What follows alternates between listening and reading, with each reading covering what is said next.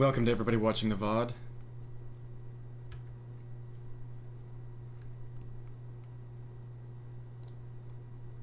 It's time. I'm back.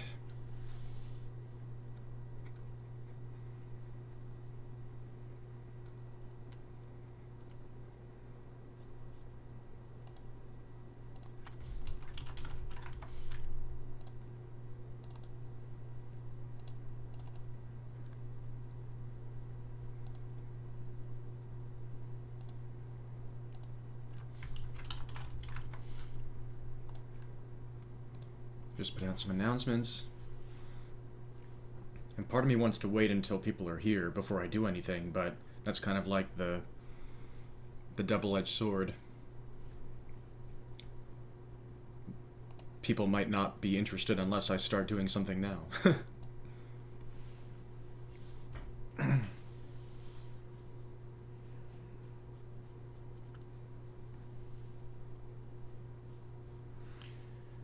It's good to be back, but man, that was fun. It went by too fast. Way too fast.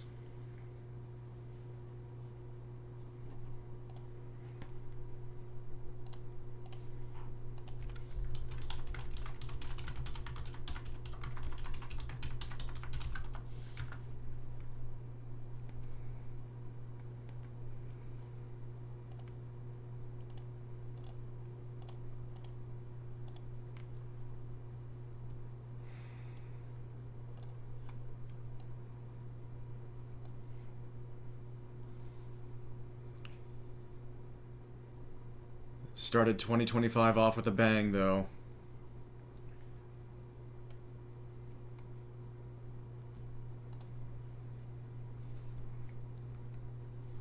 Let's see, what should I start with to give people a chance to come in? Should I start with, like, the opening clip?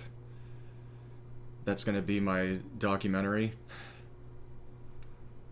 of the nerves before the event.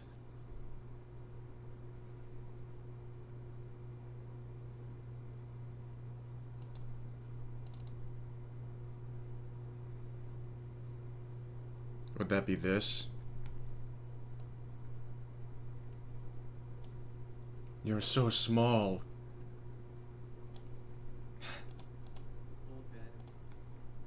You're so quiet.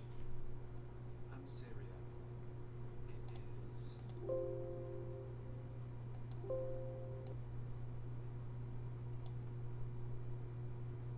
I'm Syria. I'm in my old bed at my family home. It is around midnight 30. You know what I should do is I should bring up, because there's some editing that I did, because I said some things disjunct. I should play the edited version if it frickin' loads, because this is an absolutely ungodly large file. This might crash my stream immediately as I attempt to open it.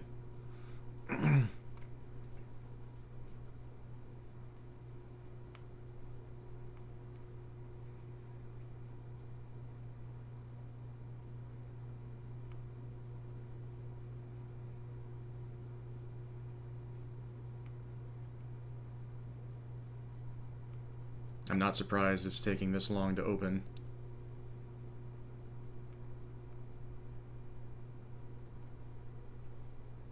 We're getting there. Welcome to everybody watching the VOD. This is incredibly entertaining content.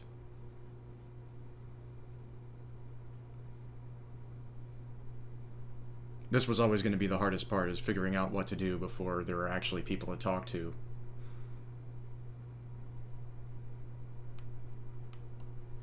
So if nobody shows up for this stream, then that'll be weird.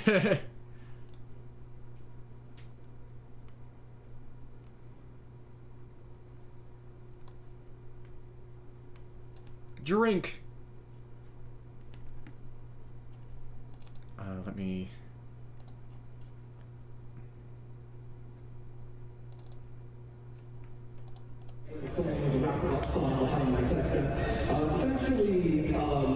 On the next run. ready. I'm excited. I mean, I hope I'm ready. I would say that you're ready. It's just a matter of whether or not they're ready. Are you ready?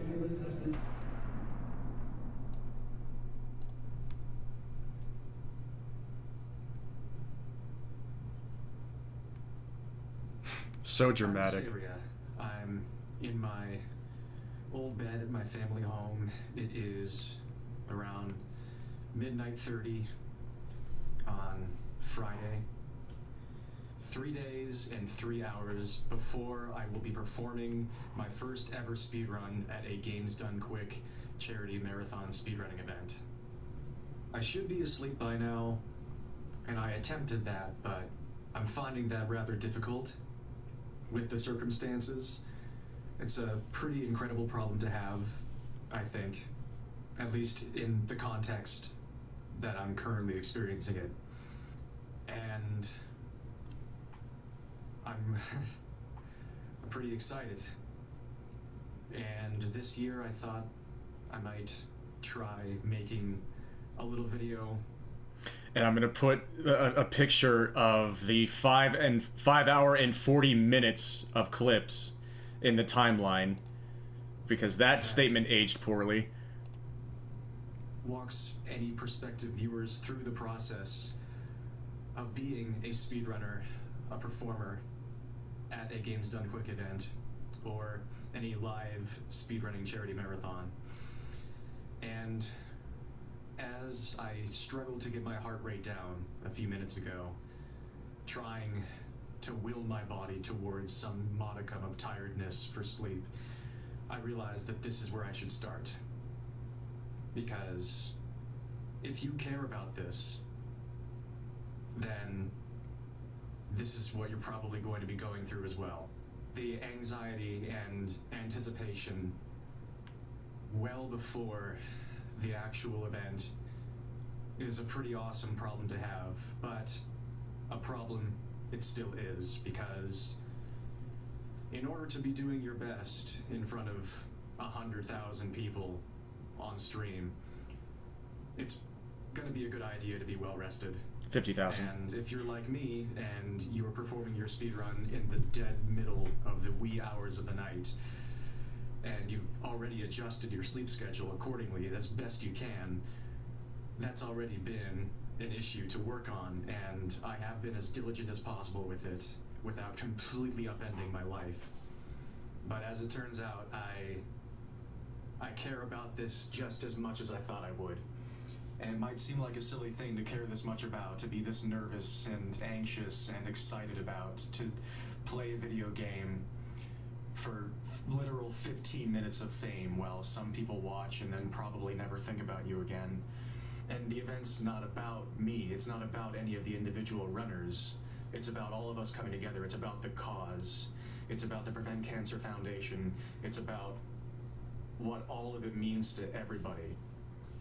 And just the simple idea of people coming together to try to do something good. And that's part of why I care so much. And this is when it's really starting to sink in.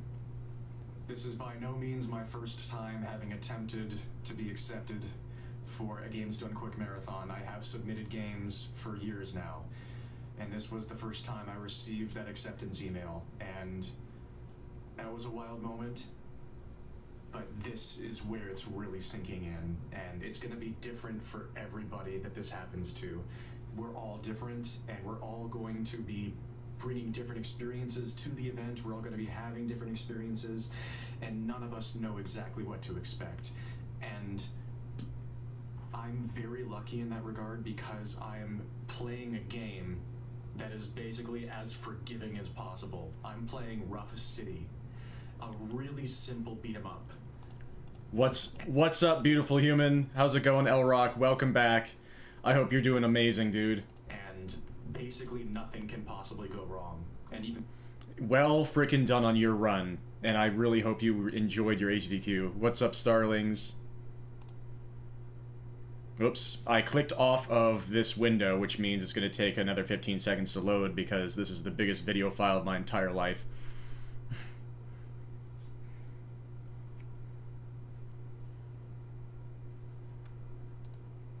Hey, Cat Fries, welcome. Doing very well, better now. Oh, wow, that's nice. Thank you. That's a very, very succinctly kind thing to say. At this rate, I need to like bring my chat up on my phone so I can keep playing this clip without the file taking a billion years to load. Won't really matter that much. And so I'm one of the incredibly lucky ones who doesn't really have to worry about that. I can just be purely excited and just positively looking forward to the Penguin! things, knowing that it's going to go great. Thank you. And so I'm just trying to enjoy the time before that happens. I'm trying to extend and appreciate every single second leading up to that, because I care about this, and this is special to me. This is a dream come true. And I would love to be well rested for it, although my chances for that are looking slimmer by the moment, and I always knew that they were very bleak. But that's where this video starts. If this turns into anything, if anybody watches it, this is a part of it, right here. Trying to get some sleep. 3 days before my run, 2 days before the marathon even begins. Living every single moment of it already. Just caring. And if this is what you're going through, congratulations. We're gonna get through this, and we're gonna have a great time. But try to get some sleep, okay? So that's the opening cutscene, the long opening cutscene to what will be either a 3-hour documentary or a documentary series, or both, chronicling my experience with AGDQ 2025. And the experience began that night with me realizing that my nerves that night were the perfect time to start walking a prospective viewer through the experience of being a first-time runner, or just a runner in general. And I think that was my main idea going into the event. Was this year I wanted to try something special. I wanted to try making vlogs for every single day I was there, walking people through what it's like to be a runner at a GDQ. And I followed through with that. I recorded 5 hours and 45 minutes of footage. And that doesn't include photos that I took at the event as well. And I've kind of mostly edited the footage from day zero, although I think I'm going to be also putting in a bunch of overlays and additional edits throughout that entire cutscene that you just saw to supplement what I was saying and make it a bit more interesting. Yeah, Nest Block is like 40% of all the footage, or something silly like that. It was a lot, because I spent like both days that Nest Block happened, I spent the vast majority of my time right there for every single run, as much as I could. But yeah, welcome everybody. It's incredible to see all of you. Welcome Elrock, Starlings, Cat Fries, Penguin. It's so lovely to see all of you. It's good to be back. Sad the event's over, but it's good to be back. And so, after that little video I took on Friday, the next one I took was day zero, the day I left. The next things I did were a couple more streams of Super Mario 64 with Tails and Rough City runs in the meantime, and then this, what was intended to be my last run before the event, which ended up being my second to last run before the event because Elrock raided me, and I was like, oh, let's do one more. Ended up being a 21-second world record in Rough City, any percent, no weapon glitch. So I went into the event having accidentally gotten a huge world record with 2 major time losses, including a bad user error mistake, which was completely unexpected. I thought the previous world record was strong, and I don't think it was bad, but this one got just unbelievable luck for every single possible instance in the game except the final one.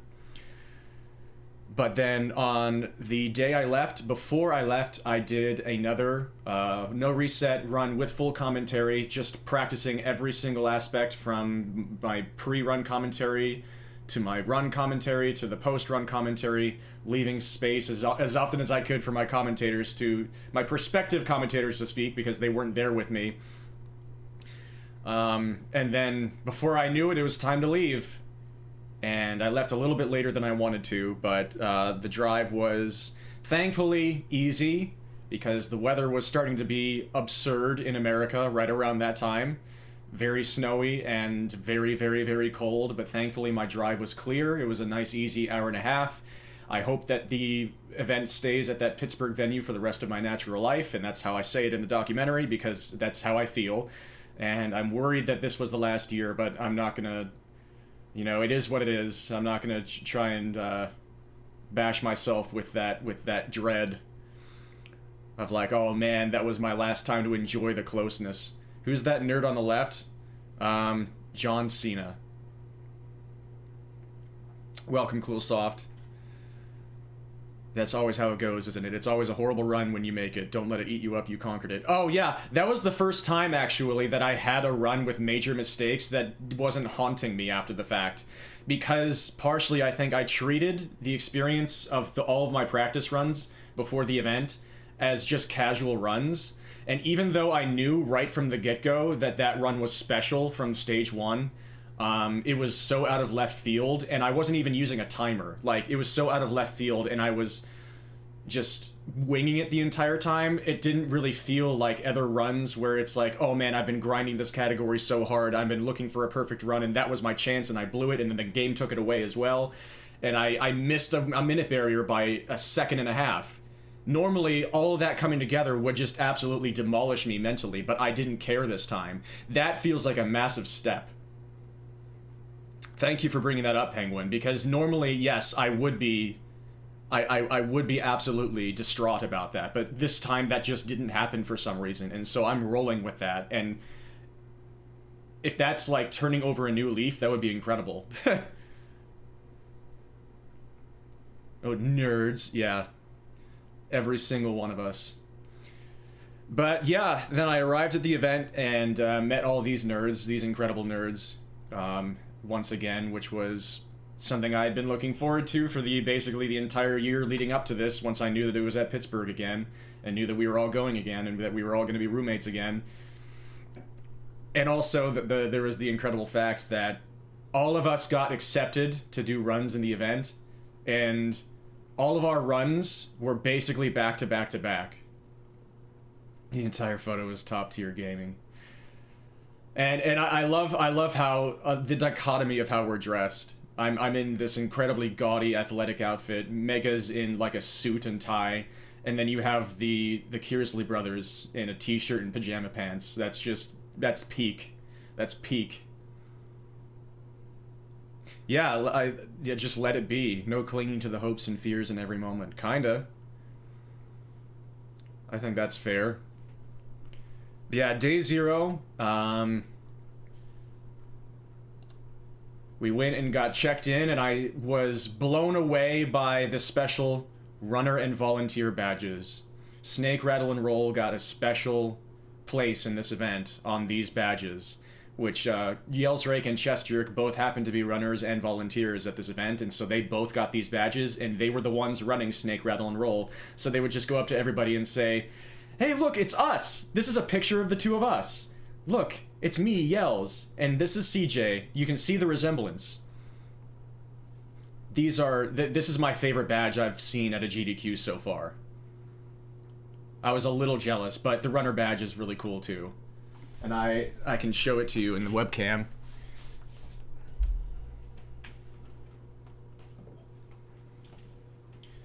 The runner badge is a Crazy Taxi badge.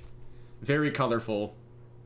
And of course it's reversed, and so you can't really get a proper look at it.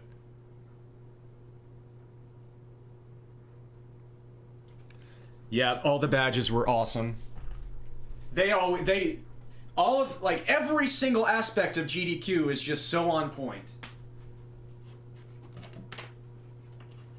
They don't miss. They don't miss any part of it. Yeah, we got those badges. I was shown around. I was given like a runner's guide around the venue by Covert Muffin, which was really cool because I like Covert Muffin. I loved watching their runs, and got to like tell him that I think that he has amazing energy and will make this event better no matter how his run goes. And then I did my PC install because I had to install Rough City on 2 PCs before doing my run, and I just decided to do that on the just day 0 just to get it out of the way, have it done. And it started off with a bit of an issue because my controller wasn't being read, but all I had to do was just go into the Steam settings and check all the boxes of like allowing special, like Steam recognizing certain controllers, and then it worked. And then I thought I lost my zip drive, my USB drive, but it just turned out I had put it in my bag in a messy way, and so I couldn't find it, and I was just hanging around the PCs for like 20 minutes just aimlessly looking, but finally just looked at my bag again. In the pocket where I turned it upside down and shaken everything out, thinking, oh, did I put it inside the main part? No, I just put it in the part where I was supposed to put it. It's just I put it in messily. But that all worked out, and it's a good thing I didn't lose it because I was going to need it for later in the event for running that game with yells. The best thing about a con is being able to pull a joke like that'd get old real fast if there weren't thousands of people to hear it fresh and thousands of brand new reactions to see. That really is the con experience. Yep, you can just keep saying the same thing to new people, and you get the same glory every time. Yep. But yeah, I got these badges, I got my PC install done, and then I went to do dinner with Chess Jerk, and then we went to bed for day 0, and then day 1, I went to the practice room for a bit. Well, first I got a water bottle from the Prevent Cancer Foundation because they hand those out. I woke up dehydrated with a headache. And so stay hydrated, folks. That was a perfect example for me in my documentary to say that to the camera. Like, this is also a very important of life, but especially at events like this, remember to water yourself, please, because I am suffering right now a little bit. And then that was solved quickly after I got my water jugs. So then I did a workout, and then not long after that, actually, I watched Blue Candy. I watched Blue Candy's run of Kirby Air Ride City Trial, which was how I found Blue Candy in 2020. Oh yes, thank you. I do need to get water. And I'm wearing Kirby socks right now, as it turns out. That my sister got me. Thank you for watering your streamer.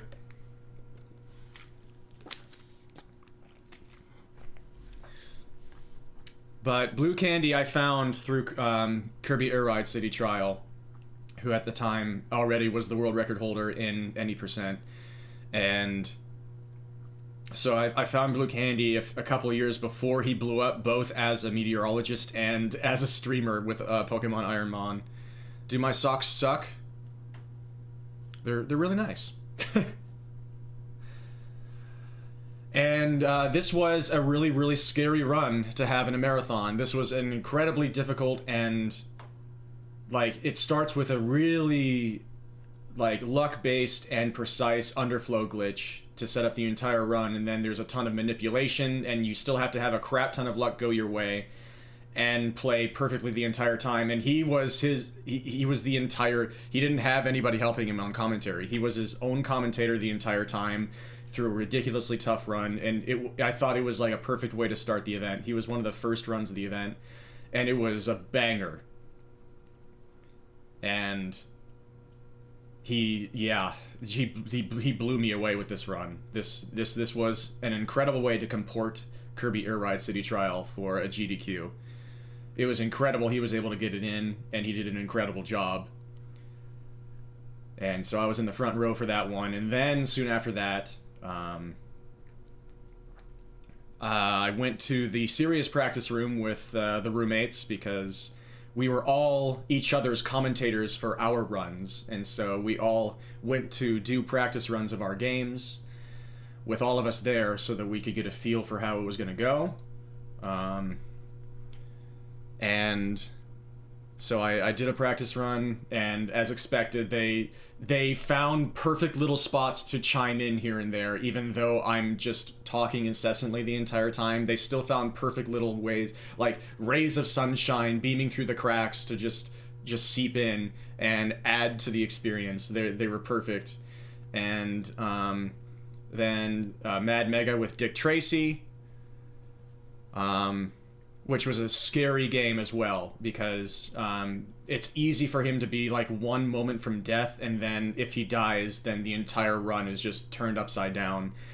So that's a really tough and frightening game to have in a speedrunning marathon as well, just like Kirby Air Ride, for different reasons. But his practice run went pretty well, and we got a sense of how we were going to play the jokes. We got our cadence down. We figured out, like, do we have something that could potentially be the meme of this GDQ? Which you'll see once I watch the run later. It didn't end up being the case, but it still caught on really fast with donations and with the host and everything, and it was a wildly good time. And then Yells and CJ did their practice run of Snake, Rattle, and Roll, and that went quite well.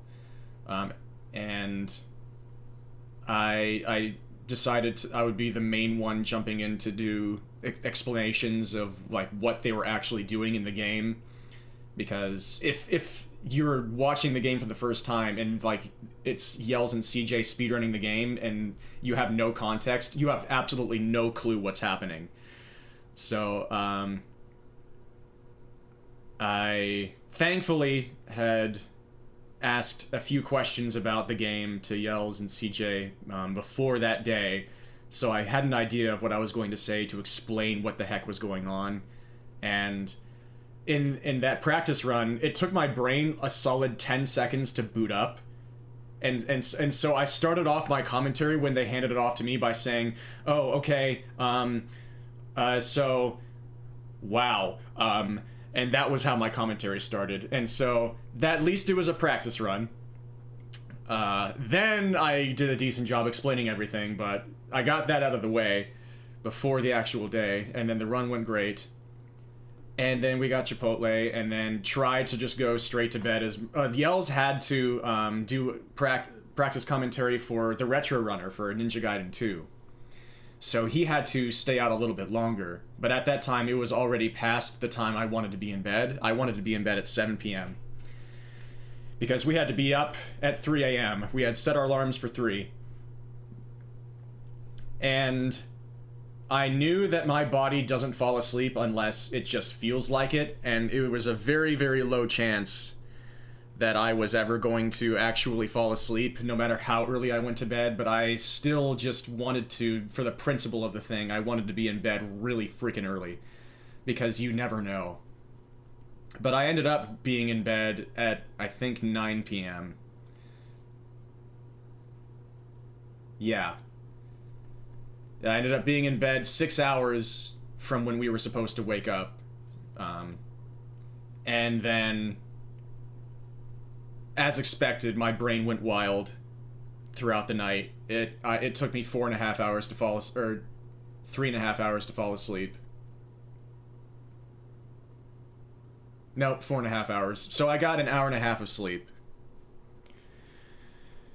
which is more than 0, but it's not enough. And I think Mega got similar amount of sleep, so he was also very deprived. I think Yells and CJ got a little bit more, but not much, and again, not enough. But we were up, and we had a lot to do. It was the big day for all of us. And I might as well show some of the clips for the experience of waking up. 90 minutes of sleep, too relatable. Oh yeah, I'm sorry. Too many of my friends relate to that. But here we go. Oh, never mind. That clip is just there. What's up, everybody? It's 3:35 a.m. The fact that I am filling this room with the sound of my voice is irresponsible. I feel like the concept of sound is offensive at this moment, but I got more than 0 hours of sleep. I got about an hour and a half, and that is, you know, kind of a win. And hopefully that'll take us to victory. But we need to take ourselves to the green room very soon. Sudden darkness. Summoned, so it's about time. So at this point, Mega was actually still in a different hotel room with his wife. So we hadn't heard from him immediately. We didn't know exactly where he was when we received the summons to go to the green room, but he was just getting ready. He was going to be there in time. Won't be able to hang around enjoying the afterglow, so just take care of yourself, have fun showing off your business for everyone, and good luck with whatever comes next. That's very nice. Thank you so much, Penguin. I hope you have an excellent sleep, and thank you for showing up and being a lovely presence as always. And yeah, I will enjoy, thank you. But yeah, then we went to the green room. Green room time. It's green. And we went there at the same time as our honorary roommate, Steve TV Online, I think is his name, his tag, who was doing New Super Lucky's Tale right after my run. So he was the only thing breaking up the roommate block, as we were calling it. Me, Mega, Yells, and CJ all doing our runs in a row, except New Super Lucky's Tale was between me and Mad Mega. So he was our honorary roommate for roommate block. And he was there at the same time as us as well. So all of them were in the background here. It's green. I'm not let down at all. Yeah, and actually the green room, I don't think it was green last year. So it was just kind of there on the side last year. This year, it was actually in its own little boxed off area with a green light. So it felt more official this year. And hopefully I won't let anybody down when I do my run, which is, it'll be good, it'll be fine. But now we're just all going to be in here, me and my commentators, we're all in here. We're just going to be waiting until we're called onto the stage, and then we're going to get everything set up with tech, and then it'll be just waiting for the moment. It's amazing. It's time, almost. This is a bit of a hurry up and wait kind of part of the event, but it's incredible. It's incredible to be able to do this. And I'm slurring my speech. I am realizing at this moment that I'm actually dogging it, which is appropriate because I'm playing a game of cartoon dogs beat 'em up, but my brain is not working. So when I go up onto the stage and I start like playing through the game a little bit, it hits me even more that like, oh my god, like what am I actually going to be able to say? Can I put two words together? I wasn't sure. So I was starting to get a bit worried on stage because my brain just was not turning on, and I couldn't figure out how to say things. But the show must go on, and it came time.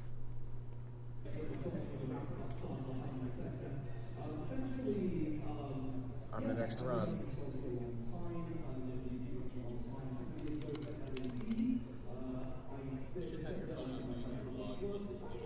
I know, right? Yeah, just set it up here. Yeah, they said, yeah, you should just put your phone up and have this be a part of the vlog. Just record your own run. I did not do that. I'm ready. I'm excited. I mean, I hope I'm ready. You never know until they kick it to the main cam. But I would say that you're ready. It's just a matter of whether or not they're ready. I would say that you're ready. It's just a matter of whether or not they're ready. Are you ready? Then I pan over at a bad moment because Mega has to cough. Probably. And then I did my run. So I guess this is the time where I should show that, huh? No idea if my brain was going to work at all. No idea if I was going to remember what to say, if I was going to be able to put two words together when it became time to be improvising things. And it was time. And hey, good to see you.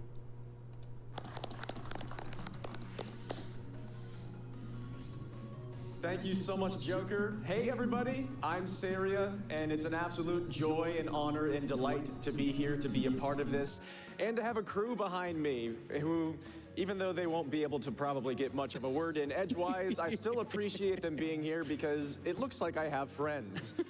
I'll go ahead and let them introduce themselves. Hi, I'm Yellsrake. I'm Mad Mega. I'm Chester. And I hope you like what you see, because for the next, 6 hours or so, you're going to be seeing a lot of us in what we're calling roommate block, because we're basically going to be playing musical chairs and handing the controller off to each other as we all do our runs, because we were all fortunate enough to be accepted. So at this point in the chat, there were a lot of reactions to my outfit, and all of them were positive. As far as I saw, basically every single comment and reaction about my run has been positive, but it was very uplifting to see people like my outfit so much because the shirt I'm wearing, I designed. I had it, I drew a custom design, and it was made by Sports Gear Swag. I just found a website to test out my own custom designs with, and they've come out pretty well so far, and I was like, I was searching for a design that I would be like, this is what I want to wear on stage, and this was the one. And I'm really happy with how it came out, and I'm happy that people liked it. And also we have a special star appearance from Super Lucky's Tale, but it all starts right here with Rough City, a cute, short, straightforward indie beat-em-up title from 2023, and it stars a cute cartoon dog named Lucky who is fighting through the city against his old gang called the Hounds in order to face off against the Duke and reclaim something precious that was taken from him. Another small note, just purely from the vanity standpoint, I was wondering for a long time leading up to the event if I was going to be on a part of the stage and with a camera angle that was going to show my good side, which is the side that I mostly display on my stream, which is this side of my face with my hair, like being the side that my hair is falling down with, and just like showing the side of my face that I prefer to look at because I don't like this side of my face at all. And so I try to, every time it's in my power, to set up so that you're mostly seeing this side. I had no idea if that was going to be the case during the marathon, and there was going to be nothing I could do if it was going to be the other side. It just so happened that they set up the camera right in the perfect angle that I like. So that was another fortunate thing. And it's all going to get started in just a moment here. If we're all ready, let's do this. Do it in 3, 2, 1. Tetris! One note that you'll notice is that they had troubles starting the timer for this run, but they eventually get it right. Go. So, we are starting off in a park here, and we have some fast 8-directional movement, and we're facing off against the first enemy in the game, these tan dogs, which are actually my least favorite enemies in the game because they can just put up their fists and say, "You're hitting me? No, you're not." They can just block you, and they can super armor you, and it can be very annoying and costly. But we have a regular 3-punch combo, which ends in an uppercut, which can deal 2 hits. And it has a large hitbox, and it's more powerful than the other attacks, and it's just very nice. Very good for crowd control, which is the name of this game, which is Rough City, actually. But crowd control, like tenets of just solid beat-em-up play, and are going to be very crucial here for speedrunning as well. Just staying ahead of all the spawns in this game, which are almost entirely all the same every time, and just trying to group the enemies together for simultaneous hits. But that guy over there decided to not do that. He decided to get stuck against the wall, which is going to be important later, but not right now. I didn't even notice that enemy hovering in the air. But you saw I just used a super attack there, and that was the long version of the super attack because you see on the top left corner of the screen, I have a super meter. And whenever that fills up, my super attack, when I press the super button, is going to be long, just like this.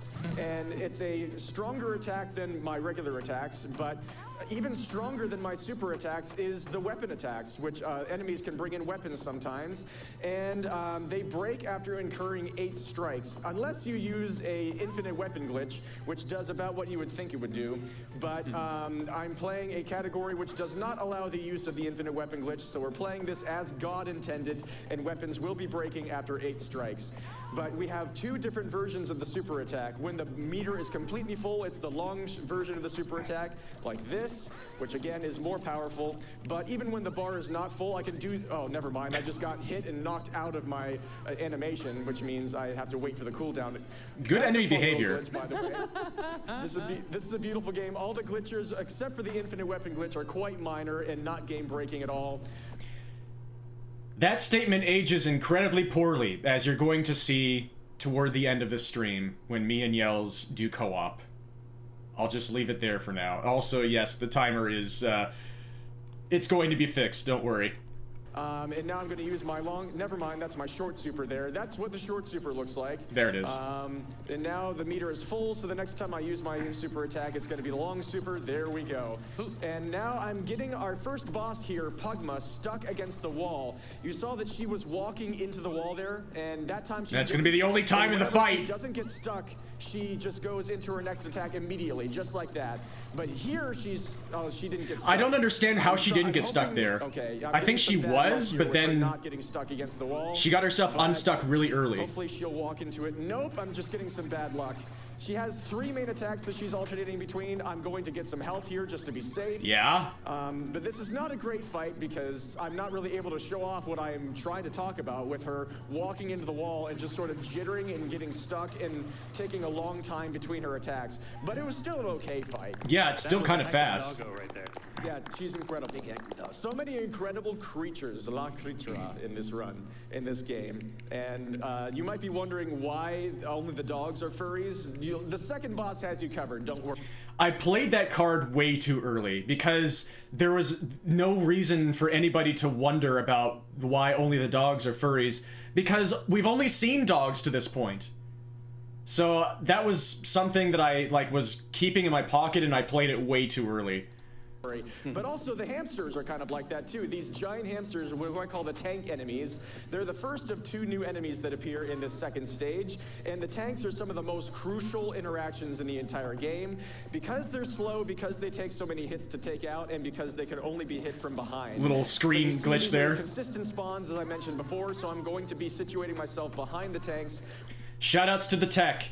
There were a couple of tech issues during this run, but something that I mentioned before I even left for the marathon in my documentary is how marathons are held together by a thread, and it's a miracle whenever things happen at all, from moment to moment. It's not, I'm not saying that because, I don't have faith in any of the tech crew or anybody putting the marathon on. It's for the opposite reason. It's because if you are watching a marathon and things are working or things seem to be working, that's incredible. It's because incredible things are happening behind the scenes. Shoutouts to the tech crew for making this run possible at all. And any issues that happened were resolved immediately.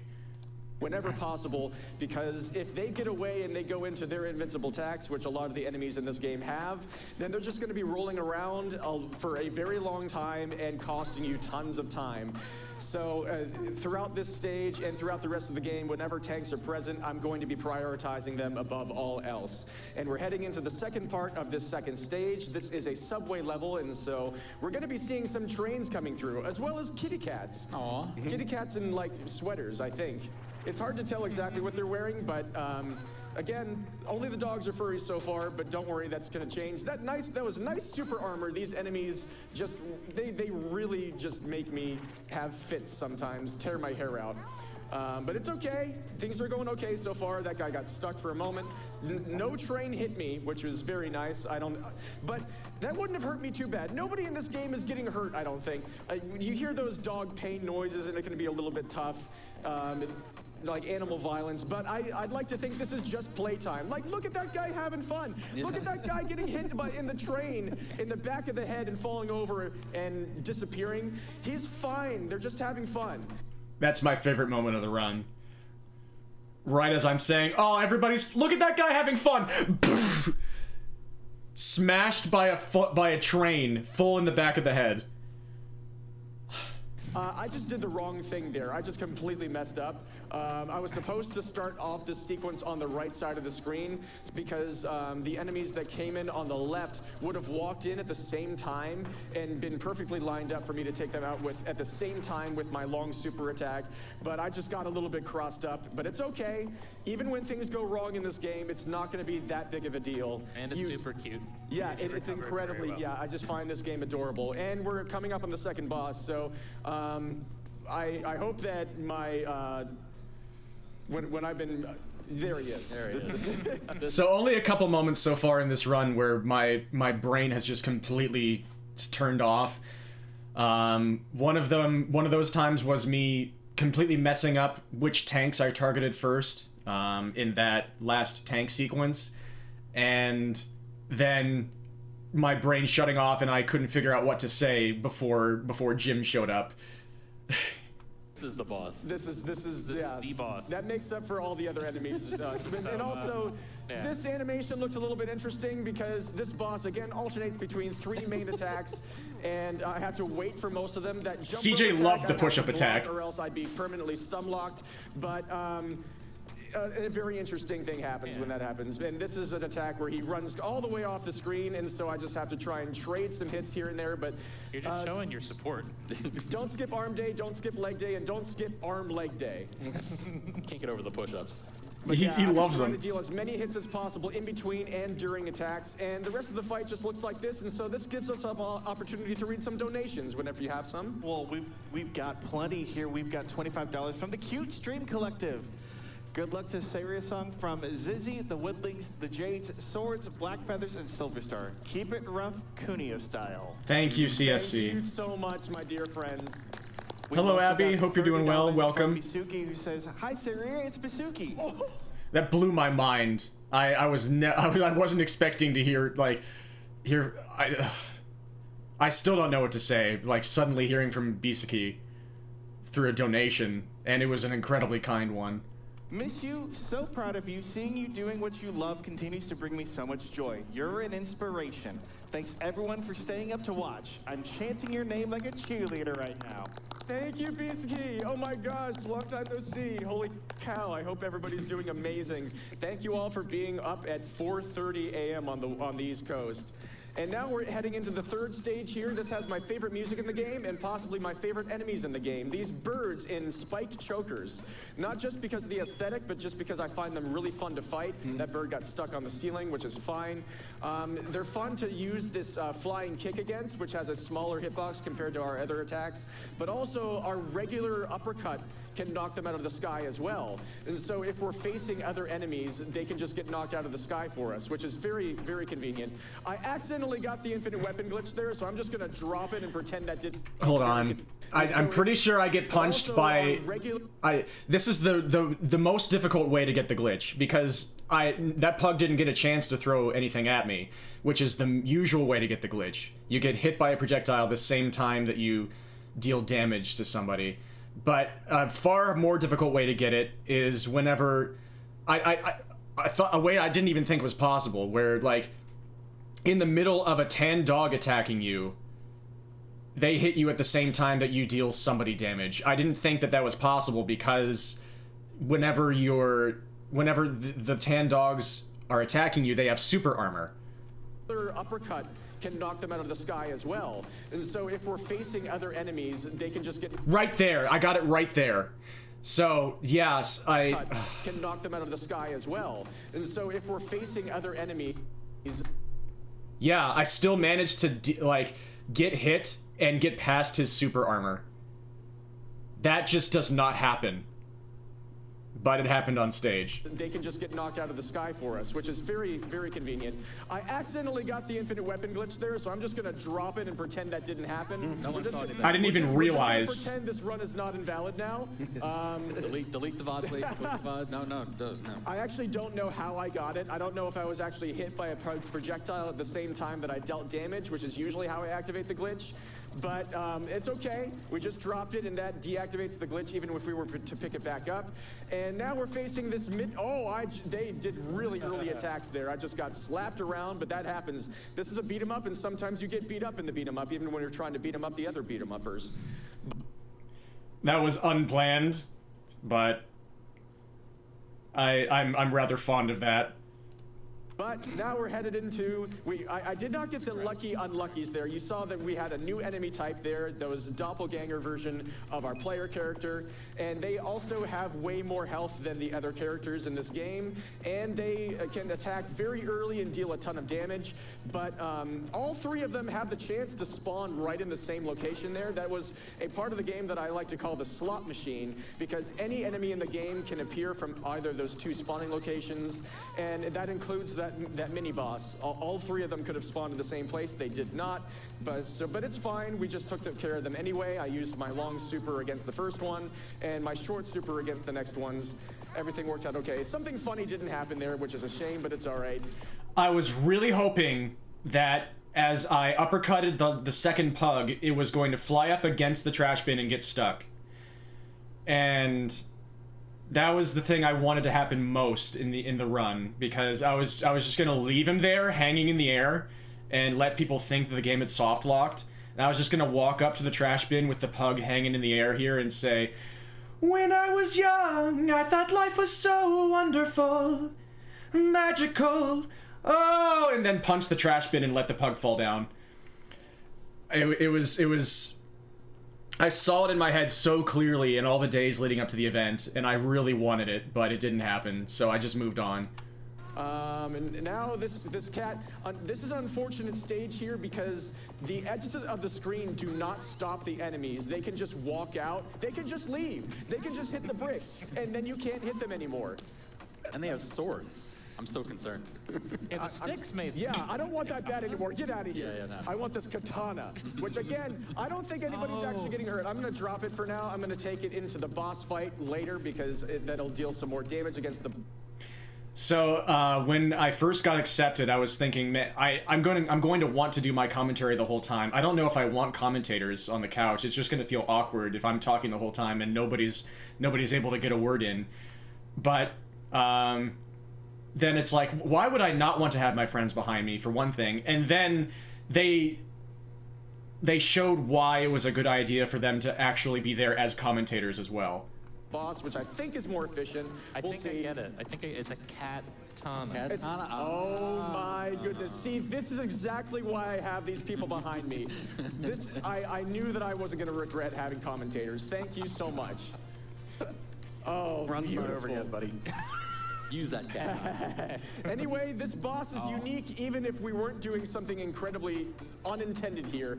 This is so most of the bosses in this game, they have a regular first half of the boss fight, and then once they get to a certain low health level, then they turn agitated and they go faster and deal more damage. This boss is different, but we're not going to see why he's different, because it turns out if you get Pugma stuck, then she will take a little bit longer between her attacks. If you get this boss stuck against the top of the screen, he doesn't throw a single attack. I like to think of this as friendship winning. It turns out all this boss wanted was to dance. And it's a little bit of a one-sided dance, but he seems to be okay with it.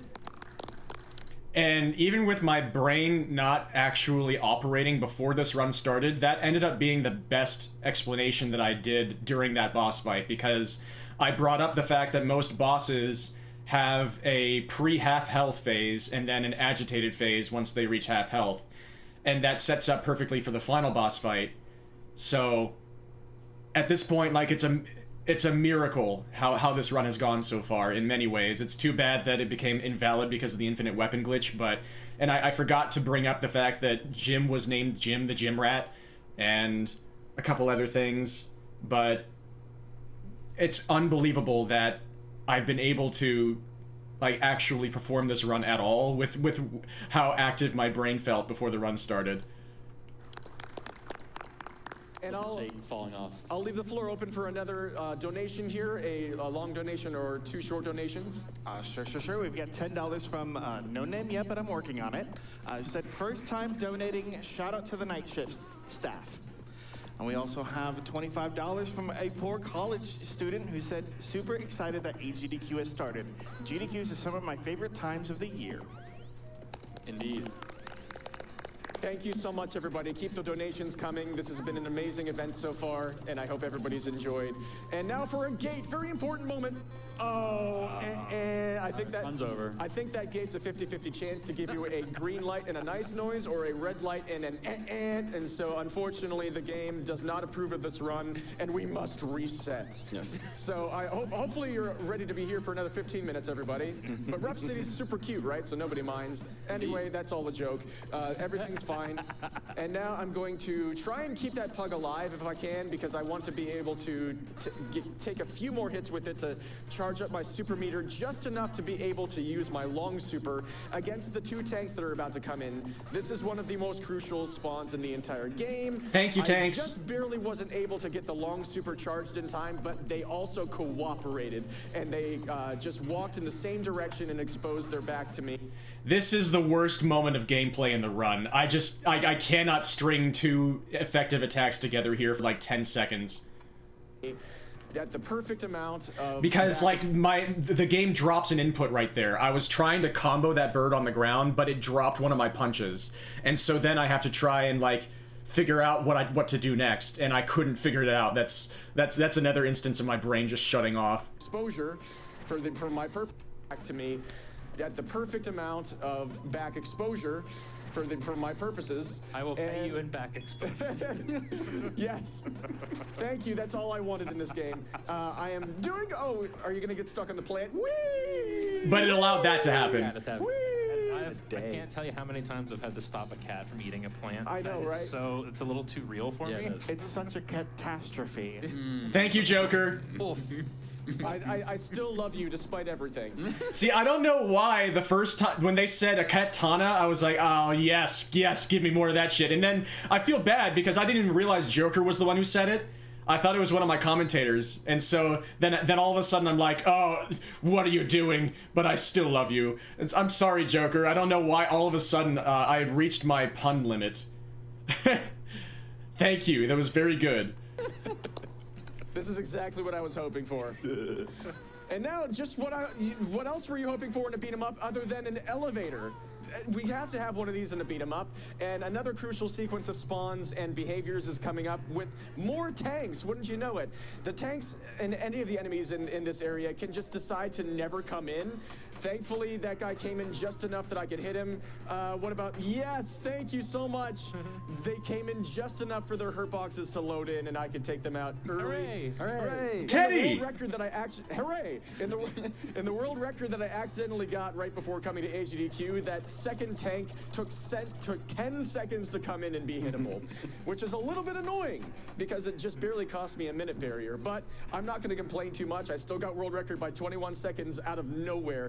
I feel a little bad making that sound like, oh, I accidentally got world record before coming to the marathon. Oh, you know, as you do. I'm just too good. I didn't mean to sound like that, but it just really did happen out of nowhere as I was just practicing. This has been a pretty good run, too, and we're headed into the final confrontation against the Duke, a tiny dog with its tongue hanging out. Aww. But, oh, look, it has the power of pride, which Going means it's Super Saiyan. absolutely unstoppable. We can't do anything while this attack is active. It's invincible, and it can just stun lock us forever. And so we're going to try and 3-cycle this thing at all costs. And I think I got enough hits in that should be totally fine. Just try and make sure we don't mess this up.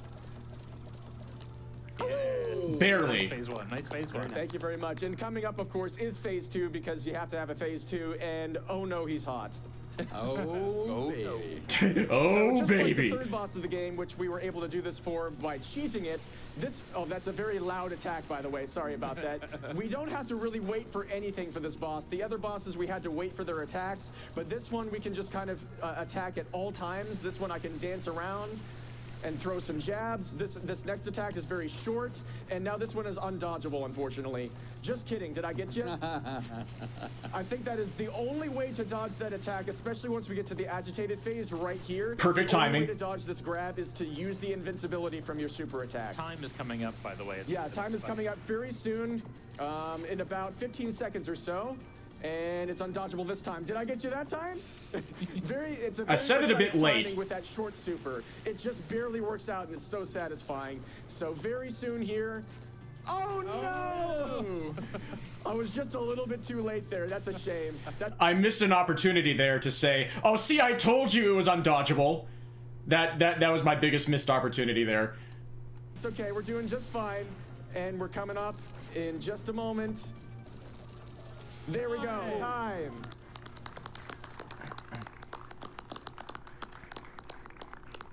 Impossible to be defeated by some stray. So now that and Lucky has retrieved the precious toy ball from the Duke, and it's a gorgeous sight. And now that there's a moment for you all to breathe, do you have any thoughts about? Do you feel good about what we've done here? Rough. Rough. Feel rough. Yeah, I feel I rough. feel a bit off. What was I supposed to? No, never. It is very, very early in the morning. I still can't get over the push-ups. I'm still back. Yeah, with push-ups. the push-up and yeah, the jump rope attack. With, Oh, yeah. don't skip arm leg day, everybody. No.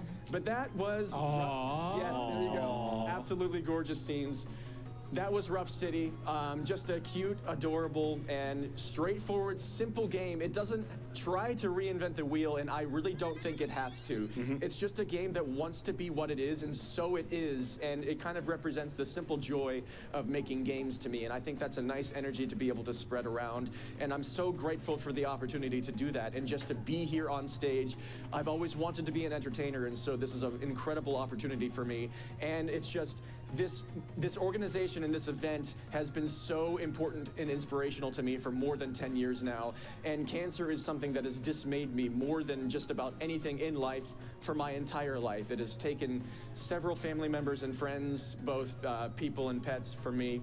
And my grandmother on my father's side was diagnosed about 15 years ago. She was given a 10% chance to live. And just like in a beat 'em up, she kicked the stuffing out of it, and she's still going strong into her mid-90s. Thank you. And unfortunately, it doesn't end so well for so many of us, and we can't say the same thing. It's just such a harrowing and terrible and prevalent thing in the entire world. And that's why events like this are so special to me, because in a world that seems like it's becoming more divided every day, we're all coming together to fight against something that seems so terrifying and so impossible. And it brings me hope, not just against cancer, but in general in life. And to be a part of this is an absolute dream come true. And I can't thank everybody enough that is a part of this, the Games Committee for having me, everybody who's behind the scenes here, everybody in general, everybody who's watching, everybody who's donating, the people behind me who have my back here, everybody at home. Thank you to my parents, to the Cute Streamer Collective, the CSC, Liz, Matt, and Evie. So many of you, too many people to thank. Thank you all so much. And Yellsrake would like me to shout myself out and tell you where to find me and stuff. So Do a job for me. My name is Seria, S-E-I-R-E-A. Seria Song is my usual tag for my platforms, on my Twitch and my YouTubes. I have a tennis channel and stuff too. And Apollo, Teddy, Will, your story will continue. I have been Seria, and I will continue to be, despite everything. Thank you all so much for everything, and act with love and sincerity, everybody, as my lovers say. Dream on, folks. Peace. Thank you, Aranis. So, real talk. For about 5 to 10 minutes there, it looked like that run wasn't going to happen. Because I couldn't get into Steam on stage. It wasn't connecting to the internet, and it wasn't letting me go into offline mode. So, and I could tell the tech people were trying to figure out what to do. There was a little bit of chickens running with their heads cut off, and I just kept trying to get in, and about 6 minutes later, eventually I just tried offline mode again, and it just let me in that time. So somehow it just happened, but it was looking pretty bleak for a moment. That run almost did not happen. Or at least it would have been pushed back, like we would have been waiting on the between screen for like 15 minutes or however long it would need to take, or I would need to have my run pushed to another time, or they would have to bring another PC on, something. They were going to have to figure something out, but thankfully it just eventually worked. And that went better than I could have possibly imagined before the run started.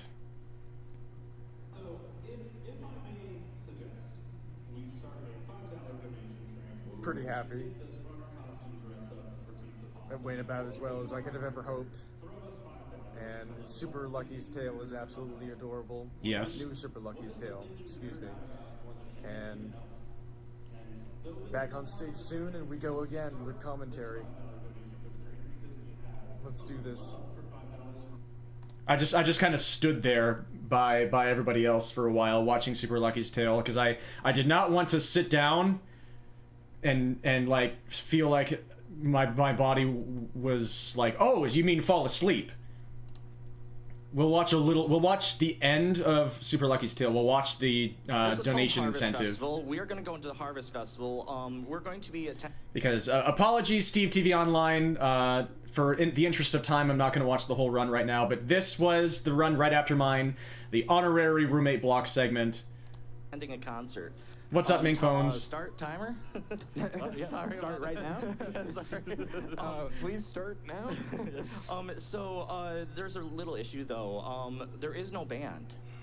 Oh. So we have to go. Then. Yeah. So we have to go, and we actually have to find the band members. Yeah, and I think the most, we could get them in like the regular order, but that'd be kind of boring. This is a cute game.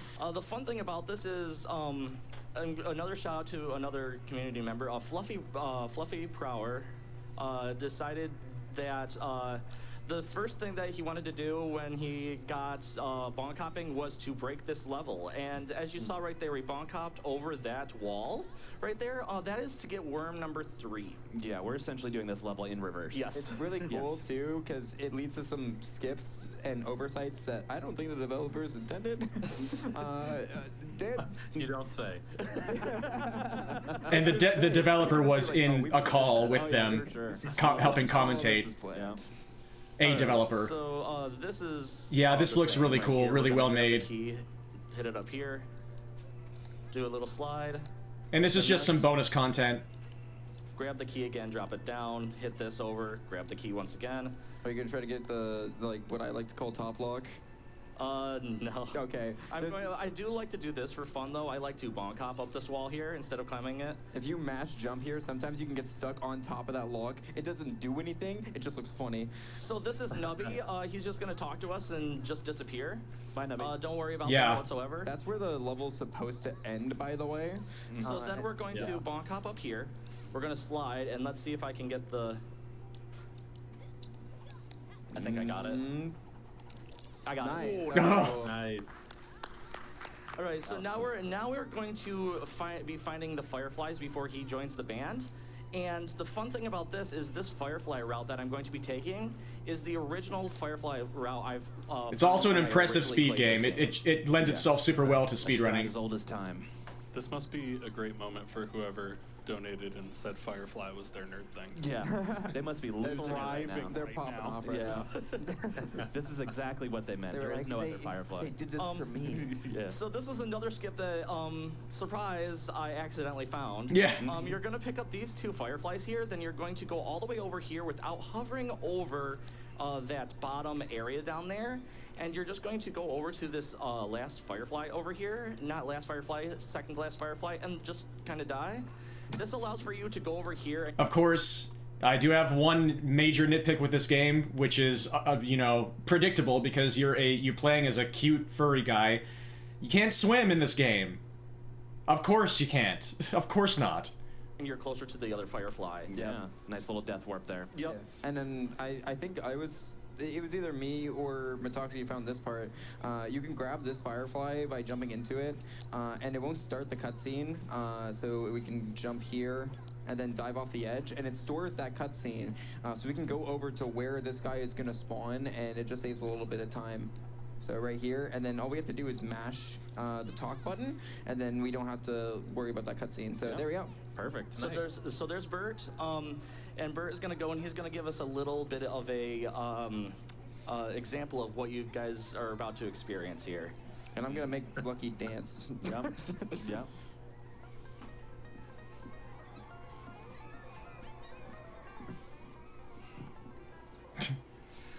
All right. Just a little taste. Don't worry, there will be a little taste. So there will be a banger. Since we went in reverse, the game thinks that we've already gotten the first worm.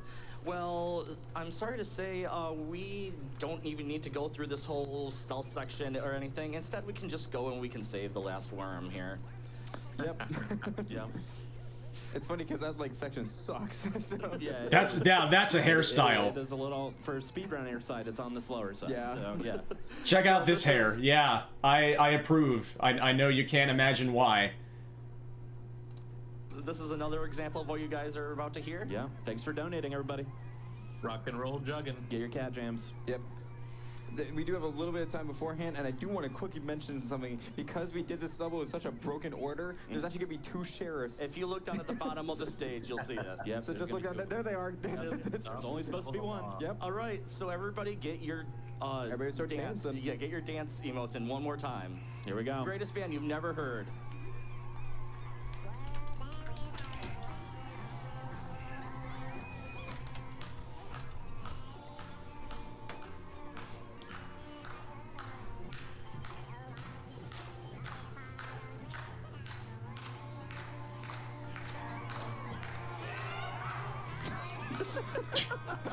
Somebody in the crowd shouting, "Yeehaw!"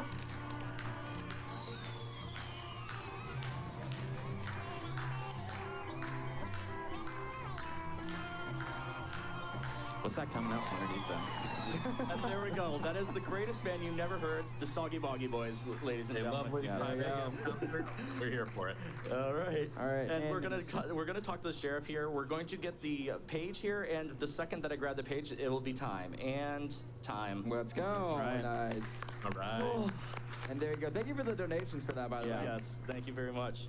I'm just going to say thank you so much, GDQ. As Happy was saying, this is my first time ever being on a GDQ stage, and I couldn't be any happier. I just want to give a couple shout-outs. We've shout out a couple people, but Oracle of Star, the first person to ever be on there. Some active runners: Burdinator, Bruiser, Double, Fritzosity, Infinite Mystery, DJ Fatso, J Babes. We talked about Mooshpaw, Mr. Maui Man, Quantum Chris, and White Paws.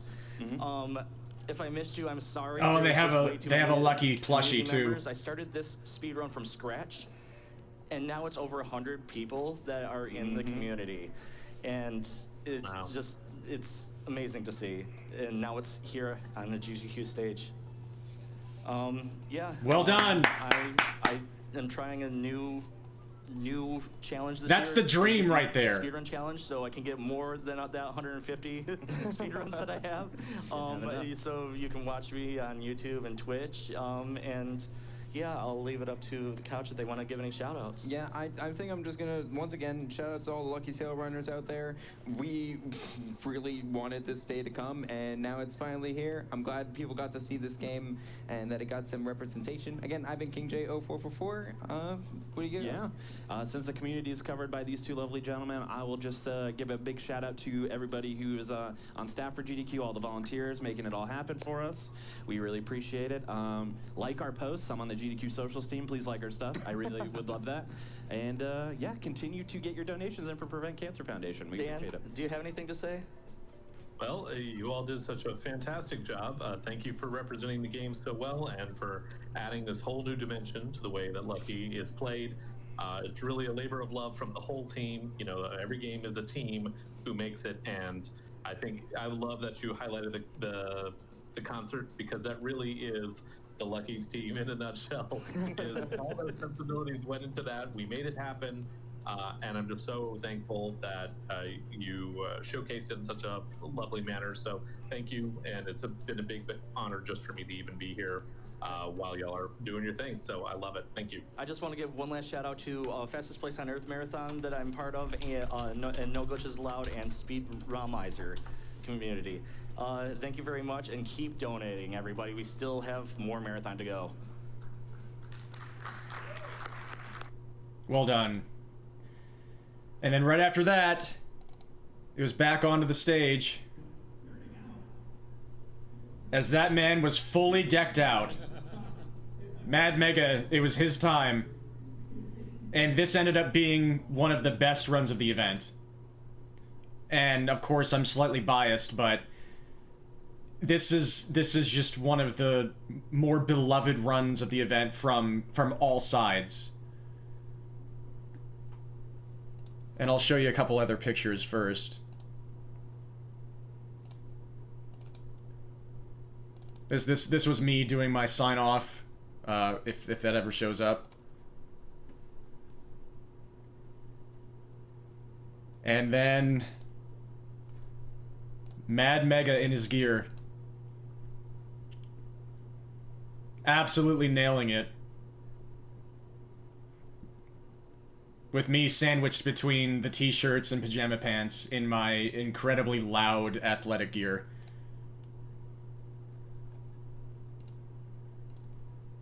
Through in this It's town. time for Dick Tracy. I read you loud and clear, GD. Dick Tracy! Calling Dick Tracy! I read you loud and clear, GDQ. Thank you. This is Dick Tracy. I'm here. Actually, no, I'm not Dick Tracy. I'm Mad Mega. All right. I'm Mad Mega. This is Dick Tracy. I'm dressed as Dick Tracy. I love this game. Real quick, can my lovely couch introduce themselves, please? I'm Yelsrig. I'm Saria. I'm Chester. All right, they're gonna help me out here, and we're gonna solve some crimes. We're gonna stop some ne'er-do-wells, and hopefully things will go nice and smooth. This is a great menu We're just screen. gonna start right away. 3, 2, 1, go. That was a fast countdown. Sorry, all right. We were So ready. He's gotta solve crime. He's gotta get out there. I love this game. I grew up playing this a bunch. If you're about my age, you probably owned this game, and I say that because when I go to retro game stores and I look around, there are tons of copies of this. It's all over. Ooh, a penny. They're just everywhere. So I actually have a handful of copies of this game. But it's a lot of fun. Can I get a clue? The first 2 clues read actually for me, Yells, please. Fake $20 bill used near Steve the Tramp's flophouse, see? Footprints in a puddle of spilled green ink, see? So it begins. All right, thank you. So the way that this game works is Dick Tracy is given a case and he has to solve it. And the way he does that is that he's going to go through and we're going to collect some evidence. Yeah, this is honestly a nice little game. Oh, I need to tie my shoe. Sorry. I need to tie my shoes, sorry. Oh, that's such a underrated. That got me immediately. Some evidence to put away a bunch of oh, I need to tie my shoe. Sorry about that. So smooth. And put away some of the like that woke me up a little bit because at this point, now that I don't have the adrenaline of my run, I'm falling asleep. My brain is shutting off even more. I'm just trying to stay upright and just not collapse on camera. And just doing my best. But thankfully, I did not get in the way of a legendary run here. The rogues gallery that Dick Tracy has. I mean, there are a lot of really interesting fellas here that we're going to deal with, but hopefully not get shot too much more here. Got a little squiffy there, but we should be all right. Now we're going to jump up through here. And the way that the game works is, if you play it in the way as it was intended, you'll end up going and a hole all over the map and everything. We are not doing that. I know where all of the clues are. I'm a super cop. I know where all the clues are. I don't need to collect them in order. Even, like, I just know it all. I'm golden. Sounds like a villain. Exactly. I'm wearing gold even. So we're gonna run through here. This has my favorite enemy in the game, actually. As I said, I am a super cop. He seems to think that that's literal. I'm gonna jump to grab this clue, and he thinks I can fly. Perfectly Can I delivered. get that clue read, please? Blank money paper and invoice from First and H print shop, see? Oh, that's where we are. Oh, claim ticket from 4th and B shoe repair, see? Oh, well, we were already there. Perfect. This is good. I think we're right where we need to be. So we're gonna drive all the way over to the pier here and try not to get stuck on the cardinal directions. You can only drive on the right side of the road. You're a law-abiding police officer for the most part. For the most part. This is the 9th and F pier. We're gonna park here very specifically for a reason that we'll see when we come out of this. See? We'll see. We'll see. See? And once we get through here, we're gonna pick up our first power up. And this is a good time for a donation because we're gonna have a chase scene right after this that we're gonna skip. So I don't know if the donations and the host have caught on yet, but they're about to very, very quickly. And it's about to be a very enjoyable ride throughout the rest of the run. What's up, Yells? Absolutely lovely to see you. I hope you're having a good one. I hope you're still feeling well also. Thanks for popping by. I'm just going through all the memories, just recapping everything that happened. And we've reached Monday morning, which is going to be one of the longest segments of this stream, as you know. Working late, I'm sorry. Best of luck with that, my friend. Yep. A chase scene. Scene? Scene. We got $100 from Zerfall that says, "Big boy and his boys are through in this town. You're shutting him down. Glad to see this little gem at GDQ. Good luck on the run." Thank you. See? Wow, see? All right. Thank you, see? Hey, what's Dick Tracy's favorite letter? C? C. And another one of my biggest missed opportunities, because if I were quicker on the uptake, I would have said F? All right, so can I get the last couple of clues there for this case? I've just got one more here, see? Shoes with green ink on soles being fixed for numbers, see? Ah, so Numbers did it. Number was peddling funny money. Well, we picked up the Super Punch, and and I really got to talk about that. Yes, I was exhausted. Yes, everybody into Zoidbergs with but a we Super all Punch. were. It is fantastic. We love it, and it makes this hotel where Numbers is hanging out. He's running his numbers here, his racket. I love the It Super turns Punch. enemies into projectiles, and anybody that they touch is instantly vaporized. It's pretty rad. We were exhausted together, and we did a dang good job. Okay, we're in a little bit of danger here, so I'm actually going to shoot these guys here because you can sometimes actually take 1.5 shots there if you just try to run, and I don't want to do that. I'd like to not die. And here we go to Numbers, and the way we arrest people is we punch them in the face and arrest them. Oh, Tracy, you got me. I did it.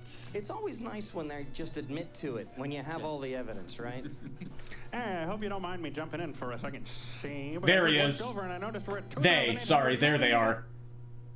Now Happy is fully engaged. Hey, I hope you don't mind me jumping in for a second. See, but I just looked over and I noticed we're at $2,890 out of $3,000 for that pizza possum dress-up. See? Oh my goodness, now we're at $2,900. Can we get another $100 by the end of this run? $100? Isn't that a C note? Nah, that's when you don't hold any of the buttons down on the trumpet. That's my favorite one. Right there. Zach! Thank you so much for 33-month sub. That's almost a year. You're so incredibly funny, and I love you. Thank you so much. We're just in the middle of the Monday morning extravaganza, in the middle of recapping all of this mayhem, and we just got to my favorite freaking joke from the collective of Mega, the couch, the audience, the donations, and Happy. This collective, this sequence of punches right here. Can we get another $100 by the end of this run? $100? Isn't that a C note? Nah, that's when you don't hold any of the buttons down on the trumpet. And again, I was too tired to have this fully hit, but that one was for me. That one was for me. That was incredible. Get out of the car, Tracy. I hope you're doing great, Zach. Also, whenever you have a minute, you have so much love coming in for you right now. There's so many good donations for you. Yeah, and here come the donations for. Nice to say. Well, let's get one clue and then we'll get a couple of donations here. You don't need to listen to me talk too much. I mean, I got 2 clues for you here. Yes, Nightclub please. torched. Oh, I'm glad. Notice said Lips Manless did it, see? There was a note. Lips, bring 50,000 to Second and F, where Tracy gets proof you did it, see? And hey, swords. Look at that dirty rat. All those dirty rats. Oh, hey. Stop that! You will not. You must not disparage. You must not besmirch. Anyway. Shout out to Celine. Let's get some donations. Yes. Not hashtag not all rats. Yellsrake walking it back like a champion. You love to see it. Well done. Very, very nimble. Got $10 here from Detective Starwin. He says, I, Detective Starwin, have sleuthed the joke from Mad Mega, aka Dick Tracy. Why was the detective at the beach? Why? Well, he heard there was a crime wave. Please boo now. Say? The please boo now was from Detective Starwin. They would like you to boo them. No way, Starwood. No way.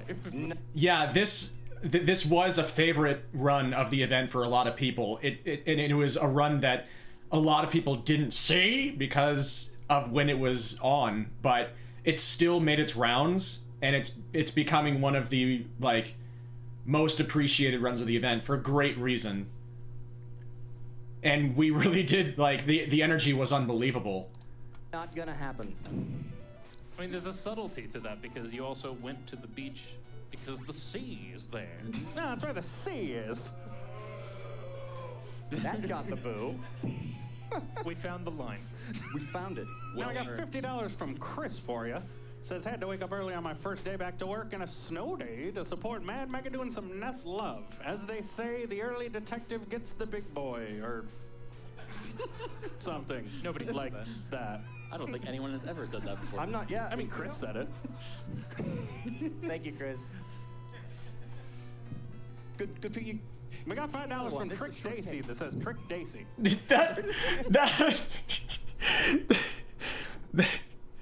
Why is that one so good? It's, as I say, simple but effective. Simple, but we got $5 from NPC. It says, hey there, NPC here. See, thank you for dedicating time to beating this evil game called Dick Tracy. Shoutouts to NPC. See? Legitimately, this game is kind of evil. If you played it as a kid, you probably know that it gets really absurdly difficult late in the game. I've got you at the end of this one, Zach. We'll go don't over worry. all of that, and you know what? We're gonna be extra cautious here. We're gonna use a first aid just in case. I believe that was the scariest moment of the run for him. He was actually one hit from dying there, and the run could have just completely exploded in a bad way. So I think he was covering his nerves there very well. Just in this case. Yes, I have had. Yeah, I've had my trick goodness, days. I gotta interrupt you. We met it. Yeah. We went and did it. We got the Pizza Possum Runner costume dress up. Woo! Yes, that's what I was rooting for. An extra special thank you to Sveki with $908. Says, gotta love that Dick Tracy get up Mad Mega X381 got going. Here's a donation to make sure we see. That's a good one, Zach. What's Dick Tracy's favorite kind of explosive? C4. Nicely done. More of that during the Pizza Possum run. Less than 3. 3. That one's hard. Right, 3. So, this stage is awesome because I get to punch one guy and walk. I just hold right. I love and this. Then I have to walk over here. That's a nice holding right. This must be absolutely terrifying for the guy you're about to bust. He just watches you do the Darth Vader. Tracy, you got me. I did it. He just watches you do the Darth Vader walk all the way across the room, while all of his cronies just fall down behind you. That's my favorite room in the game. All right, so this is a bang-up job. Can I get the first clue, please, Yells? Detective Sam Ketchum received a letter bomb, see? Oh, geez, a letter bomb. That's not good. Let's hold right and read him his rights. Fifth and see. Oh, see? See what we see. See? You mean to tell me he received it? We should have had you on commentary, Zach. Well, I think that this stage is actually taking place during this case. There's a Star Trek convention. I know that there was a nerd train going earlier. I think this is a bunch of red shirts. because they're Ernest says, if Dick Tracy ever watched Star Wars, C-3PO would be his favorite character. doing the classic Star Trek red shirt thing, which is they are dying. One shot, see? One shot, they're going. The way that this game works is actually kind of neat. You're not allowed to shoot enemies unless they are armed. So if I shoot an unarmed enemy, I actually take damage. So it's really important to not shoot unarmed people if you're a police officer. Just an idea. It's a really important thing to do. Just a thought. But we're gonna shoot all these guys with red. Like I said, they have guns, so I'm allowed to shoot them. That's totally okay. This guy, he thinks I can fly too. I don't know. You know what? I think we have 2 clues. We got 2 clues, see? We got 2 clues. Back scratcher with embossed eye, see? Wait, an I or a C? I, see? See? Oh. Did he stutter? I, see? I see. You? What do you see? Discarded note. Slip the blank of Mickey and keep him asleep, see? Yeah, and again, I was too exhausted to actually get what was being said there. Like, you see me just stone-faced the entire time that they did that back and forth with the not shooting unarmed citizens. I just was not hearing what was being said at that moment. I was in and out. All right, so that's another chase scene. We're not going to bother with that. Who needs that nonsense? I'm busy solving cases here, and I'm not worried about the snipers that are perched all around the city. That's not my problem. That's somebody else's problem. But this is the 7th and D Grill. Pretty cool place. They're playing some awesome music, which, speaking of, shout-outs to George Sanger. He's the guy that composed the music for this game. I love Mega's appreciation for George Sanger. These are, it makes all kinds of great music in a bunch of games that I run and am a fan of, so it's one of my favorites. And shout-outs to Mixmaster PJ, fellow Sanger-banger appreciator. Absolutely.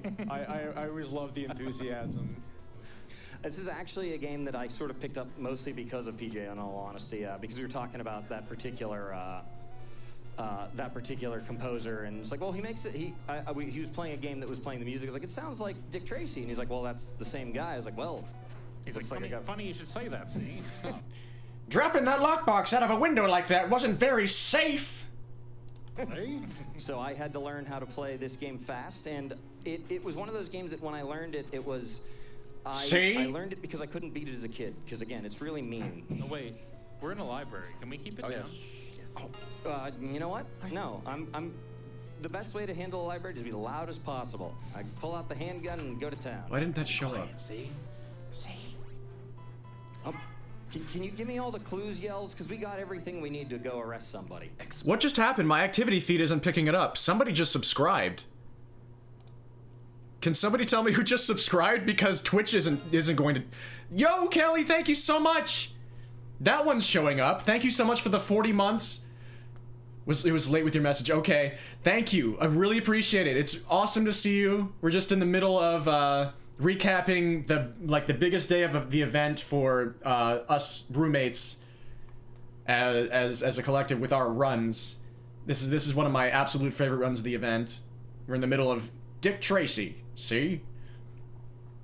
Oh, that's okay. Thank you. I really appreciate it. I hope you're doing amazing. Losev's book from 5th and G Library with paper from bombs, see? The Dewey Decibel System! Are you fucking kidding me? Zach, what the hell did you just do to me? Oh my god! Yells, are you seeing this? We fucked up! None of us thought of that! We would have blown the roof off! Holy shit! Run it back! Somebody take us back! We have to do it over! We can't let this happen. Oh, a world exists where we didn't say that. That's unbelievable! Holy shit! You just ended my brain! Oh my god.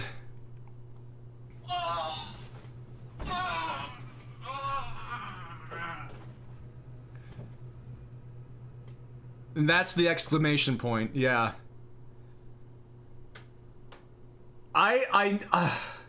If you didn't just already subscribe, I would have gifted you a sub. I'm modding you right now.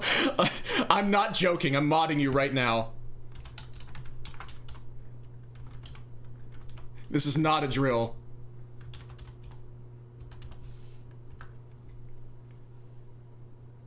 Bullshit, that's an invalid username. Oh, of course I spelled it wrong. Understandable, have a nice day. A Rion. I'm doing great. I'm doing twice as well as I just was because of a joke that was just made by Zach. So I'm doing amazing now. Thank you. Oh wait, you were saying that to the Jades. I'm sorry.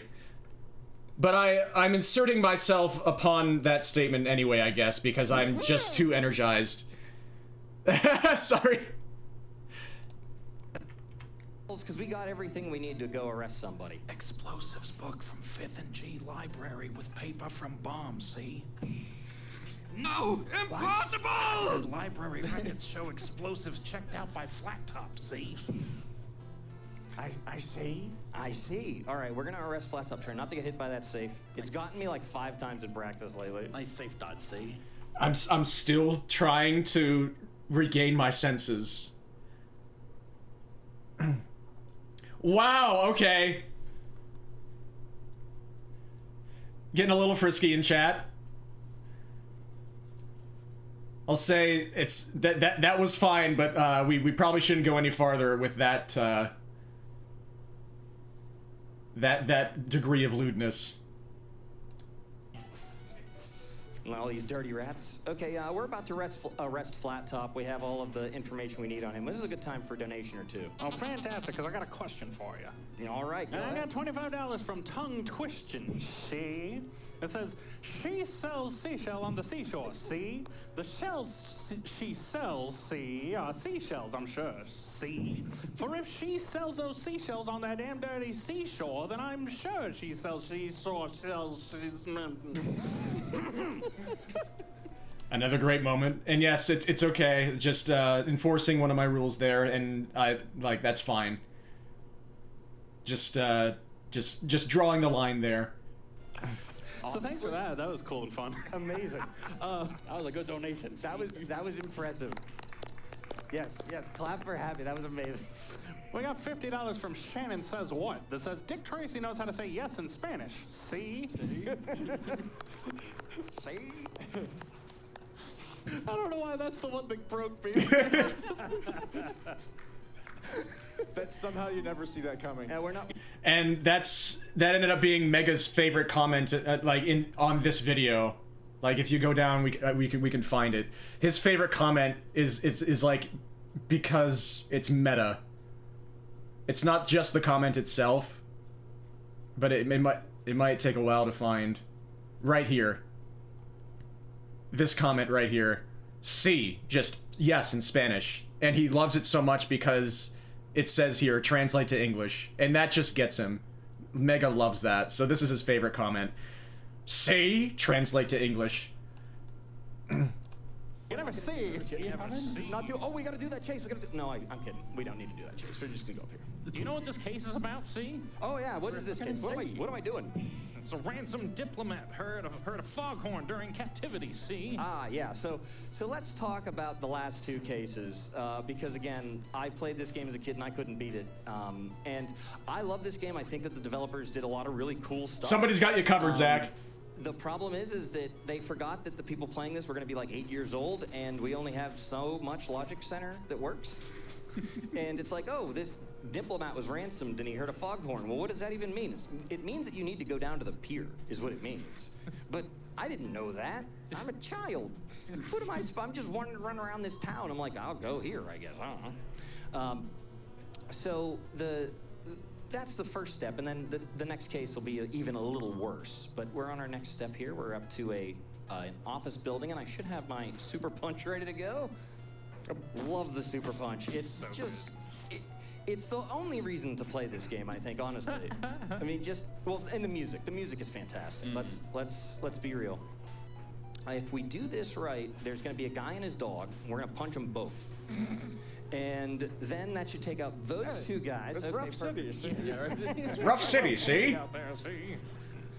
And so that's my actual contribution to the speedrun, is that if you switch off of your gun when you are shooting next to a clue, you'll pick it up. Speaking of, I think we can do like the first like 3 clues here. Now, Hypnotist Today magazine used to make ransom notes, see? Handkerchief. I think that was also a scary moment. He got low on health there, but I think there was maybe more planned. Imports 6th and G, see? All right, we were just at 6th and G, so I think, let's see, we have 2 more clues to collect here before we can go arrest the guy who did some kidnapping.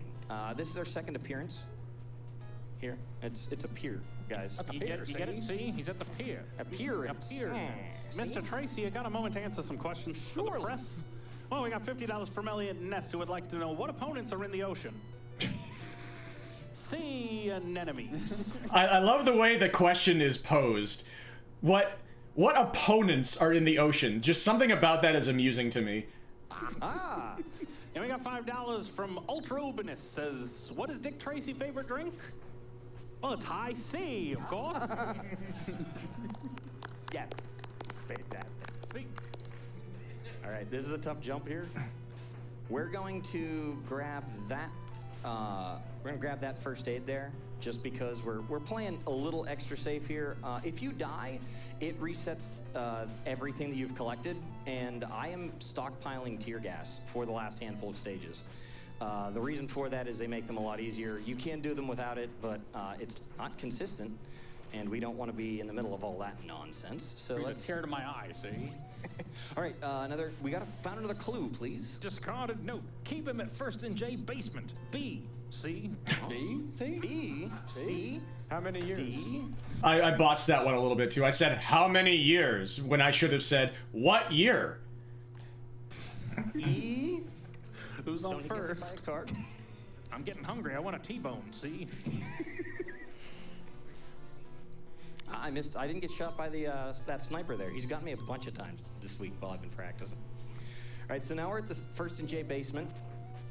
And ideally, we're gonna be able to punch one of these guys here and walk right behind him to sort of like pave the road, as you will. I'm gonna jump. Perfect.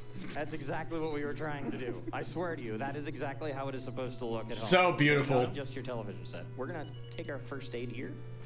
And we're gonna waste a super bunch. And Yells, you can read that clue, but it's up at the top of the screen for those at home if they want. Oh, chloroform bottle. The brow's fingerprints, see? All right, so I can go arrest the brow. Yeah, let's go take a look at him, see where he is. See where he is. See where he is. So, I got a telegram from HQ. The Ness is not dead, see?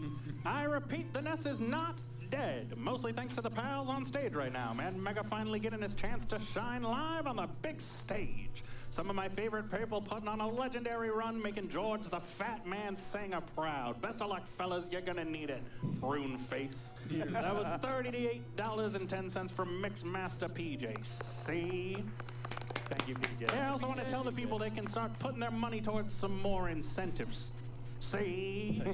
If you want to upgrade the war tank from gold to cherry, well, you can do that, and that's for UFO 50. See? Yes. Do that. That's fantastic. UFO 50 is awesome. Tracy, you got me. I did it. All right, so that's our first 4 cases now. We're at Banks a Lot. Thanks a lot, see? Oh, wait a second. Hold on. You know what? Real quick. The reason why I love it, or one of the many reasons why I love this game, is I love the portraits in this game. Look at these guys. Yeah. Like, I love the face. Well, not this face, but the other faces are great. Like, there's Itchy, there's Stoogeviller, there's this guy Pruneface, and they don't know where he is. They have no. Shoutouts to Mad Mega. He deserves way more followers. This was his first time running on a GDQ stage. He absolutely nailed it. So I'm shouting him out. He just streamed last night. He actually streamed a little bit of... He did some Dick Tracy, and then he streamed a little bit of UFO 50 as well. Good dude. I can fully support him. No idea where Pruneface is. Hit the bricks. You can hit the street. Hit the bricks. You can just leave. Way to browbeat that So we're gonna go stage, back up see? here to 1st and C. And, C? 1st and C, see? And maybe this is Pruneface. I'm Dick Tracy. Take that. Welcome! I'm so sorry. You're gonna. I have to ask how to properly pronounce your username. I've been wondering since I saw you at this event. It's good to see you. Hope you're doing great. Hope you really enjoy GDQ. Muta. Okay, Muta Shadow. Thank you. Welcome, Muta Shadow. Good to see you. See? First and see. And maybe this is Prune Face. I'm Dick Tracy. Take that, Prune Face. Well, now I'm Prune Face. Take that, Dick Tracy. Now I'm Prune Tracy. Take that. Donation. That was a moment that Mega really wanted to have in there, and so he like took some links to plan it out. It worked out great. Been working but lurking since lunch break. A couple hours. Nice. Hope work has been going okay. We got $25 from. Yep, totally fine. Yeah. I was about to say enjoy work, which sounds like an oxymoron unless you're really lucky, in which case enjoy work. But thank you for the support. See, Kazoo the cat. Where was GDQ on the night of the murder of this game? See, who done it? Was it I before E except after C? Zoomies. And we got $5 from Guarian. What's Dick Tracy's favorite programming language? C. There you go, Zach. C sharp, see?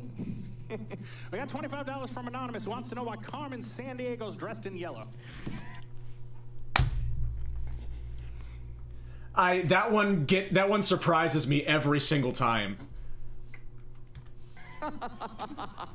So you can see. Oh, sorry. Everybody was on point so here. Very important here. We got the final case. Yes. 8th and C Bank knocked over by masked gunmen. Yeah, I feel like we've glossed over the fact that, well, several notes here. One, those gunmen must be really strong to do that. Second, I feel like we're here and the bank is still standing, so something's up here. I have concerns, see? Watch out for the safe, see? Matchbook from 9th and D, PFC. All right, so the way that this actually works is that you go back to the bank and it's a whole different stage. Well, not a whole different stage, just a kind of different stage with invisible enemies now. But this guy, he's gonna try to punch us, he's gonna miss, and then we're gonna have some safes thrown at us and they're gonna miss. And we're gonna pick up another clue here, but the reason why this last case was so difficult, I think, was that you have to go back to the bank. You've never done that before. Everywhere else, if you go back, it's the same clues and all of that stuff. And also, the end of this case, you arrest Big Boy. He's not one of our possible mugshot guys. He's not on our list of suspects. But somehow, it's okay to arrest him. You don't know that. You don't know where he is. The game doesn't tell you. Which he's. I know, Zach. That seems like a problem. It's right there. It's the Ritz right there, for the record. Now you know. You're welcome. Spoilers, sorry. And we're just about to the end here, so I'm gonna try to explain this stage and not get messed up too bad by it, because this stage has definitely been the most frustrating, I think, for practice lately. Yes, it's a secret. Last time through with our, second to last time through with our Sanger Banger. We're gonna jump over here. We're gonna pull out our tear gas. We're gonna use it again. And once we jump all the way, this is very laggy. All these guys are shooting at me, but as long as I stay up here, they'll miss. And that's what we're hoping for. And hopefully these rats play nice, and we get a nice little punch. And awesome, we'll be able to pick up this last clue, if you would. Empty money bags. I'm actually one behind. Oh, you are one behind, Empty money bags, see? Rodin's key ring includes a key to a safe deposit box, see? Oh, actually, you're two behind. I could do one more. Heist money hidden in Big Boy's deposit box, see? All right, Who's so Big Boy, see? We're going to arrest Big Boy. And first things first, we're going to use our last makes sense. first aid, and we are going to tear gas that guy. And If you know Dick Tracy coming in. Super punch. So we're literally just going to use that to basically send him and clear a road for us. And now we're just throwing tear gas and eliminating enemies until we can go and arrest Big Boy. So we're very close to the end here. You know what happens when you throw tear gas? They can't see. Oh, they can't see. No, somebody happens to agree with you. We got $10 from Illu Moon Shadow. Says, I can't see with all this tear gas. Unreal timing. I had no idea that was coming. Yeah, this game was made for people who had seen the movie. All right, time is coming up when I hit arrest on Big Boy here. and that is coming up here. Have some tea, see? Have some tea, see? All right, so that is time. Tea is in time. I had to, Tracy. I hate your guts, but you're a good cop. Oh. You're 1 in a million. Thank you, everybody. I love this game. I'm so glad that the Games Committee accepted it. I think you're a little crazy for doing it, so thank you so much. Thank you to my couch, my wonderful friends here. We're Yo, not going Jeff, away welcome. just yet. Thank you to everybody out in the crowd who came to cheer me on. I appreciate all of you so much. Just recapping here. Just thank you so much. Shout outs to my wife, my own Tess True Heart. She makes me a better person. You know what? I'm not going away completely, but that's it for Dick Tracy. See me again maybe in 20 years to life, right? See ya. Yeah. 20 years to life. Well done, Dick Tracy. There you go, Zach. I got you. See? How much did Mega throw back for that cosplay? Like, how much money did he put in? Or, like, where did he have to go? I don't know if he actually said, but he did share an image, like, when he first got it all together. But yeah, that just got finished watching one of my absolute favorite runs from this event. Just magical. Just completely amazing. God, I loved that. And it was unbelievably fun to watch back with all of you in chat as well. That was something I wasn't even anticipating, was being able to have a new experience with Zach. Blew my mind several times. Like, man, we really should have had you on the couch. Yeah, and we also we had you covered with the C note before you came in, and that was one of my first, like, favorite moments, because Yells said $100, isn't that a C note? And then the host, Happy, quickly responded with, no, I think that's when you don't hold down on any of the buttons on a trumpet. And that one was for me. Hi, everybody. So, that was Dick Tracy. And I did record a clip for after that as well. Just unbelievable vibes. Like, that there's no way I could fall asleep during that run. Dick Tracy went absolutely amazing too. Well done to Mega, and now one more for roommate block.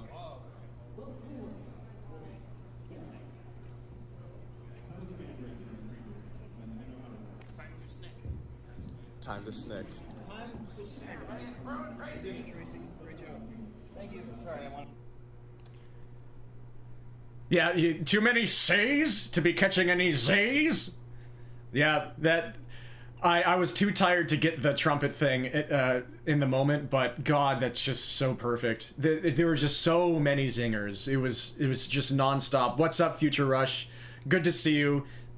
It's awesome to see so many people. Yeah, I know you now as well also. As well also, in addition to... See? Got Snake Rattle and Roll Co-op, where we can learn that rare absolutely is still rare, no matter if you're the world record holders or not. Yeah, I felt like this run was, like, as I say in my comment, in a way this run really robustly showed off the game. Because Yells and CJ can show their dominance, and then the game can show its dominance. It's time to see just how. Hi. Good to see you, Future Rush. My name is Yells Rig. My name is Chester, and we are gonna play some Snake Rattle and Roll for you. A real quick tutorial for those that aren't very familiar with this game. So this game has a lot of ice mechanics in it, and I'm just like tapping left so that I don't die. I'm only nothing right now, by the way. Because you just died, yes. Yeah. But just to illustrate just how delicate some of the movement is here, I'm just gonna let go of left. Whee! And I've died instantly. Whee! So... After the Dick Tracy run, we were wondering if C was going to become the marathon meme. Ah! Or maybe that could have, but it was too early in the morning. It didn't catch on. It only lasted for the roommate block. But wee became the marathon meme, and before it even became a thing, we had a few wee moments in our runs. Also, now I'm gonna hold left to try to keep myself on this slope. I decided I want to move slightly over to the side, so I'm gonna hold a diagonal, like That's a left good and idea. down. That's a good idea. And I died immediately. Oh. So, just so you know, man, cardinal directions only, friends. That's all we're looking for in this game, and you will be punished otherwise. Thank goodness. So, thank goodness for that. We have a really sharp-dressed couch behind us that I my think goodness, look at introduced these. himself. Very Wonderful different people. ways. I'm Saria. And I'm Mad Mega. Richard Tracy. Yes. Richard Tracy. Yeah, they're adorable. This is, I love the aesthetic of Snake Rattle and Roll. I appreciate this game. I did not grow up with it, so I don't hate it. Or love-hate it, as is the case with so many. And I haven't played it yet, which means I don't straight up hate it. So I can just appreciate it from a distance and just enjoy how cute the snakes are and love the speedrun. The X stands for Richard Tracy. See? The X stands for Richard Tracy, see? God, that's good. Okay, so yeah, we're gonna do some snack for you. Very fast. Very fast. All right. Fast snack. So if everybody is ready to go, then yeah, we will count it in from 3. Oh, I guess one other thing, just so you know, I'm the purple snack, and you can tell that I'm the purple snack because I'm the one with the purple beard. I'm the orange one because He's the I'm one not the purple one. that doesn't have the purple beard. This is a game about licking feet and getting large, see? But we are on the badges. We are, yes. I didn't say We are it. the ones on the runner volunteer. Shout outs to GDQ for putting us on the Yeah, badges. shout outs to GDQ and to LLK. Yeah, once again, I have to show off the incredible runner and volunteer badge. Glorious, absolutely glorious. I just, it took me like a day to like be able to process this. So freaking cool, and Yells and CJ both benefited from it because they were both runner and volunteers. That's just so well done. For the amazing badges. There's me. There's CJ. There's us right there. See? All right. Okay. So we are gonna go ahead and get started in 3, 2, 1, go. So first thing, real quick.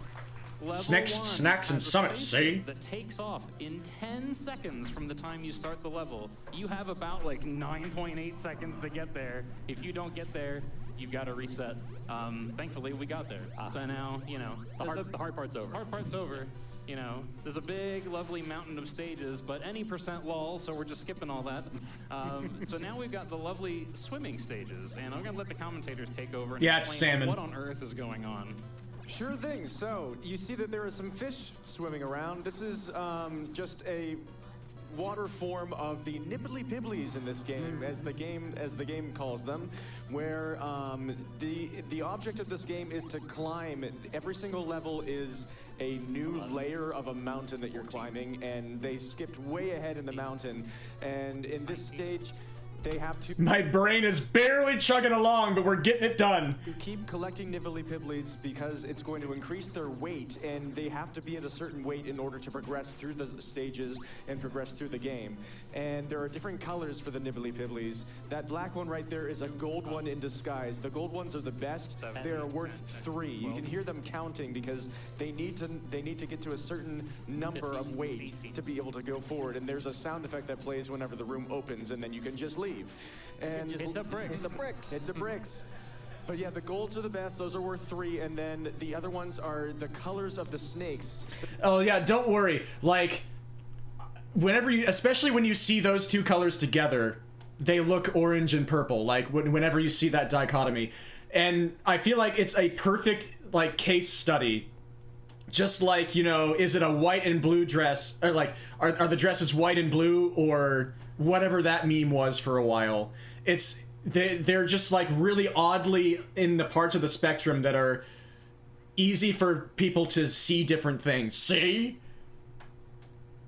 I sound like I'm about to giggle every time I say nibbly pibblies. No, I'm just saying it slowly and concisely to make sure that it doesn't sound like something bad. Because part of me thinks, like, it's like, this sounds like a bad word, and I need to say it carefully.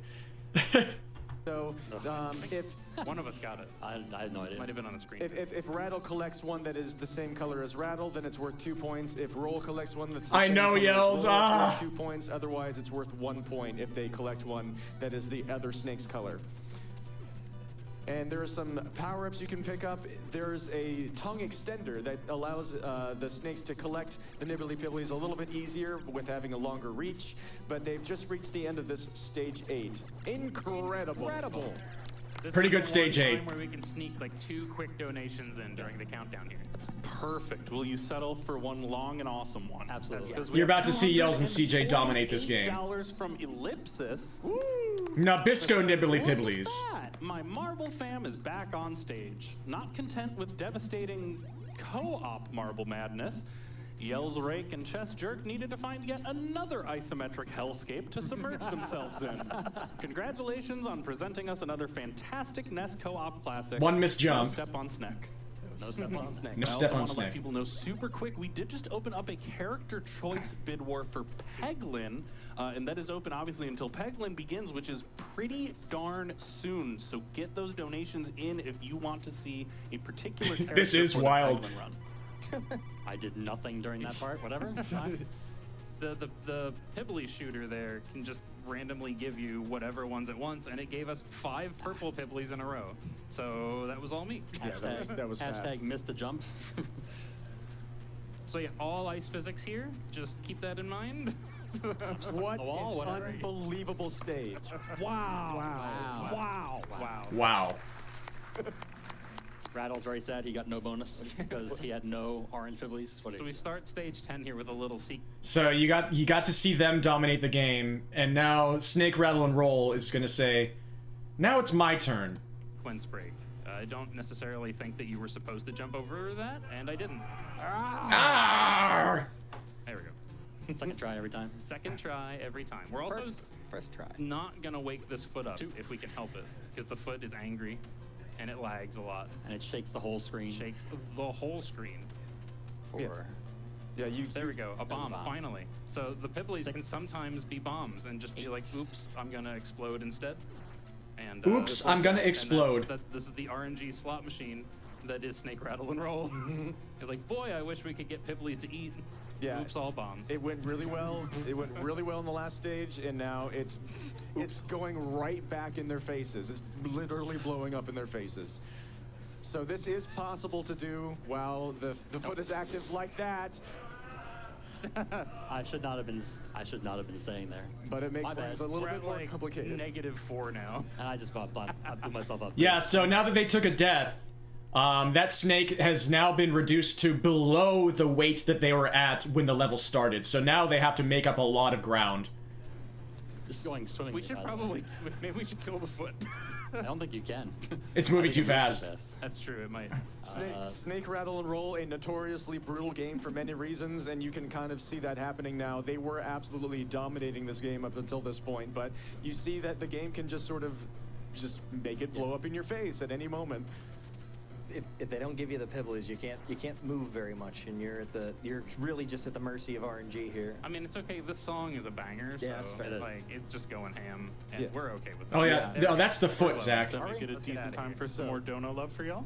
We're about to have, yeah, get one Get one real more quick. in. All right, $20 from Zero Counts that says, "Hey, Yells and CJ. Hey. Great to see you both on the GDQ stage again. See? Thanks for continuing to help keep the retro speedrunning hype alive."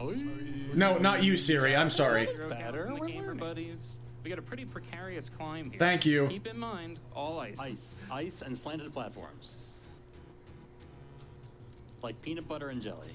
Slippery in multiple directions. And lag. And laggy. Don't forget the lag. All ice. This just looks unbelievably hard. And a door in the middle of the wall. That's always a good thing. Oh, game over. Marathon's over. All right, see you all. No, I have continued. Oh, okay. Thank goodness. And now a showcase of how difficult it is to actually do this. Hey, look, it's still ice physics. Oh yeah, but all ice still. Oh yeah, okay. I was expecting to be at the bottom. Now all of a sudden the heart rate goes up because there are no continues left. Bottom of the slope, not the top. I think you're still at the top of it. Oh no, because you fell off the bottom this time. Yeah, okay. Okay, good. Wow. Okay. Yells is now in serious mode. That game is still incredibly hard. Get in the door. Okay. I don't have any more continues. Yeah. We're still underestimate, right? Yeah, okay. Clutched it out. I can't see too good. Is that an underestimate? Okay. World record finished an hour and a half ago.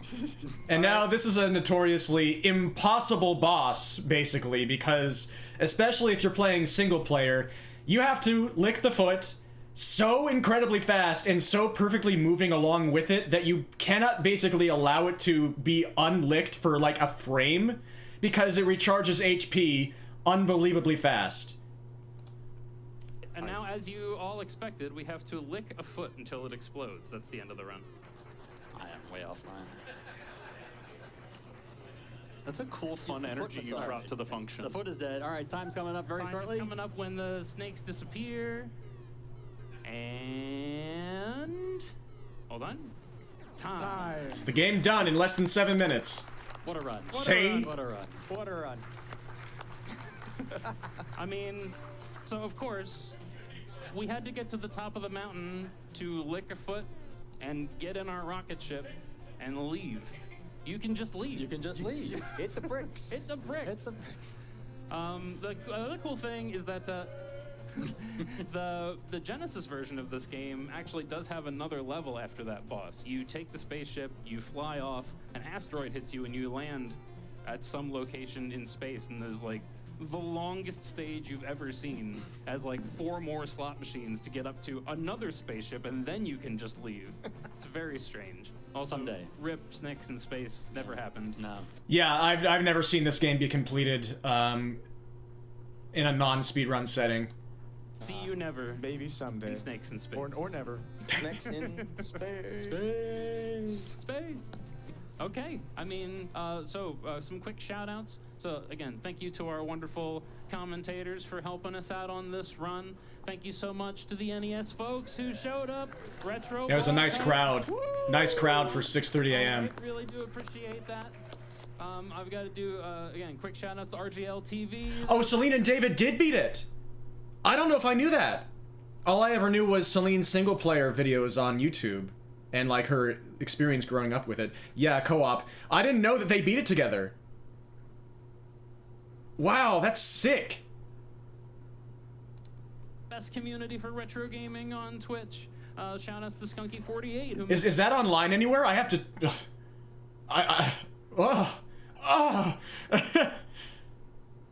made this amazing controller. And shout outs to my wife and daughter who are hopefully asleep because it's a snow day. My wife told me that she was not going to be awake for this because it's going to be a snow day. But shout outs to my wife and kids. Love you guys. And love you all. You're all amazing. Thank you all very much.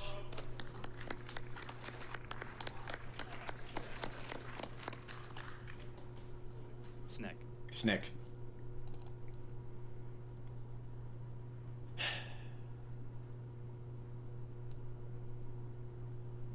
And that was the final run of Roommate Block. But Yells then had to stick around for after the Power Rangers run because the Retro Block was still going and he was going to be on for commentary for the Retro Runner, who was the current world record holder of Ninja Gaiden 1 and was running Ninja Gaiden 2 on stage. And Yells was chosen to be his commentator and he did a great job. And then after that, Chess Jerk was on commentary for the Final Fantasy Legend 2 run, which was also great, and he did a great job. But I, unfortunately, was not able to stay up for that, because, again, I was shutting down. I was fighting shutting down the entire time, and I wanted to try to get like 4 hours of sleep to see if I could keep my sleep schedule where it was while still being able to enjoy the day. Whoops. And so I went back to the room. 3 loogies, yes! It was all pretty much a dream come true, aside from the fact that I was kind of falling asleep throughout the next 2 runs, but it's still, like, everything went just about as well as I could have imagined and hoped for, and I'm just so... I'm looking at my camera thinking, like, what is on my hair here? No, it's just my hair being thin and fraying a little bit. Grateful. And now I'm going to probably try and grab a nap or something and see if I can enjoy the rest of the day and the rest of the event, and I'll show you the rest of what it's like being a runner. I'll show you what it's like being a runner at an event. I'll fix that in post. After the run is done.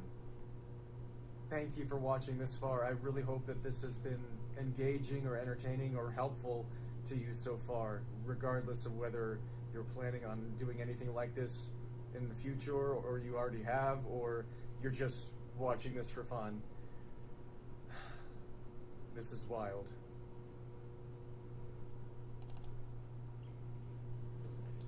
I am now a proud owner of more sleep than I had before.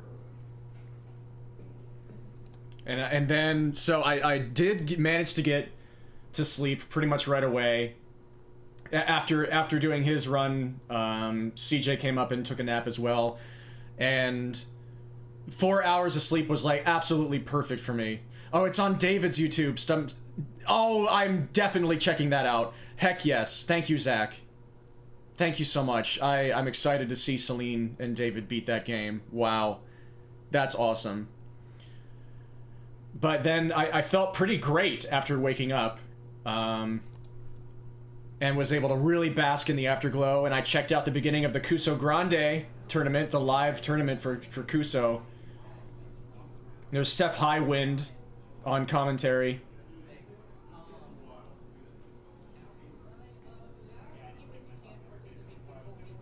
I keep forgetting what this game is called, but toward the end of this, Liz Starr just came up and absolutely blew this game apart. She did great at this game.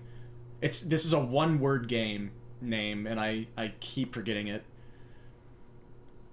But it looked really unforgiving. Kuso Grande, for those who don't know, being a thing that's been going on for 9 years that Brosensha holds together and hosts and everything, and it's a bad games festival, basically. It's usually a competitive format where people play bad games for the first time and compete in it, usually in a speed format, but sometimes if it's like a fighting game, then they'll just straight up go head-to-head.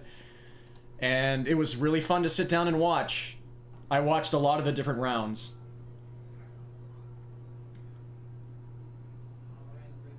Yeah, this game, it's like Donkey Kong Jr., but bad.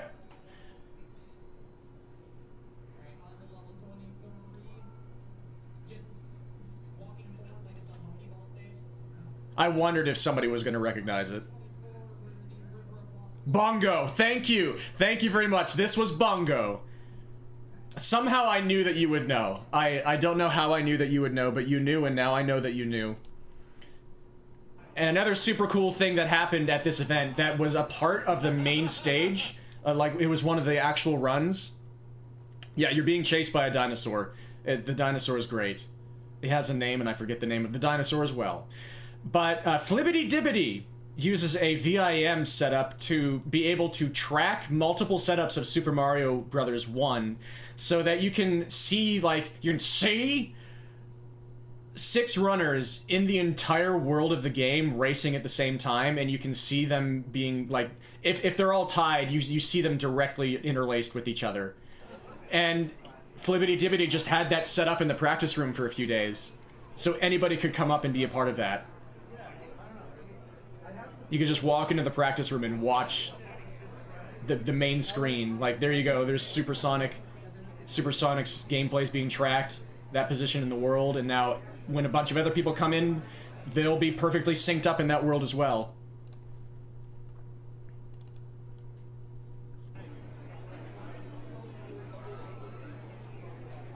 And my camera's not doing a very good job of showing it up. But there's GT Ace as well, a very, very good Super Mario speedrunner. Supersonic is as well.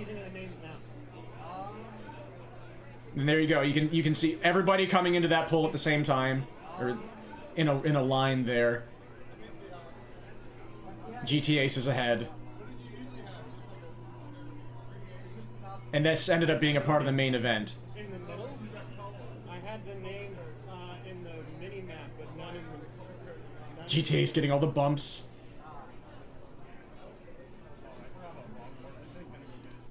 just really awesome. So I hung out and watched that for a while. And then, what did I do next? I'm still at the Super Mario Brothers thing. I watched that for... I took a lot of clips of that. So how about you? How did you feel like everything went with your third experience running at a GDQ? I think it went really well. I think obviously having been on the stage for what 2 hours ahead of time, Yeah. I made a lot of the nerves go away. 'Cause Yeah. obviously just going straight up. That's for your interesting. ride. Yeah, because I think for some people it would like you would just be nervous the entire time leading up to it. Yeah. But that's good to hear that that wasn't the case for you. Yeah, but no, after the first hours, after being on there for like an hour or so, it was really chill. Nice. So it was, That's great. It also helped that the game it really isn't as hard as we make it look. So the odds of us really, if like game overing or anything like that, that really wasn't a concern until the end. Yeah. But that's I'm really there. But I think overall, it went really well. You sure made it look easy in stage 9, I'll say that. Yeah. Just that was by stage incredible. 10. Just skip stage 10. That was the problem. But no, it went well. Yeah, I think you did great. Thank you. Again. And this man deserves more credit and more eyes on him and more support. Follow him at twitch.tv/Chester, please. You'll not regret it if you enjoy retro content, if you enjoy chill atmosphere. And Hashtag gotta have heart. And that badge is incredible. Oh, it is. There's me. There he is. Okay. The resemblance is uncanny.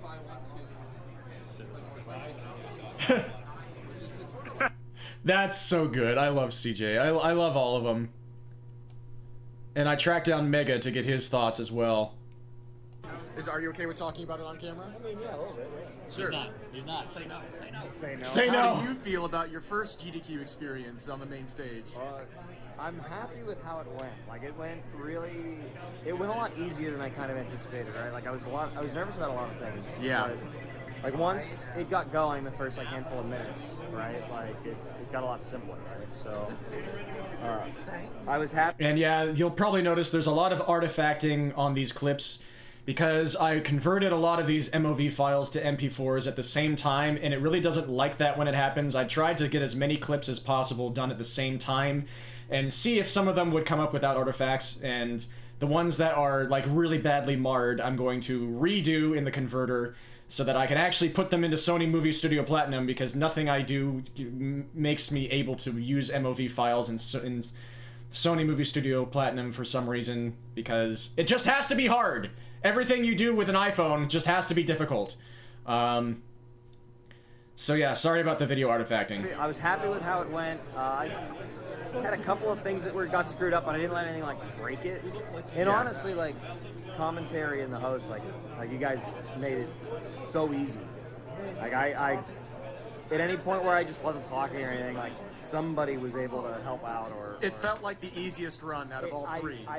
Not because it was an easy game and because there wasn't any risk involved, but just because it was the easiest atmosphere. 100%. It just happened. 100%. Yeah, it's very easy. See?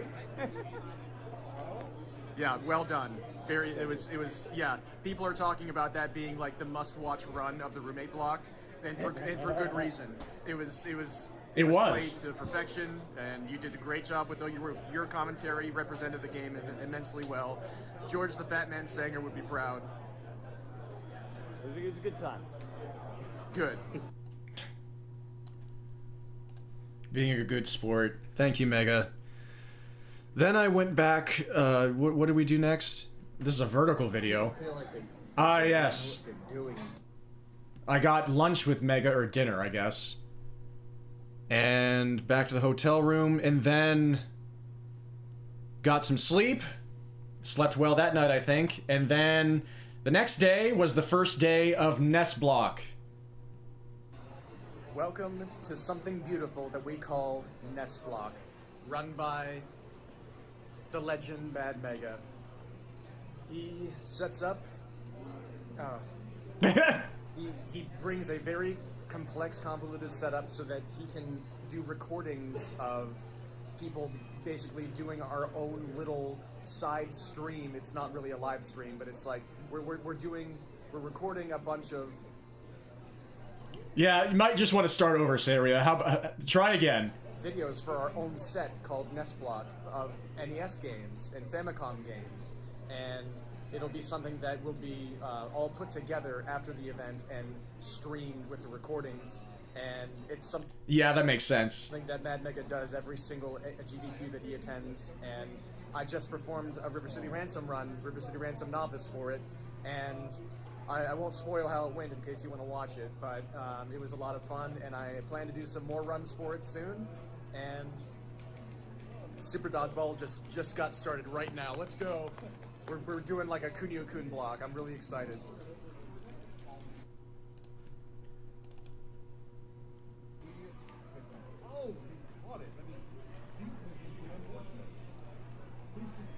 Super Dodgeball went pretty well. We had crap. What's your name? Shoot. I know you. Why can't I remember your name? But he kept dancing to the music in that stage. Yep, it was a Kunio title.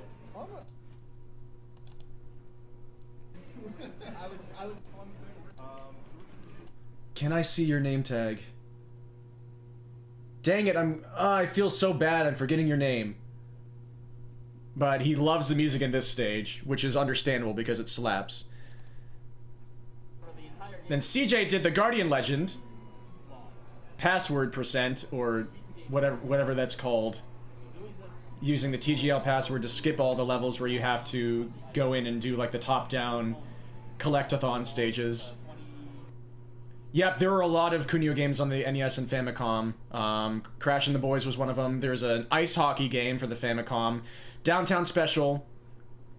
Koshin Kyoku, which is another like Crash and the Boys type street challenges game.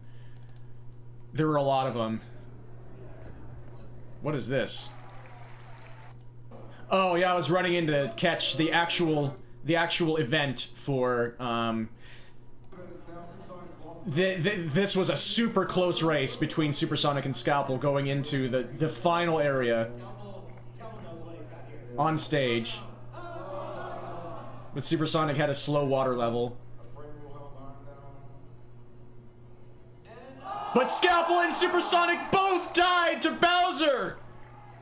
And so coming up behind them, Jeremy can snipe this race. This is exactly the sort of thing this was made for. But he waited, and that gave GTA's almost enough time to catch up. It was absolutely incredible. I was worried that in my pure, just my body being taken over by the hype, I thought that I lowered my camera too much to be able to see the screen. But I did barely let, it was still on screen. God, that's so hype.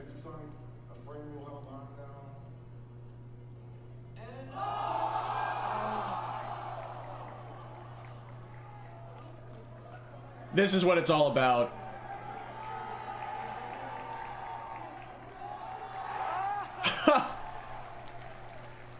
By like 16 frames or something.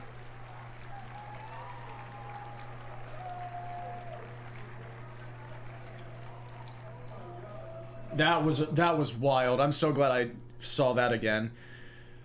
Then went and worked out. So this was Tuesday. And I spent most of Tuesday at NES Block, of course. I only left to check out that moment of that run and work out. And then came right back to watch some more runs of NES Block.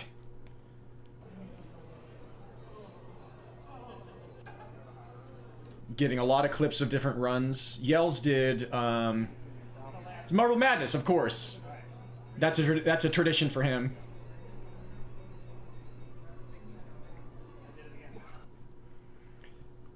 And at one point, I actually made myself useful and helped out because Mega wanted to do a run. And I also asked Mega about NES Block.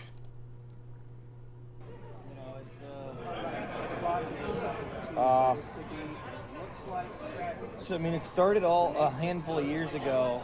We were at Nando's in DC. When Yell's trademark, yes. And it sort of just became a let's see how many NES runs we could do. So the very first time we used like the PotDot's PC, we recorded everything on his. Like it was totally like just random, suddenly like set up by a handful of people, and then I don't remember if it necessarily came back immediately after, but AGDQ in 2020 was the one in Florida. Sorry, I'm trying to do like 3 things at once, so I'm not great at the.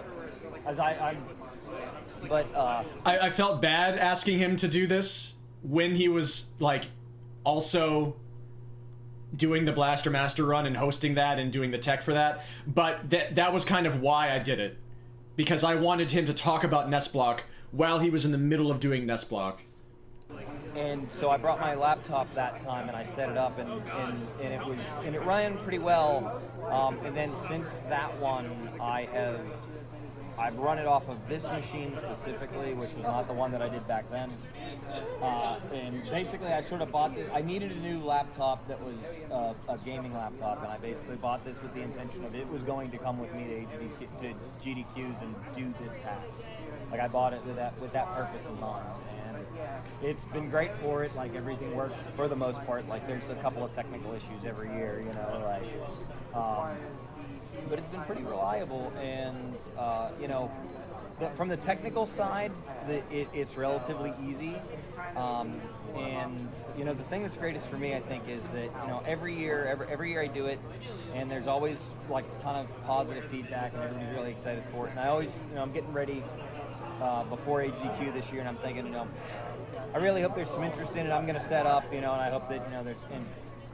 Every year without fail, one of the first things that everybody asks me when I talk to them is like, when is NestBlock? I want to do something for NestBlock. Like the retro community, specifically around the NES, like they are like they want to show stuff off. Like we have cool things, and the young kids, I suppose, they might not find our old games quite so fascinating anymore, but we all think they're cool. So this is really just for all of us old fogies, And and like I said, the whole community really seems to enjoy it. Like we get it with everybody.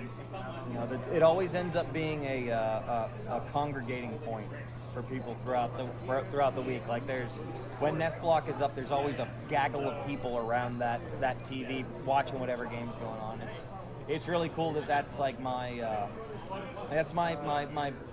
best contribution, I think, to retro speedrunning in general, but NES speedrunning specifically. Like I've run a bunch of games, like I've got a handful of world records in lesser known games and things like that, but I'd argue that for me the most impactful and best thing that I do for the community is this event here that I do at AGDQ. So I take some small pride in it. It seems to be well received, so I enjoy it a lot. So it just kind of started by accident, and then it quickly became something that you found really meant something to you. Definitely, like once. So in a weird way, the pandemic sort of like really put it in stark relief, because we did this at AGDQ 2020, and that was the last. Spin Dizzy Worlds. I've never heard of that. Assuming that's what Zach means, that sounds equal parts fun and terrifying. Yeah, it does. Last in person before the pandemic knocked everything online for a while. And I know that even me, like I'm not as active in speedrunning as I was prior to that, and I think that happened to a lot of people, but most of us still make the time to be here. And so when we are here, it's like, I got something I've been working on, something I've been tooling around with. Maybe you haven't been streaming it, because I know I don't stream as much as I should anymore, but it's everybody always has something that they're like, I've been working on this, or like Dave has, like David TKI, he has his that he likes to run, that he does Blaster Master every time, and he always does marbles, right? So like we always have a handful of people that it's like this is their tradition for GDQ. We have people like Cypherin, who he'd pick an impossible game. He's like, I'm gonna beat this, and he'd sit down in the first attempt, he wouldn't beat it. And he's like, all right, I'll be back. And I'm not gonna let it beat. He did that last year. Come back and eventually he beat it, and it's like little things like that you can't do in a regular marathon, because we're recording it ad hoc, and then like I'll run it at a later date. So it's like, we can have weird stuff happen, because I can always kill it, delete the VOD, and start over. Like it's try to be flexible, and you know, and like I said, everybody makes my job easy on this part, and they also forgive the any of the technical issues, which I appreciate. But yeah, I think that the pandemic sort of was like, this was a thing that we all really enjoyed, and we just let it kind of go away.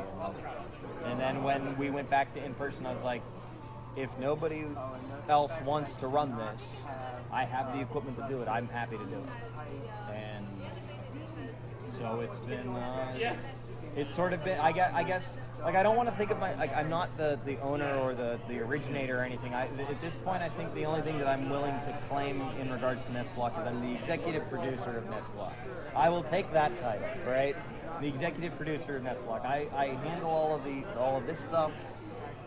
So like when names are misspelled, that's my fault. Be mad at me.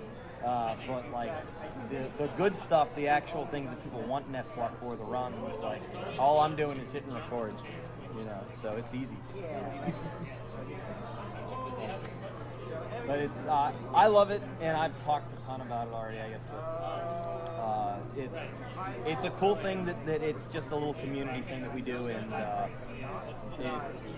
it's a lot of fun to get sort of like a small mini marathon inside the big one. Exactly. You know, like it's our own little thing.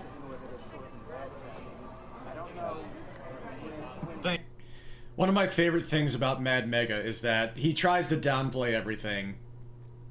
He's always like, this is nothing sort of guy. I don't do that much. It's not a big deal. But whenever you get him talking like this, you just see how much passion is just right below the surface. You just see how much he cares. It's just so obvious. Like how much zest for life he has. And that's one of the reasons why he's so fun to be around. That's why I wanted to get him in the middle of doing Nestblock, talking about Nestblock, and I had no he talked about it for 7 minutes. Thank you, Mad Mega. I appreciate it. Thanks for letting me ramble for however long. Feel free to edit that into something cogent. It's he's got a contagious energy that you just want to be around. Yeah, he's great. Yeah, I had no idea who he was before AGDQ last year, and he was going to be my roommate. Like I didn't know him, but he was going to be like sleeping in the same bed as me. And I will tell you something that I told him around this time. But yeah, I didn't know how to feel about that until I went into the lobby, and he was the first person that I saw in person that was going to be in our room. And I'm the guy in the yellow hat, and I saw the guy in the yellow hat, and I was like, oh, wait a second, he's hot. I feel way better about this. It just immediately gave me more trust just because he's so good looking. It's like, oh, a good looking guy can't possibly be untrustworthy. I immediately felt like I am that shallow. I found out then. And I'm a sapphic. But I immediately felt more comfortable around Mad Mega because he's a good looking guy with an amazing smile, and he made me feel at ease immediately. It's like, okay, I'm okay with this. Like, beyond Yells and CJ saying, this is good people. You can trust him. And of course, then he proved me right. Or proved them right. Yeah, and now Mad Meg is awesome. Like, this is a Mad Mega appreciation post. And he's also the executive producer of Nestblock, and he does a great job. Another friend from this event, Jangle Storm. Another NES legend, retro game legend, who did a run during the Awful Block this year, who was one of the 4 people in the crowd for my run. As well as Blue Candy, who I was in the front row for Blue Candy's run to start off this recap. It was unbelievably meaningful. For the person who walked up to the stage after my run to congratulate me was Blue Candy. I had no idea he was in the crowd.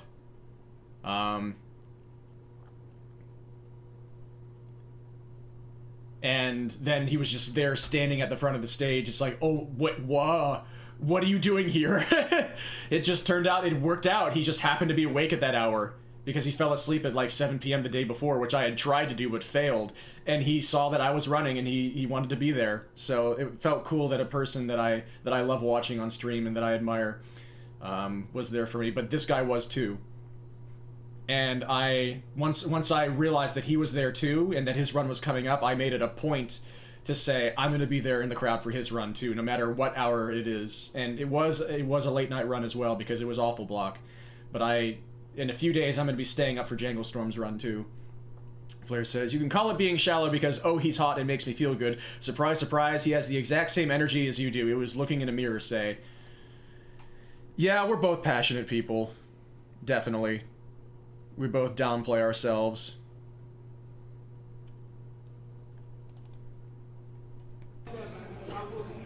This is not a drill. Ladies and gentlemen, this is not a drill.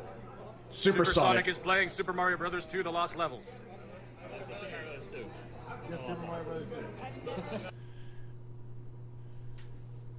Oh, and I need to turn this down as well. And then Yells was this when he did, yeah, TNC, Town and Country. This was, did I get his speech about Botmus? I don't need fonts. I need pictures of Spider-Man. That was his running joke through the event. I don't need XYZ. I need pictures of Spider-Man. A very good one. If you ever question why folks warm up to you so quick, it's because what you see in Mad Mega, we see in you. Now that's some high praise. That's, I feel like you made your point very, very exquisitely. Thank you. Yep, that is a laptop. Yeah, but say became, like, the mobster talk with say became our little running thing as well. It didn't catch on for the event, but it caught on for us. Like a couple seconds before I actually get control. Yeah, he starts off every level by rolling, like they do in Tetris now, to get as many inputs as possible. And then Mega did a run, and I helped out. Because it's Mega's turn to participate, I think it's my turn to actually get off my butt and contribute and be of use. So I'll be hosting Mega's run. I'm the executive producer for about 20 minutes. Nothing. What could possibly go wrong? Which one did he do again? Oh, right, Ghostbusters 2.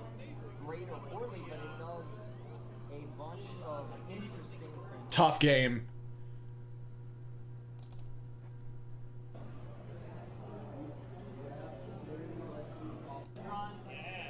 Apollo's Gauntlet was one of my favorite things from last year. Oh yeah, Apollo was awesome in every NES block. He brought in a really cool new game, a new NES homebrew, like an official Rugrats game.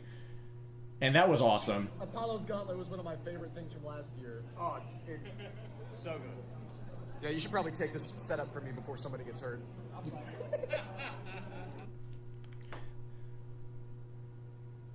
And yeah, here it is. Like, here's the final boss. Like, this looked like a really solid game.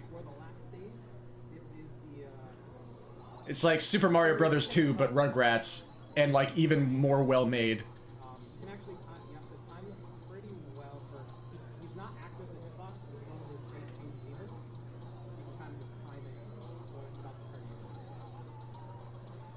This just looks like a great game. Really cute as well. It's my favorite bit of Rugrats that I've seen in my life. People just doing whatever they want in the practice room, as long as they're not hurting anybody. So was this Wednesday morning now? Or is this still Tuesday night? I think this was Tuesday night still. People starting to bring in some Mega Man stuff. The Mega Man crew, always love to see them. Yeah, this is still Tuesday night. So we're getting into the middle stages of the event here. Now this is Wednesday morning. So now I'm in the crowd for one of the absolute audience favorite runs of the entire event. The Batman Forever, the video game. This day is a bit of a meme. We're gonna have a boss fight. I honestly can't explain it. You should go watch that run. I'm not even gonna show a clip of it. Just you should watch that. It's incredible. It deserves all the hype that it's getting. And another thing that Mad Mega has set up throughout the event, he left a setup of Dragster on a table in the practice room all week. And I finally participated and experienced the thrill. I experienced Dragster.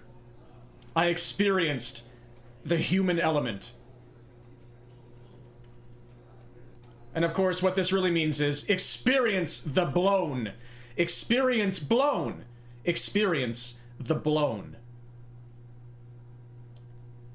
But in my first session, I got a fairly respectable time that I was happy with. Hi,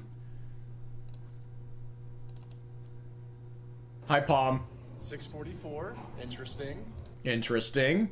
Or my first day, I guess, because I think I came back to it later and got better times. Yeah, I hope you're doing well, Palm. Oh yeah, but also throughout the event they had this sitting on the outside of the stream room.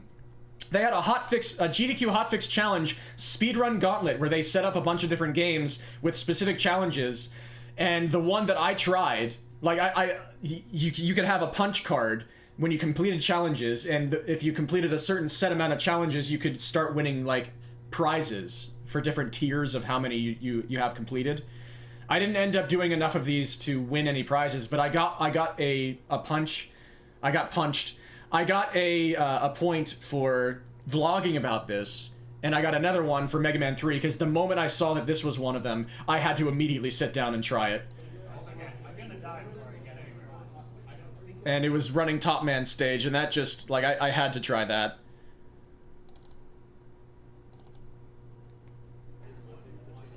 And so I did. I completed it. Yes, as it turns out, this is very cool and fun. Another amazing thing that you can do in a GDQ. Thank you, Shasta. And then I went and worked out, and then Wednesday. What did we do Wednesday? I'm doing really well. I'm enjoying the stream. Yeah, it's okay. It happens. Sometimes things slip through. I watched Spike Vegeta practice for his Donkey Kong run coming up. Oh yeah. He seems incredibly open and receptive and awesome. And I ran into somebody playing an airport for aliens run by dogs. This apparently was a potential bonus run for the event. Unfortunately, it did not get in. But God, I was hoping that it would, because this game deserves as much attention as it could get. This was, crap. What was that guy's name? PMC Trilogy. PMC Trilogy, or Trilogy, as I said. Yeah, he was just there practicing that game in case it got in, and I'm really sad it didn't. Then I went back and tried some more Dragster, and then I got my day 1 PB. Another personal best, 6.11. But I deleted the videos of me just like sitting, like the clips of the footage of the game itself, because I needed space. But I'm going to show some footage of that later. So, and then Sharif practicing for his run, a DVD game. This is also not a drill. He is playing a DVD game, and it's going to be in the marathon, in the awful block. Also check that out. I was unable to stay awake long enough. It was really, really deep in the night, especially because the marathon fell behind at that point. So I didn't see it live, but I have to see this in the VODs.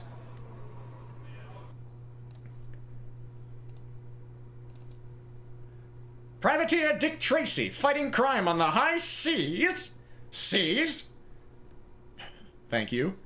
Yeah, Dog Airport game. That needs so much more attention. And then Mad Mega decided to try out the Rugrats game because it was brought in a NES block, and everybody thought it looked cool, and so a bunch of people tried it, and that's just something that happens at GDQs.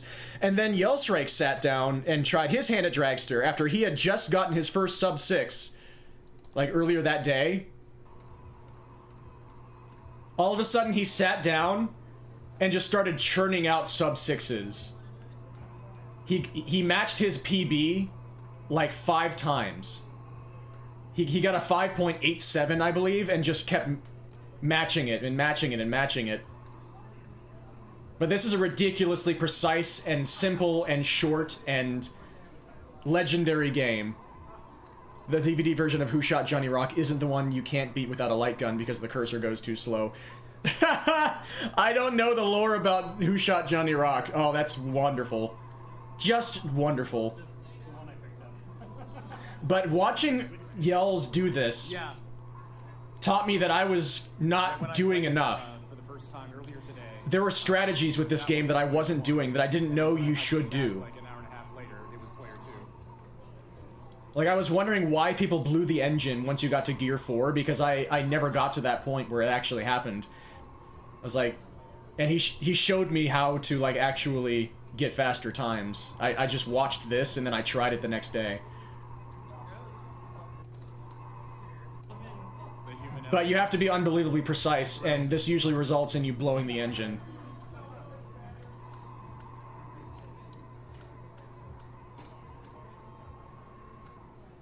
Yep, 5.87. He matched that like 5 times. That's a solid time. The fastest you can possibly get is 5.57 or 5.4 or something. And the grinding for that is intense. 3, 2, 1, blown! Yeah, so I checked that out, and then there was, I believe... That's just a shot of the practice room. The Mega Man folks set up to do their annual blind Mega Man ROM hack race. And so after a bunch of us went to dinner, I came back and checked this out. Because I really enjoy watching the Mega Man folks do this. This year it was Rockman 5 Install Metal. Or Mega Man 5 Install Metal, whichever one. The frame you start the game on affects the final time. Yep, yeah, because you also can very easily start early. It's either you start early or you blow the engine. That's how most runs end. And then I checked out the Super Mario 64 TAS stuff.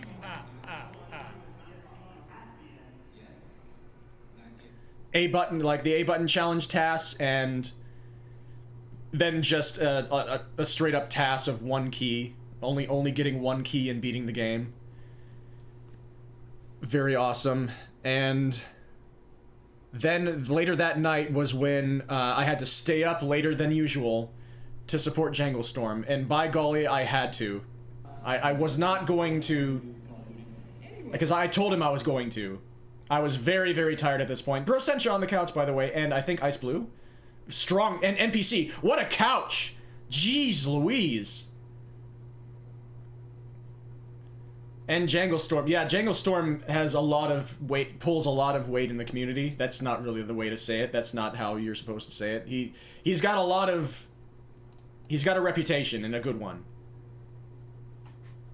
Ooh, yes, that sounds interesting. Please do. But yeah, then I checked out that run of Oscar. Which Jangle Storm did a great job. As expected.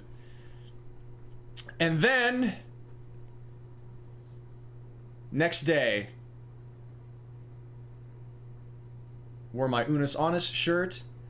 And... Early on, I sat down and was curious to... I wasn't going to play Dragster again, but I was too curious not to try out the new strategy that I saw from Yells.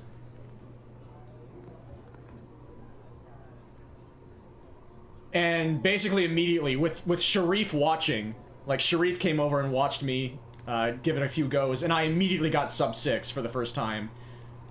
And so then I started churning out sub 6s out of nowhere. And this is bad quality, unfortunately, but this is Dragster footage. There's a 5.91. And at that point, I think that was my personal best at the time of this video. And so I've gotten that for a second time. Early, blown. Thank you, Palm. Blown.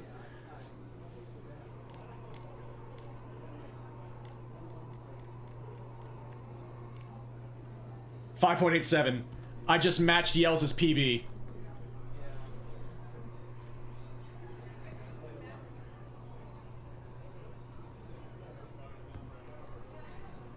Okay.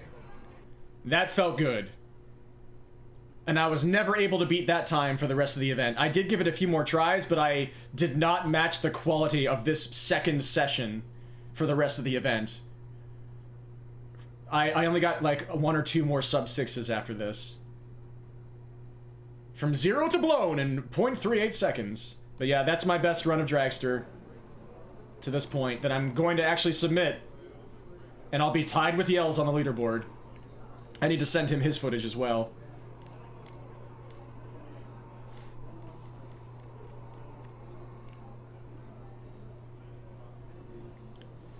So that was an unexpected thing to be able to have in this event. And again, it's another thing, all thanks to Mad Mega. Thank you for setting up Dragster for the people to experience the human element, Mega. Okay. So that was a nice aspect of Thursday morning, I believe. So we're now we're starting to reach the second half of the event here. Just hung out, watched people play some NES games, and then did another workout. I worked out almost every day, but this time I did arms and chest. I did arms and push-ups for the first time in a long time. How about a little variety in the workout segments? Because I've been neglecting upper body and strength training in general for a very long time. This will be interesting. It went about as I had expected. There was one exercise that I far outperformed what I thought I would. But the rest, I had to go way lower on weight. And then I started, like, getting close to failure early on. Like, and I had to not go down as far. This is pretty late in the workout here. A bunch of sets of different forms of 15 push-ups. Yeah, there you go. Yeah, here's where it's starting to get bad. But this workout was the one that I thought was going to be a big problem. Yeah, thank you. This was the one I thought was going to be a big problem, and this was my strongest one the entire time. I did a good job on... I didn't really reach failure state on this one throughout the entire time. And this is the one that I haven't been doing at all. I mean, I haven't been doing any weight training at all for years, and so I guess...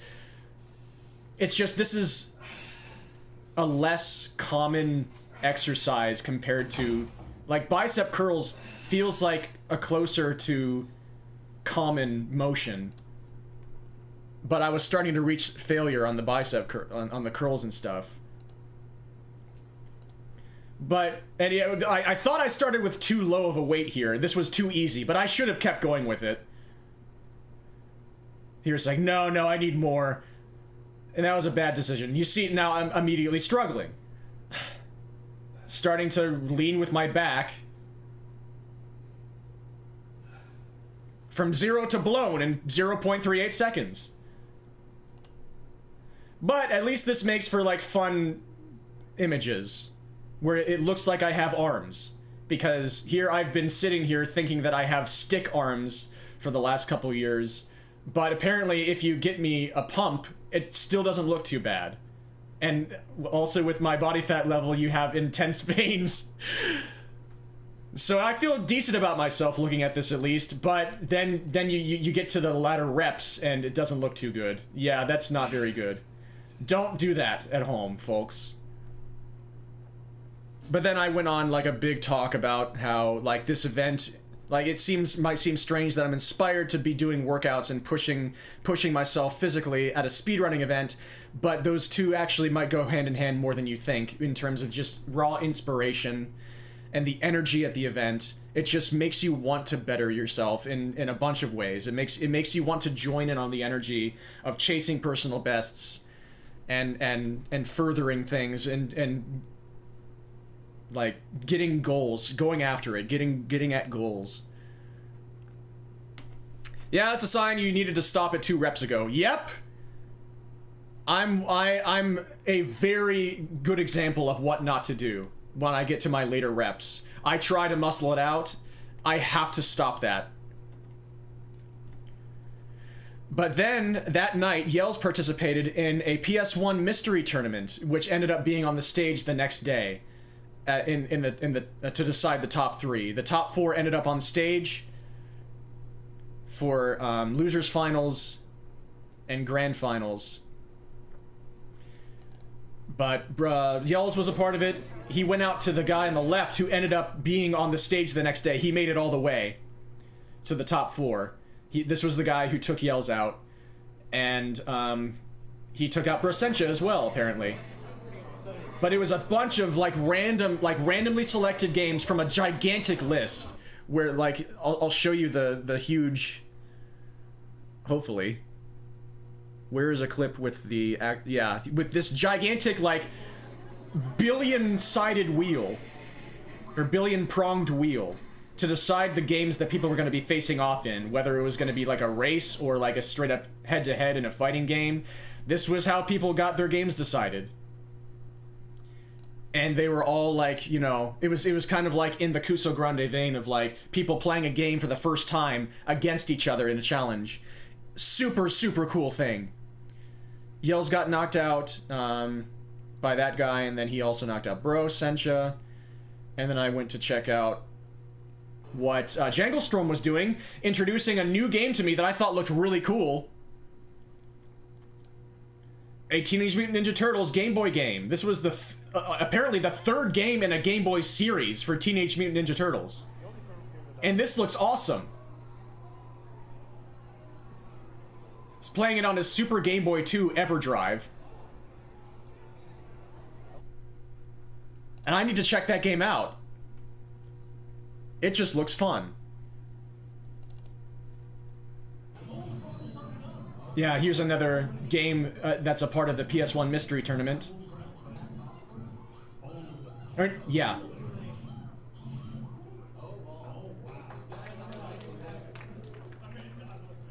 Yeah, it looked like in the similar vein as the first NES game, but doing its own thing, which I really respected. And after Yells got knocked out of the mystery tournament, there was a poker tournament happening in the board game room. And so I checked out the board game room. CJ was the dealer of the table for one of the rounds. At least one of the rounds. So that was fun to check out. There's just so freaking much happening at GDQ at all times, every single day. So much cool stuff everywhere you look.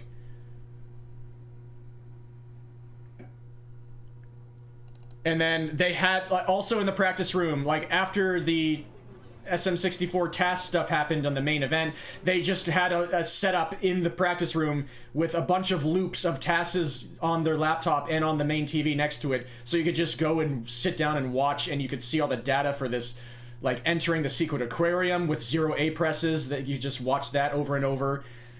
Oh, there's so many things. And so that was the end of Thursday night. And then I had to dump all of my footage from that entire sequence of all those like 5 days onto my laptop. Thankfully that worked, because I was out of space. I had come into the event with 30 gigs of free space. I had used all of it. Going into Friday was exciting because Friday was the second day of Nest Block. And so guess where I spent most of that day? Once again.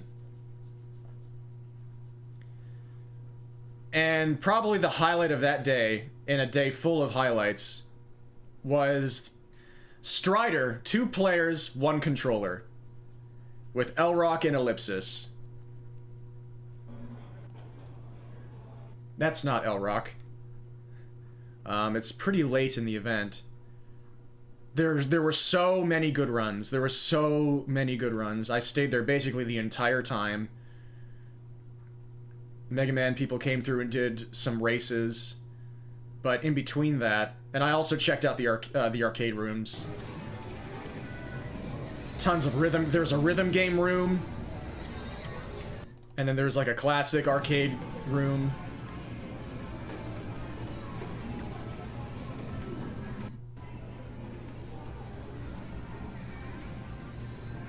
There's just so much to do. This is still the rhythm room. What's... There we go. There's like the regular arcade machine room.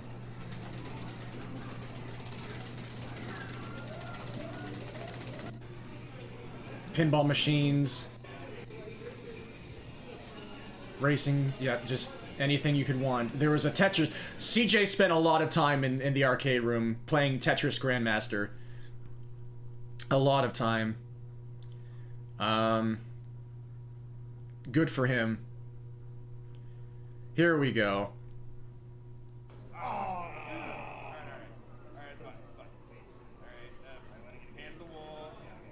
Ellipsis and Elrock trying to do very precise tricks in Strider. 2 player, 1 controller.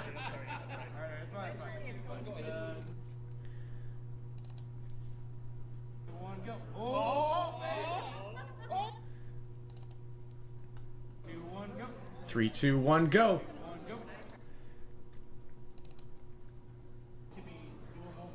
Oh, whoops. I don't want to spoil this entire run, but I do want to show this. Where is it?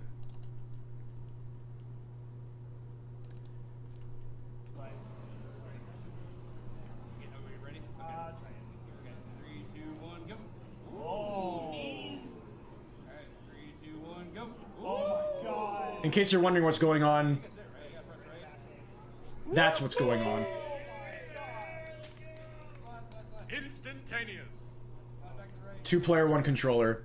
That's going to be a must-watch part of Nest Block. I will leave the entirety of the run and the outcome unspoiled. But at that point, like, I was taking the camera aside and like talking about the event socially and like how to maximize meeting people and introducing yourself to people you respect, and like the tightrope to walk when it comes to that. And I mentioned to the camera that I was feeling some regrets already with not going up to people like Brosensha and introducing myself and like saying, like, giving them my regards from my friends because they love Brosensha and what he does. But it's like, you know, I was finding myself too just I couldn't bring myself to do it.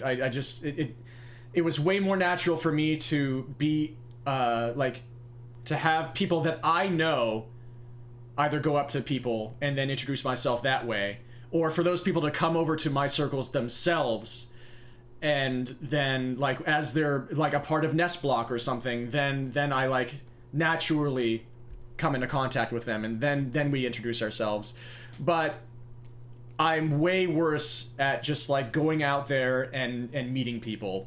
And so I was like, okay, Brosensha's here, but I don't see myself being able to really go out there and introduce myself. Then Brosensha came over to Nest Block.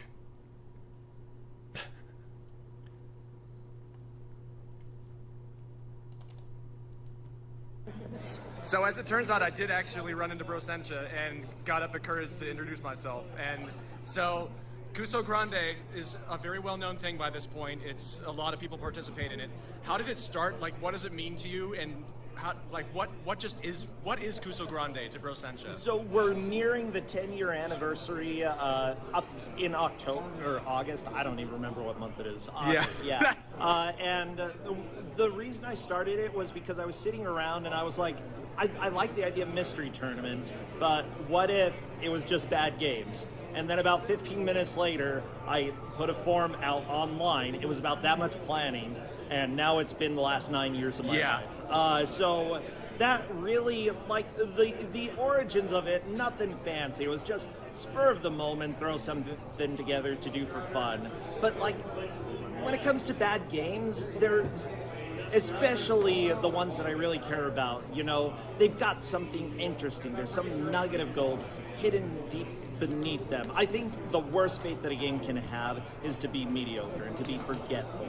But if you have a game that has something new, something different, even if it's not well executed, even if players are like, that is a problem, they're going to remember it. And odds are somebody can come along and take that idea, put it into a new game, and really perfect it to something amazing. That's such a great point. Yeah, every game dev needs to play bad games because they might find something amazing out of them. Yes. Thank you, Brosentia. And also, that's where I met Jeff, who was just in chat earlier. And NPC was there as well, so a little crew came over from the Cuso Grande folks, and Brosentia did a run for Nest Block of frickin' Athena.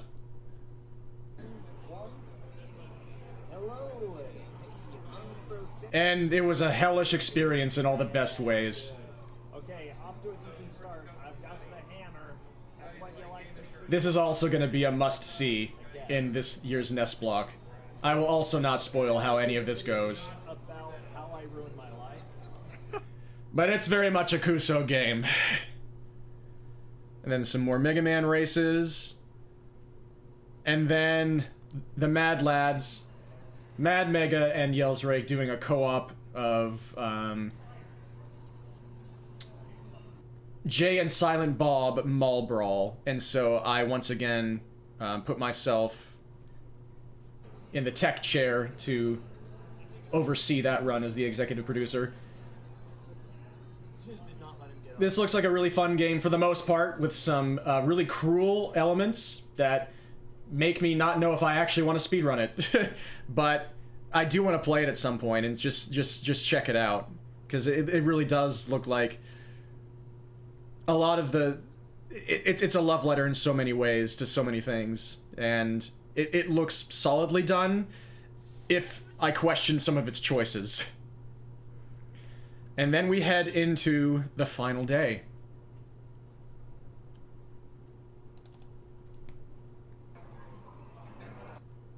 Given the practice room what I thought to be probably one last look in its heyday state, because teardown was going to start happening in a few hours.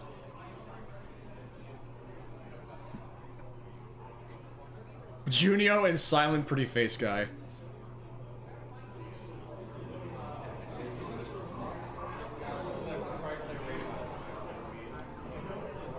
I would say it's the dawn of the 7th day, but it's like 2 in the afternoon.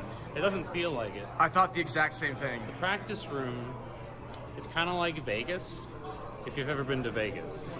You know, the folks that aren't of the gambling ilk, they intentionally don't put clocks on the walls. Everything's really brightly lit. You can't see outside. So you have no idea whether it's daytime or nighttime. And the practice room has that vibe, but without all the punishing pressure of losing money. You're just too busy having fun, and then before you know it, it's midnight. But it's still the best place to be on site. Practice room hype. Practice room gang. Forever. Forever. Practice room forever. My roommates gave such incredible documentary beats for this video. Yellsrake is such an incredibly well-spoken man. His word choice is remarkable. He has an incredible vocabulary, and it's so precisely used. And he has excellent ideas to use the words with. He's just an incredibly fun person to listen to. He's a great storyteller. He's just an incredibly fun person to be around. I just am so lucky. I have the best roommates I could possibly ask for. So after that, we went to get some lunch. I watched Yells do a little bit of Final Fantasy 2 SNES, which is whatever actual game it is in the original series. Because that's going to be his like weekend RPG project. Went to get some lunch. Got our like roommate picture plus Jangle Storm.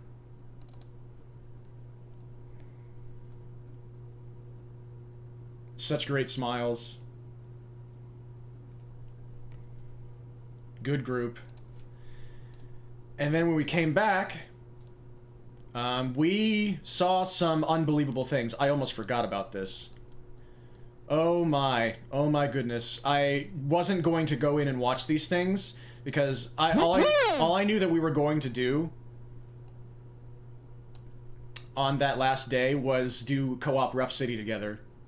Speaking of losing track of time and getting lunch, I've absolutely done the former. I need to go do the latter. Enjoy. Thank you so much, Zach. It was glorious to have you here. Well done breaking me. Have a beautiful, awesome lunch. And yeah, I'll see you around. Thank you so much. 4 in official numbering the game where the... Yeah, I thought it was 4. The speedrun involves a lot of doors, many doors, yes. We came back and we did not do the Rough City co-op right away because they wanted to go see Music Block. Like the Elden Ring saxophone-controlled boss rush. And then the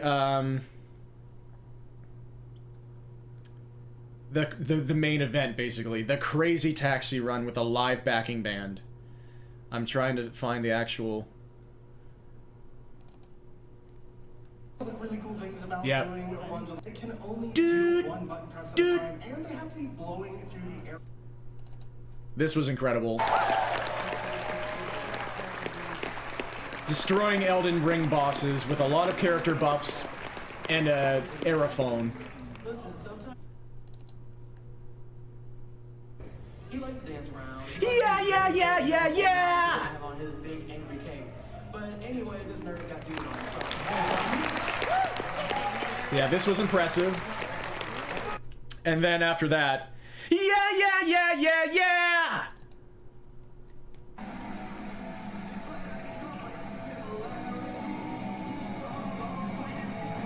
This was the fullest I'd ever seen the room, by far. I never thought I could feel this much energy.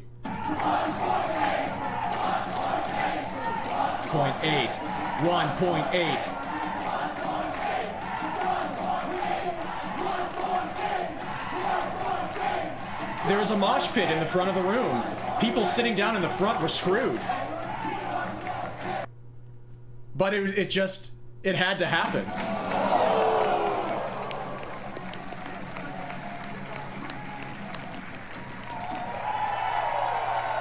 It was perfect. Oh, I wish I had gotten more of 2 doses solo. Holy crap.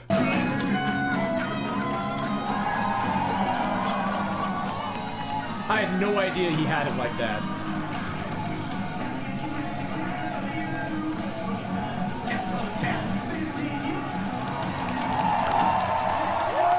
God, this was a vibe. I had no idea that how badly I needed to be in the room for this. I'm so glad I was.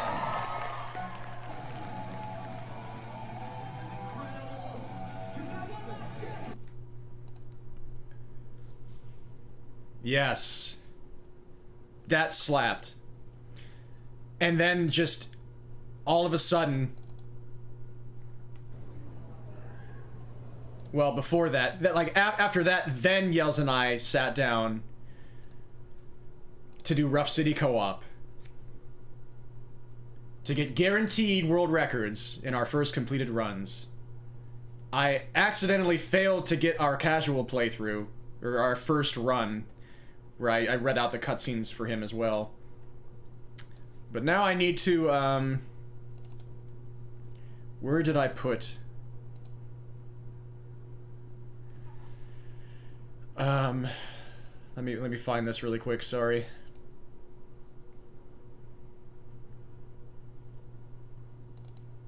Rough City.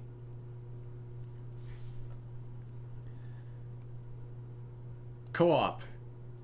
Here it is. So I'm going to change the screen slightly because it's going to look a little bit weird if I have 2 versions of my layout. So I'm just going to try and capture the entire screen and put my current webcam, Put my current webcam, like, here, behind this. This is just gonna be weird no matter what. And then bring in the chat over me.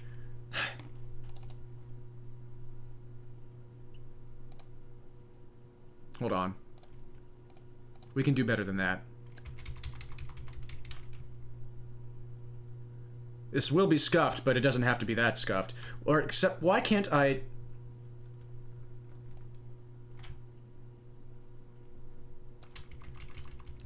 Whatever. You want to see a rough city co-op grind? Let's do this. Yeah! Yeah, let's test that really quick, I guess. Hello, my name is Syria. Now there's music going, and now we're talking. The audio's gonna be bad, unfortunately, because my laptop is really weird with the microphone. I definitely haven't. I thought I started recording, but I guess I didn't. So we're gonna be kind of garbled for most of the time. That's a shame. What you all need to know is that we just had the best run ever. Yeah, yeah. We just got like we just beat the single player time. Yeah, it was unbelievable. Unbelievable. We had so much fun and we actually glitched to the end. We said the funniest jokes of all time. I'm saying the funniest jokes this time. Yeah. So Matt, just pretend that we're funny right now. Pretend that our gameplay is good and pretend that we're funny. So we're gonna do our first like buttoned up-ish speedrun of Rough City 2-player now that we've seen the game once. Yeah, button check is done. Sound check is done. The dogs are still going. So the game is working as intended.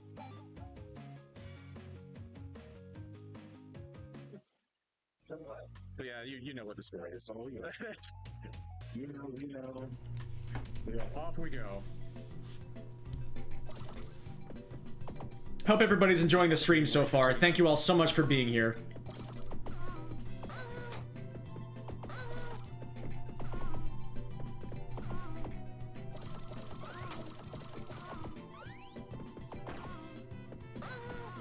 Nice.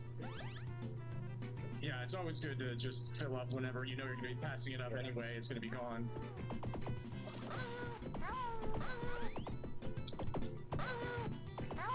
Very nice. I'm glad.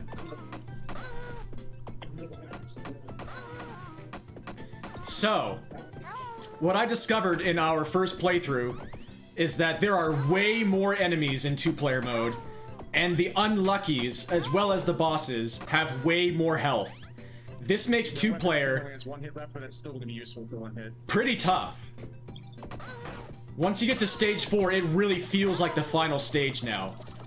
Yes, that gets you through the horsies. I did. Okay, so that plug activated the infinite weapon glitch. I'm gonna roll with this. I'm gonna make it a full 90% run. Go for it. Accidentally got the infinite weapon glitch, and so we're gonna make it. I'm gonna roll with it.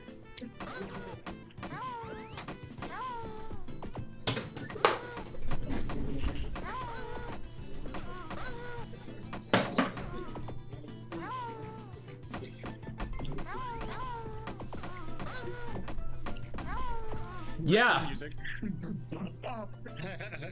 Yeah, they're nice colors.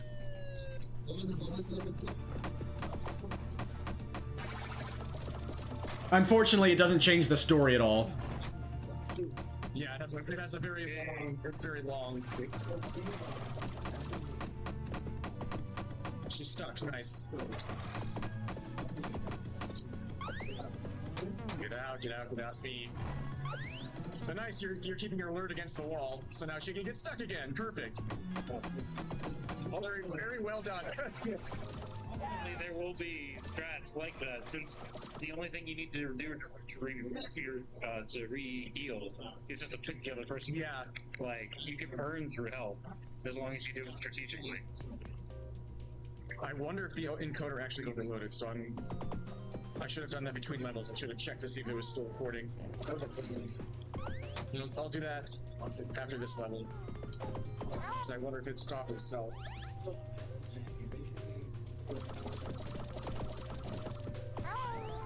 Gonna go with the weapon straight for him. That might have activated glitch for me, and then I got knocked down by a pink attack. Like that. So those ones are unblockable. Yeah, I saw the cloud, but I'd already committed to attacking. Right, yeah, I did already tell you that, okay. Try to remember how much information I've already relayed. Very nice sequence there. So many more enemies. Nice. Unfortunately, our weapons will not carry into the next area. Yeah, this stage doesn't let you do that. Stage 3 does. And of course, Yells picked up this game incredibly quickly. But from the second part of the boss, it lets you. Yells became a high-level player basically immediately. He could absolutely contend for world record in single player. Like you do. Like, yeah, cats can just do things like that.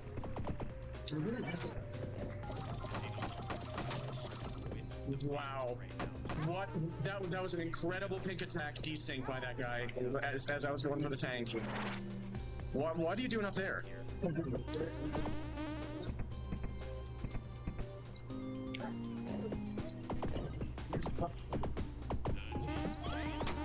Where are you going?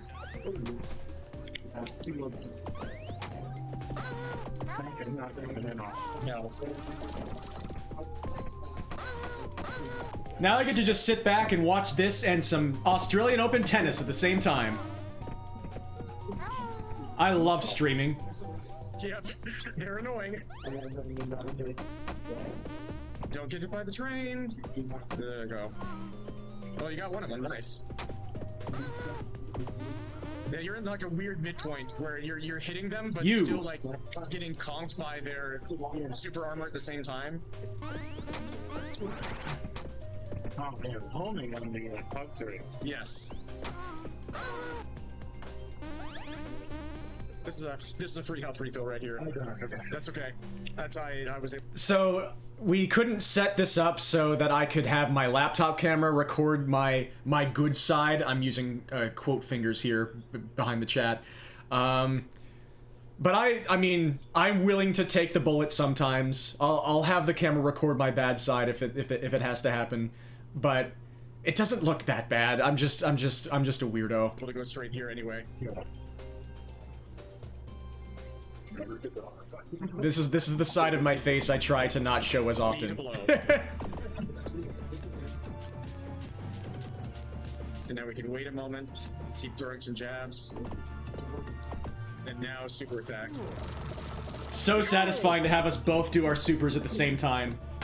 This, you can use our short supers. Yeah, exactly, just like that.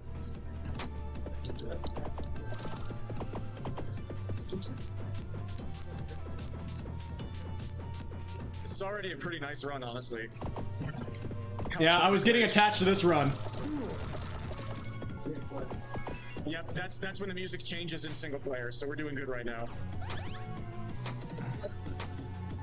And they're tearing down the practice room around us.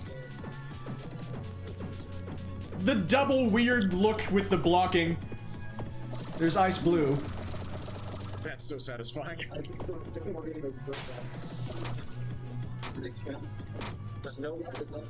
Bam! He's taking us out. He's taking us to lunch. Taking out the trash. Yes, very nice.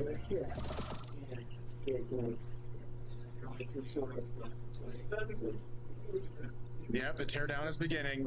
Yep. Thank you, AGDQ 2025.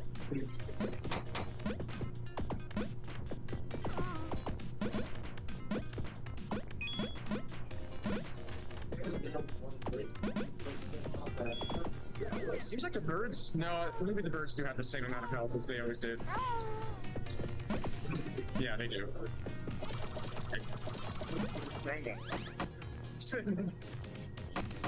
Yeah, that's always the most annoying button to hit accidentally when you place the wrong super.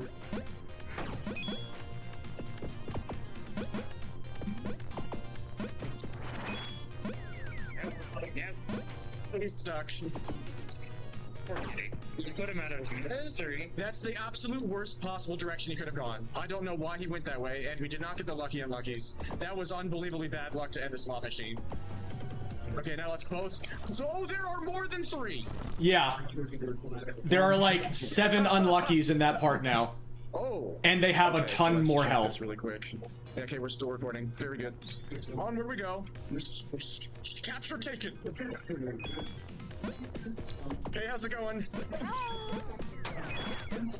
So I think this is when Jeff comes up to me and is saying hi, and I feel really bad because I was not giving him the time of day. I was trying to, but we were in the middle of a decent run here, and I need to focus on getting the weapon glitch in this stage too. Oh, yeah. Yeah. Absolutely, yeah. I haven't been doing it as much lately because my bodies and mind haven't been cooperating. It's been tough to get the move. Yeah, it's also cold out. Yeah, whenever. Yes, I do. I'm gonna try and get the infinite weapon glitch here. I got knocked down by a. But I need the plug alive. And I got it. Okay, so this run is serious business. Thank you. Yes, thank you so much. Obviously, you can save way more time if both players get the infinite weapon glitch, and both can just wail on people with weapons at the same time. So I have to be really mindful of the pink attacks. These wolves just do not have any interest in coming in the screen. But now I'm in serious mode because getting the infinite weapon glitch can be really tough and luck-based. So now I'm really invested in this run. And I have to be careful of that. I'm gonna keep this weapon now, and now I have to be really careful of the unlockies because they can knock me down too. I can still take them out before they go into their attacks. You see, the unluckies can tank like 10 weapon strikes and an entire super kick now. A long super. They stay alive so long. That changes the game a lot. It's awesome that we're getting a good with weapon glitch run immediately. Yeah, just goad him up here. I kept my weapon for the boss fight. Your supers, and I'll just do this.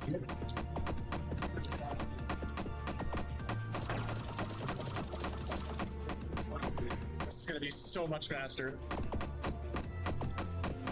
Yeah, short supers are good too. Yeah, even before your bar fills. No, it doesn't. So those are always good to use while your bar is filling. Let's go, baby. Now, infinite weapon glitches, like weapons, don't carry over into different areas of this stage either. So from here on, we gotta just fight cleanly and normally. We could die here very easily. This stage is really hard now. Whenever they just do their attacks, I'm just gonna go away. I can't get away. That is a hit stun lock. Blocked and then went into his pink attack right when I did my. Oh my lord. We need to be careful. We're both 3 unluckies.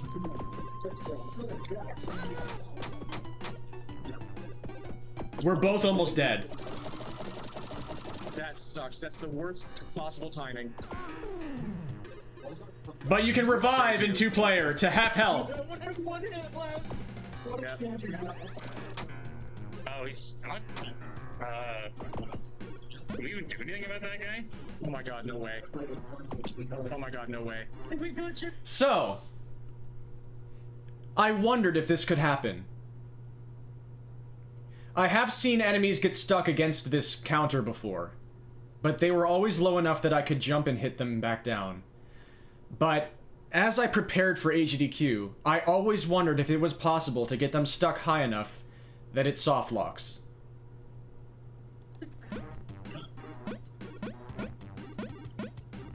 I think that's a soft lock. It's a good run. That was a good run. That's a good thing that didn't happen on GDQ, huh? I'm pissed off.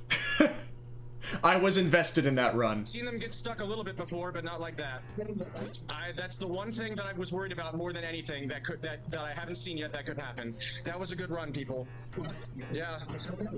7:30. So, yeah. It's gonna be tough to get those weapon glitches again. Yep. Well, just remember, if we get the weapon glitches, it's any %, and if we don't, then, you know, are you gonna try for them again? Because the first time you got it by accident. Yeah. So, I guess we'll see. Yeah. And Jeremy's still yapping at us, too. Or I guess we could, rubbing it in. We could quit and then come back into this stage, but... Yeah, you can quit out and load back in, and we could have just restarted that room. But Well, at that sucks. at that point, that's a pretty big time loss. Stage, but We might as well just start again. Talking about playing and not playing. Well, that sucks. I hope that is the one part about enemies getting stuck. I think the devs should fix. It is really a miracle that didn't happen on stage. It's a miracle it hasn't happened to me in any other run, but it's really a shame it happened during that one. So we go again.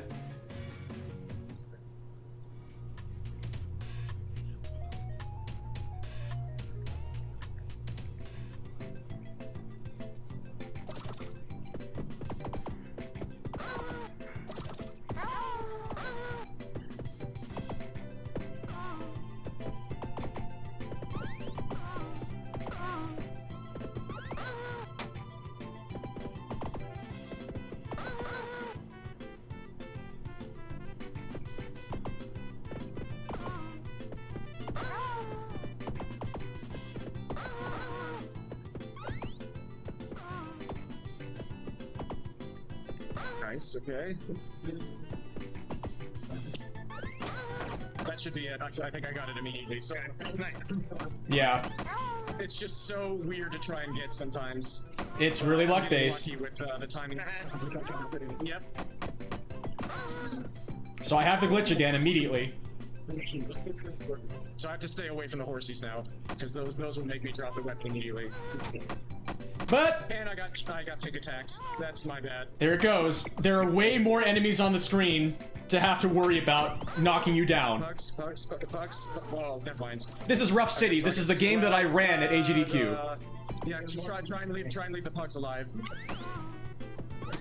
And now Yells and I are trying to get some co-op attempts in. Now, the problem is whenever you fail getting the weapon glitch, it's a big time loss because you're just waiting for pugs the entire time. You're like, oh, but I had one hit left, and so I got it, but it still died. And now there's no chance to get it again, so I guess this is just going to be a slow glitchless run.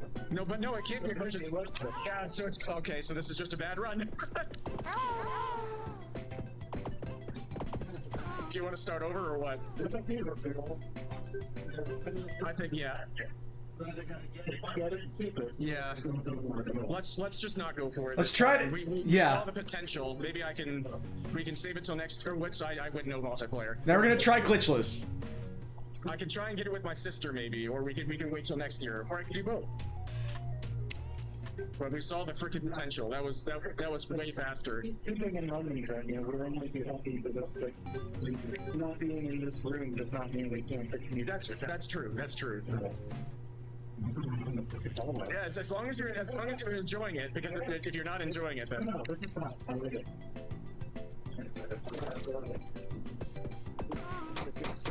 Yeah, Yells is just barely far enough away from the laptop that he sounds really garbled.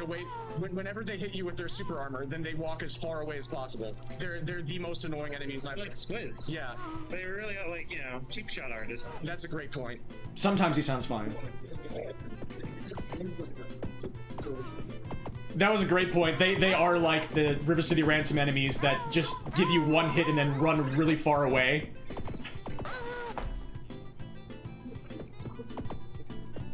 Those tan dogs. Try to play normally. Yeah.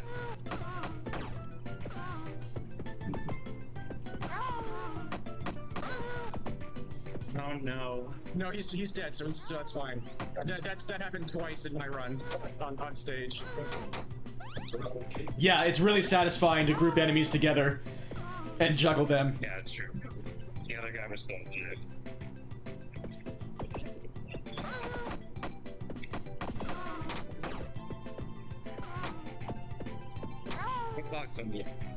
Yeah, it's absolutely gigantic.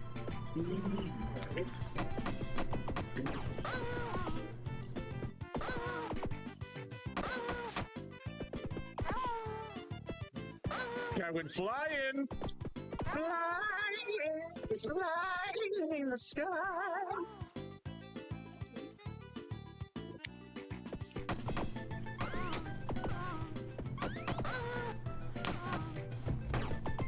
I was gonna say, do you have the glitch? I couldn't remember how many hits you'd already dealt with it. There must have been a fresh weapon. Yeah.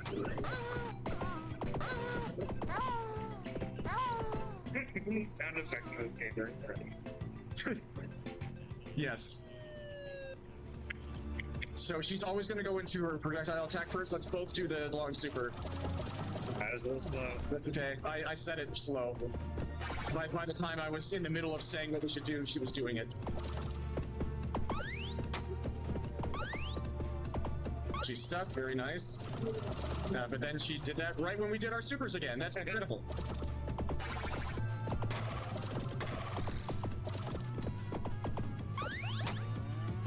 Couch 3 times.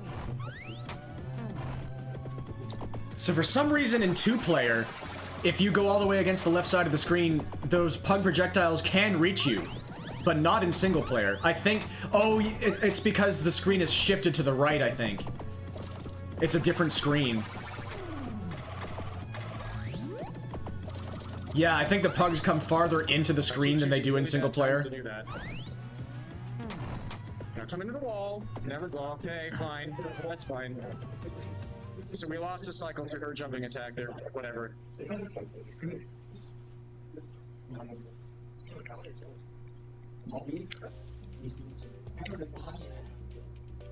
And now we've got a glitchless run going. You stopped me with one hit away. He hit me and then walked away when that tank was. Oh my! I hate those enemies with every single fiber of my being. Those frickin' tan dogs. Nice dodge.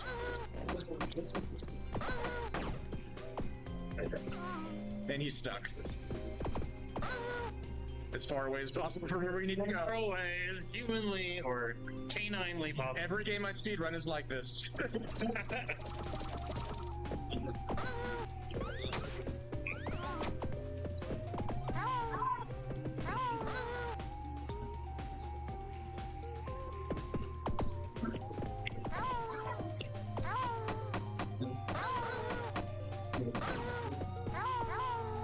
Nice. Mm-hmm. No weapons allowed.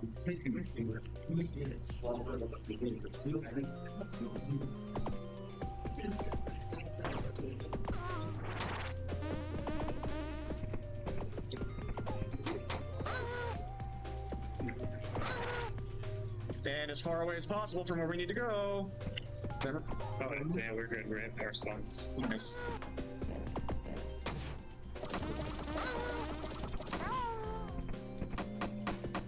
You have one hit left, right? At least it came toward us. I was having trouble keeping track of how many hits were actually left on that big guy.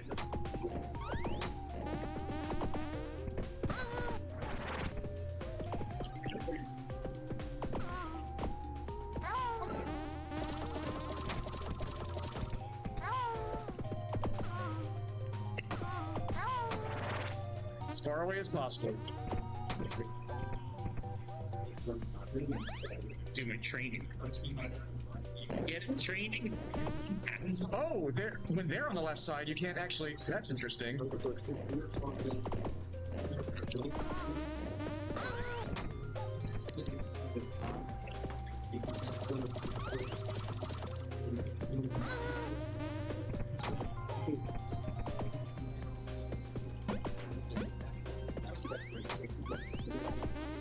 Nice. And then it knocked me away when that guy was like hit away.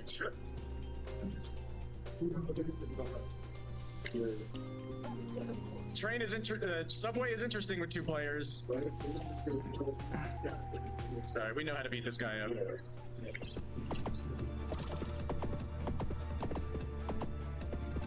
No, that out of sync sound effects.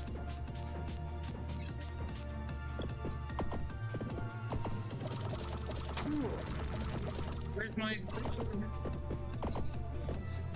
Maybe it didn't count you as blocking. That's weird.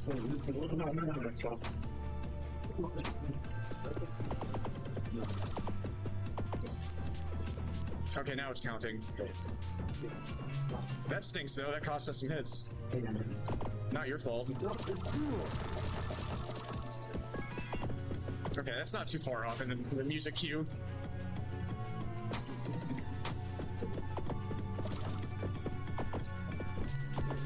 Nice, I got the extra, that'll help. Extra uppercut.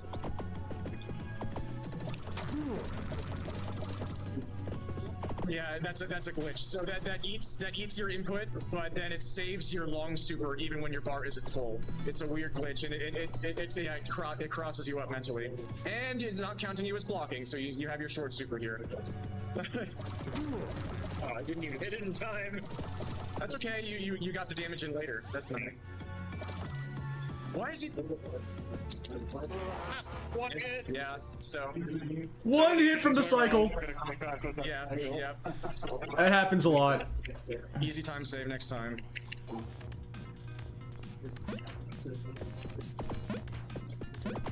Check this out.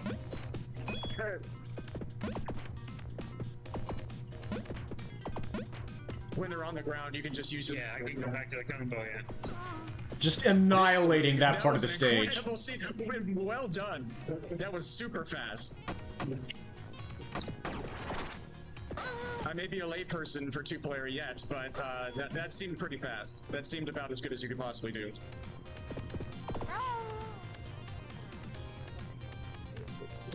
What in God's name? Just the most delayed spawns of all time? This has happened to me before. This is also a soft lock. This is... I don't understand, I don't man. think you're actually able to finish a two-player run of this game. 2 soft locks in a row. 2 different ways. Or just start from this stage. Okay. You want a minute? We're good. Let's crush it. And We're still recording. let's try again. Yep. Okay. Maybe we can play the game without it soft locking. Thank you for doing this for me. This is a joy. Absolutely. Honor and a joy. I'm enjoying this thoroughly. That first soft lock I had never seen before. That second soft lock I had only seen once before. You never know what they're actually going to end up doing, and you never know. Well, it's usually going to end up detrimenting you, but sometimes it doesn't.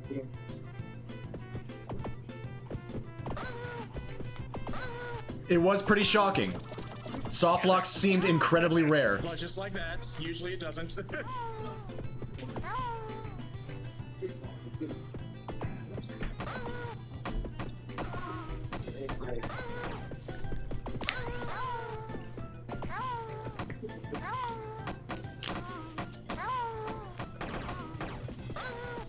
We were also wondering, I'm not sure how that would happen though. That's what this game should be called, is they put that enemy in the game. Block City. And he can super armor when he's on the ground and then block me 16 more times. I love this enemy so much.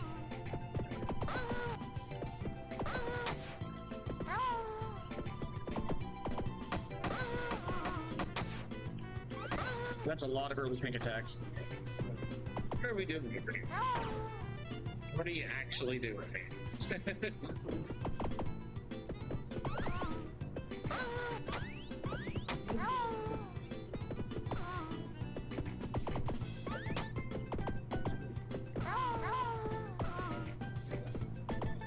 Where? He was interested in you. Yep. Nice. They're both at the same health, too. Yeah, use it now. See, I had to get more damage out. So move left, move left. And she did not move into the wall. And she didn't move into the wall again. That's so weird that it works in single player, but not two player. It's gonna give us a little bit of Yeah, I know why now. It's because the screen has moved over. Nice.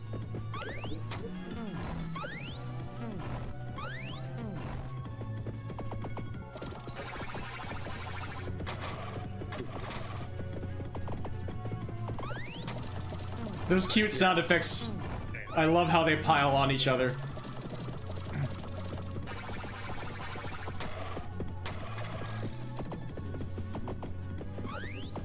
We're both pretty close to dead here. No health refills.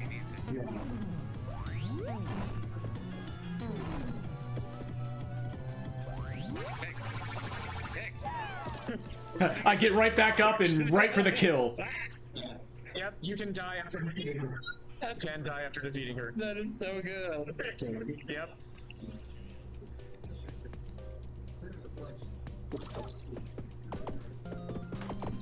And everybody went literally as far away from each other as caninely possible.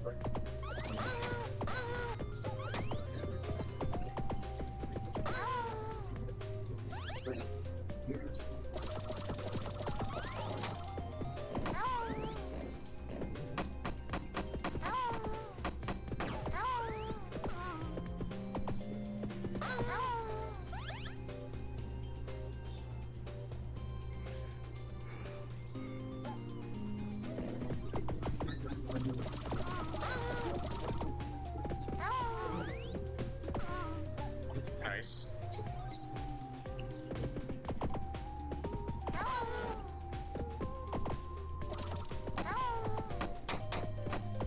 Nice, good grouping together there. Nice. I need to actually pay attention to the fact that weapons are present in this part of the stage. I need to actually learn the two-player mode.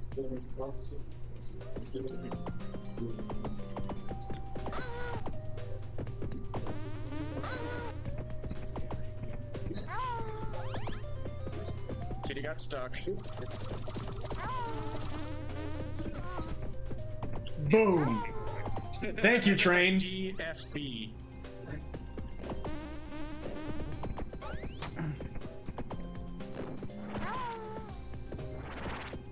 I don't know how you're making any contact. I couldn't tank at all. It seems that this stage is a bit weird with their hurt boxes.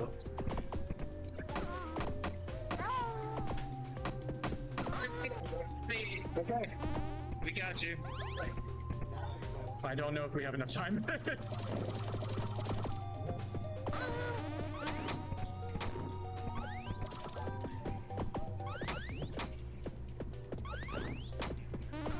It's best to wait to let those two tanks walk into the room together. A train can put them out of sync, but yeah, I think in this stage, their hurt boxes don't load in, and so if you let them walk in together, they'll still be both hittable at the same time, but their hurt boxes will be in there. Yeah, that's fine. I was there anyway. Yummies.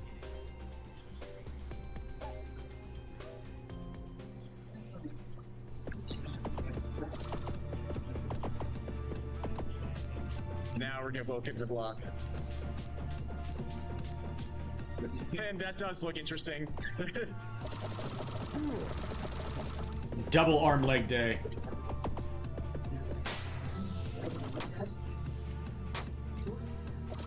For some reason, it's way weirder to try and time that in two-player.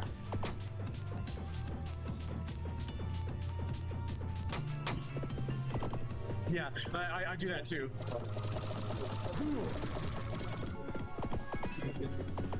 We can probably go get help. Yeah.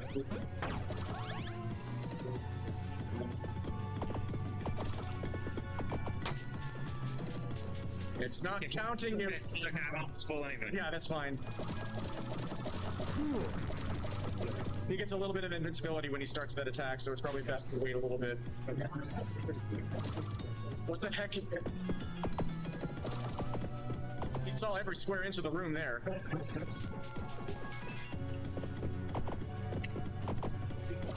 Perfect. Oh, yeah, but that's okay.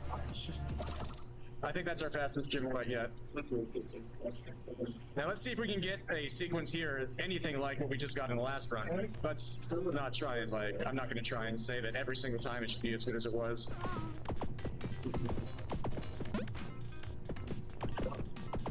Yell's knocking 3 birds out of the sky at once. That's it. Yeah, that seems good. Now let's hope that people actually spawn in and the game doesn't just break. No, put in there. Yeah, they love to do that. Thank you. So many birds! That's a lot of birds. Very nice. So I think that's only 3 of them. So yeah, let's try. Yeah, we should probably, one of us should do one group and the other should do the other. Nice. Wow, the super meter fills up fast whenever you're fighting unluckies. All right, this is the farthest a glitchless co-op run has made it. That was pretty good. Yeah.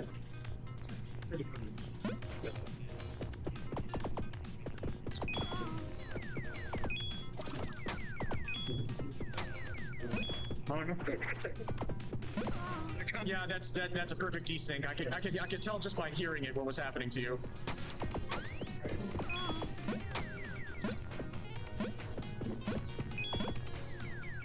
And everybody's going really far away from each other.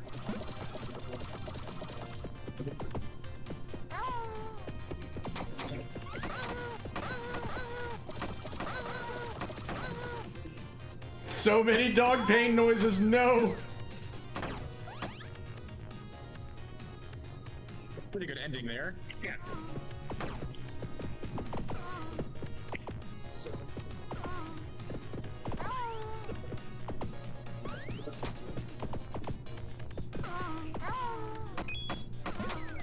Oh, you can't if he dings, you gotta wait for dodge. You can hit them after they ding, but after a certain moment, then you can hit them. You have to be fast after they ding. After they ding.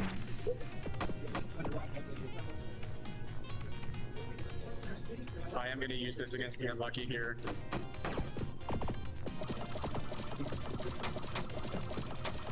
They have so much health. So much health. I am, once again, just like last year when we did this, very much in sync with my past self.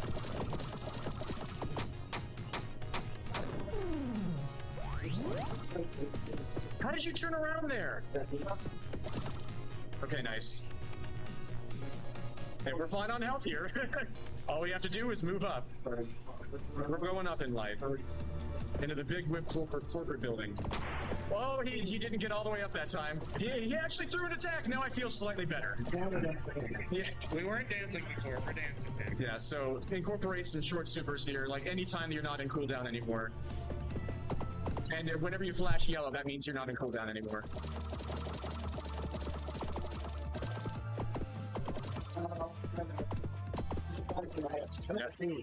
Yeah. Yeah.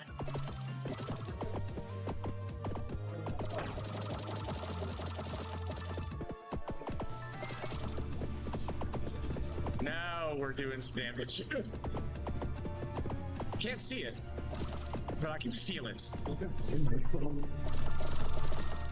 Yep, that was much faster than the first time we fought him without the infinite weapon glitch.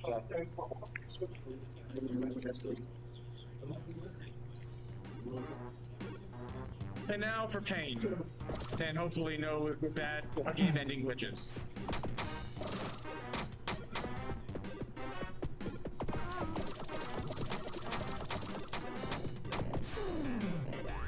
Comboed. Honestly, I'm glad it happened early. They love to play around, just have fun. And they got so far away from each other. That guy is stuck on the freaking thingy. All right, can we make it through here without soft locking? You won't bring me back path. Yep. I'm okay. I got out of it somehow. Good. And now we can just go. What does the gate? What does the gate say for us? Oh my goodness! It's the most blessed run of all time. I never thought I could feel something like that in my heart. Kitty got stuck. What else? All right, so seemingly we should be fine with soft locks. I've never seen a soft lock in here. I don't. Oh! We found a new soft lock. What is going on? We can't finish a run. A bird got stuck behind there. Yep.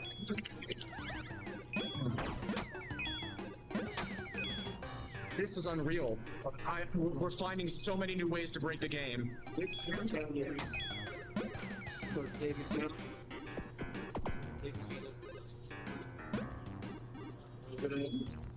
You can't do it because I'm not on the ground. I'm in the air forever. Somebody. I think we just need to keep trying. Like, obviously not in here. Yeah. Just need to finish one run without getting one of the different soft locks. The many and varied soft locks. I'll feel accomplished when we finish a single run at this point. It's just like, you know, ideally we can finish one without a weapon glitch and one with. That would be great. Yeah. You know, right now we're just trying to finish a run without a soft locking, and we're 0 for 3. Well, that's a shame. I still love this game, but we're just trying to. Our some sort of nuance to co-op where you're much more liable to get a sprite stuck in a falling animation. The problem is, I think a lot of I've seen a lot of those soft locks happen outside of 2-player. It's just, we're getting unbelievable. Like, they just keep happening to us right now. But I do wonder if you are right. Like, somehow something about 2-player changes physics. I don't know how that would be the case, though. I think we've just experienced, like... We will continue this soon, I guess. 3 unbelievably unlikely scenarios all in a row. We're back! We're back! Practice room isn't closing at 8. Dear God is right. Oh no! The practice room itself hadn't closed, but they did ask for all of the provided technology back at the desk. But I was just using my own computer, so apparently we had a couple more hours. There's no explanation! There's a big difference in my mind between playing and the video. So could we possibly play the game without soft locking? I have questions. We've yet to find out. Thanks, everybody. Thanks, everybody. Thanks, everybody. Thanks, everybody. That time I got stuck though. It was the player character getting soft locked. Multiplayer, yes. Gamepad, yes. Everything we could ever want is happening. Everything, yes. We call it soft lock. Yeah, honestly, we're gonna have to change the category name. Yeah. Sorry, all that time you don't try to have that guy's gone. But we are determined. We know we can do this. We are going to walk the game across the finish line some way, somehow. Six Freddy Paradise. Mostly only the dogs. That's so lucky. We are beating them up. It's like a fun. It is a beat them up.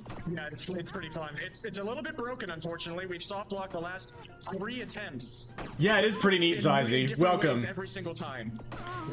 You have just missed us playing 3 straight runs where we found unique soft locks. Ow. When we complete, I mean, our little casual playthrough just earlier was the first, like, recorded, completed playthrough of 2-player, so...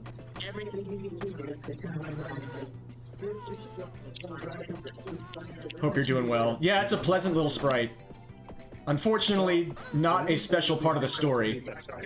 I'm not saying it's impossible, but saying I do. Is it finally time? Because, like, the health thing in 2020, it's like... It's 2020. I wonder. I have to check the timer because, yeah, like say and I have a very good upper to the left and run out. We got it here last year. Yeah. Good and bad, yeah. 7:30 or something like that. It's really 7:45. Yeah. 7:30 would be a pretty god. Yeah. I couldn't. I knew it started with 7. It was a pretty. It wasn't like just barely a 7. Yeah. I keep. Super kick. Nice. Now move left. Not left enough. Not left enough.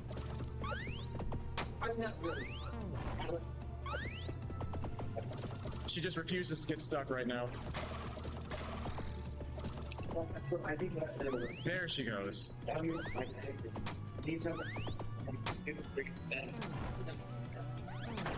It's fine. I still got the break.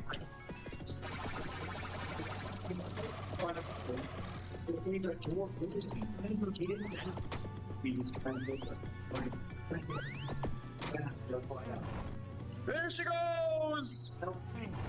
And she didn't get stuck herself on like in midair. Very nice. That was fast. By now, because probably gonna go to bed soon, early in the morning. But So, it's great. for people just coming in the two-player mode, there are way more enemies. More of them bring in weapons. And all the bosses, including the unluckies, have way more health. So this is a pretty tough way to play the game. That was super quick. Oh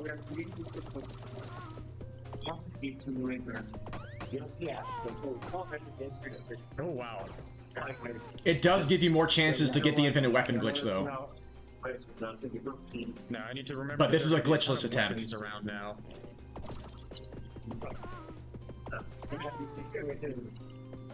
After this phase.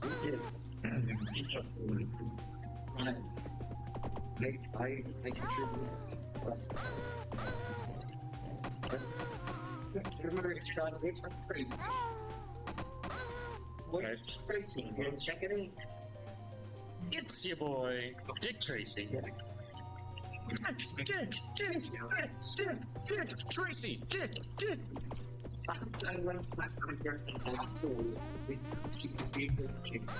Well, everybody got hit. Everybody hits. And and time.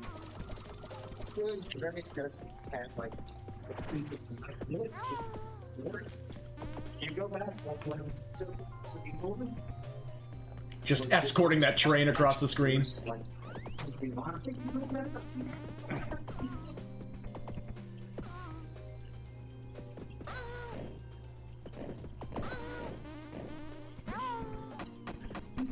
How did he induce and the other guy didn't?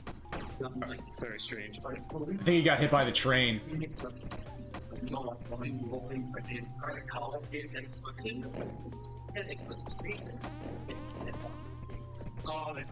Nice. I got both of those tanks.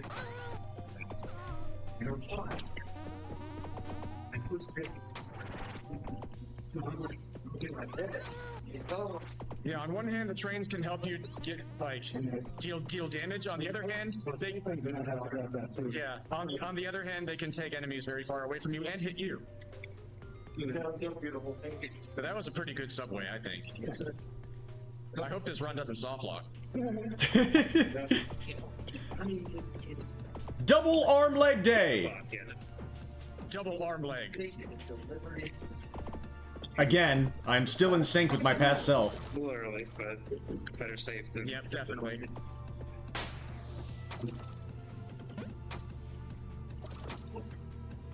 Nice. Where are you going?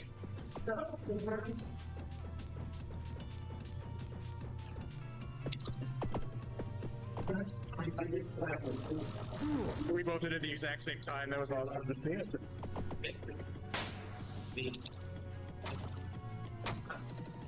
So because we're so in sync with this fight, it's lasting basically the exact same amount of time as the single player fight would.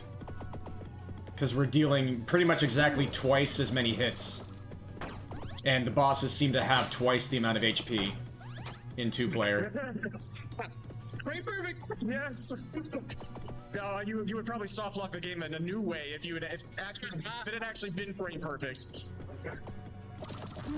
Yeah, I thought he was close to dead there. Very nice gym fight. Birds. Are tacos. Birds are tacos. That's the classic saying. That's what gamers say about birds.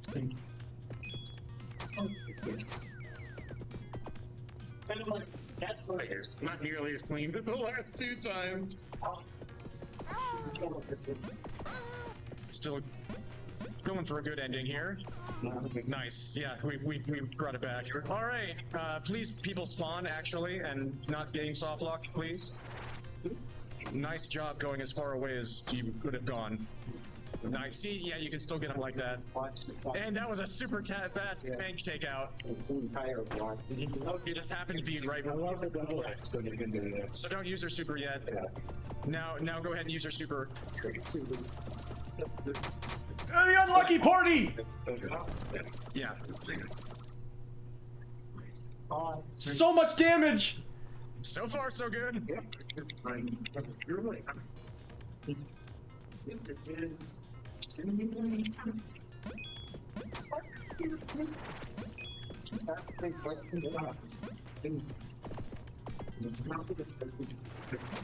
Yells is doing such a good job. Birds are having their way with me this time. It can happen. They can also be the most annoying enemies. Like perpetual. And they have strange invincibility right before their wake up, where it looks really strange. It looks like they should be damaged, and then they just wake up anyway.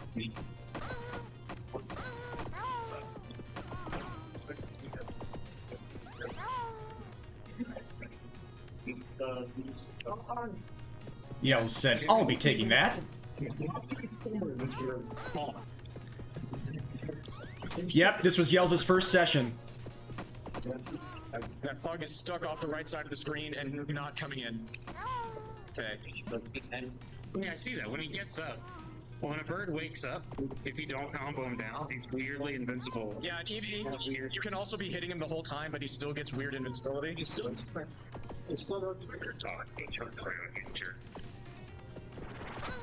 Yep, they can turn around instantly at the worst time. He was playing pretty close to this well, all the way up until this point as well, though.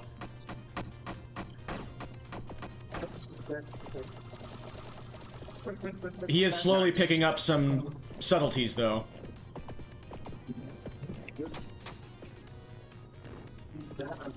But the fact that he's picking up subtleties at all is incredible. Like, without me even telling him things a lot of the time.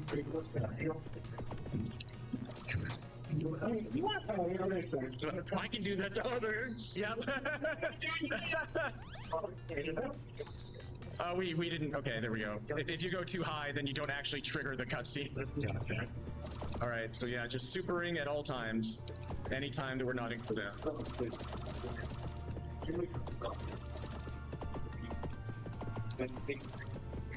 So we made it through stage 3 without any soft locks.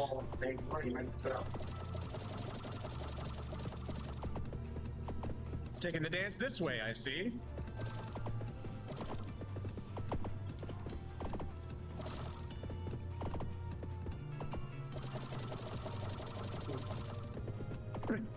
We're so in sync.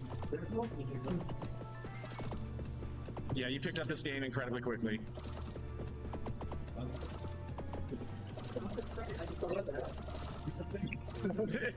Pressing super doesn't super. Yep, yeah, sometimes your inputs get eaten by this game. Okay, can we make it past this room? Can we please? The unluckies are hard enough as it is. Yeah, this room is one of the hardest rooms in the game now. Okay, that dog is stuck in the place where I think if I knocked him into the air, he would actually get soft locked. The wolf is behind the counter, taking up a new job!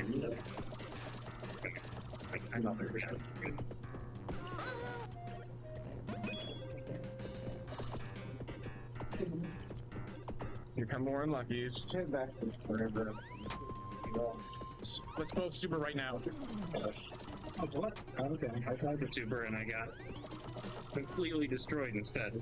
Wolfmart greeter found. Yeah, have you considered dying instead?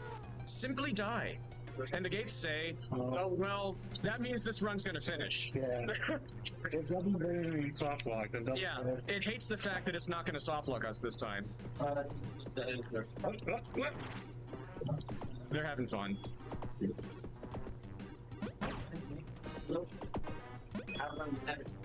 Now I'm gonna go nowhere near that. Have you also considered no? That chair. How about no? How about no?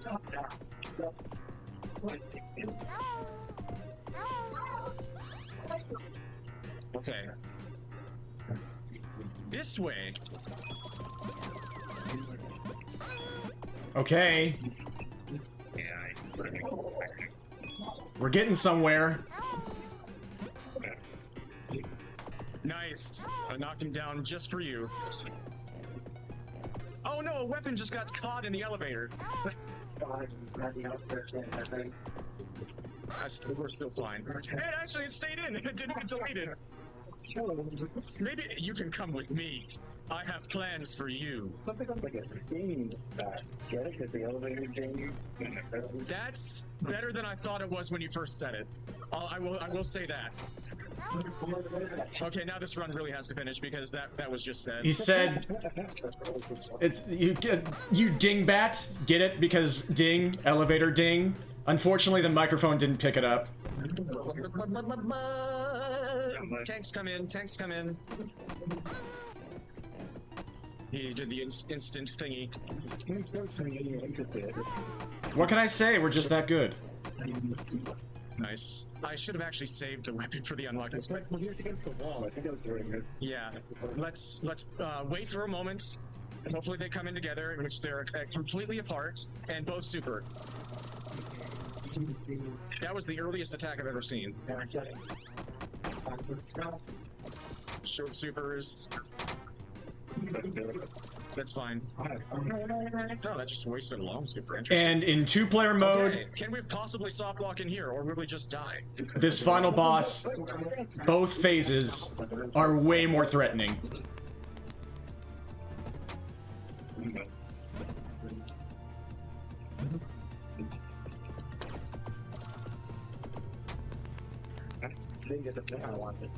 Nice.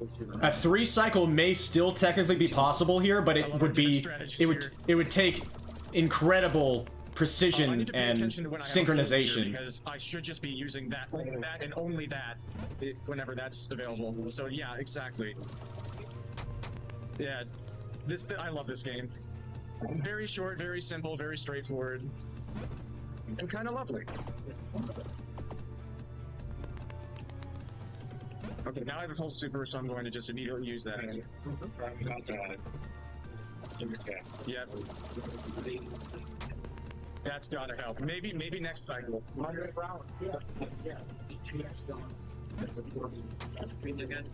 Yes. Okay. All right, let's do this. Here we go. No. Oh no, we're all hot. Spinning. Right. Oh, yeah. That was a really bad way I could have, that was a really confusing thing to say. Okay, now. Yep. Exactly.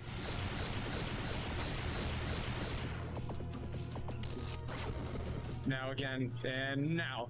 I did it way too early. Oh, and I jumped into it. So I had to time saying it early for his benefit, and it worked for him, but I messed myself up by saying it. Our health needs to be separated, like 4 bones, so we can pick each other up. Yeah. How, what? I'm not sure how that got I us. did it in the perfect time. Oh, that's okay. Oh, there's a first. Healing items are gone. There we go. You're taking death. Yeah. There we go. Good idea. Yes, Echo, that's how this fight feels in 2-player.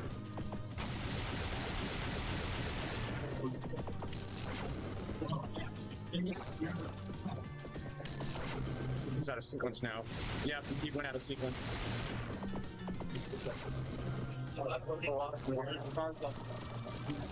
Yeah, the first form might have more than twice the amount of health in 2-player. Thank you. Damn it. Got us both. Thank you. Got us both. Huh? Nice. Time. And we didn't soft lock. Somehow. Impossible! You didn't soft lock. Fine, you can have this, I guess. You've somehow made it here.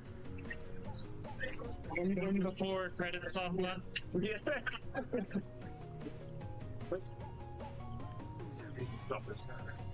Nice. That seemed respectable. Yeah, so let's go up again.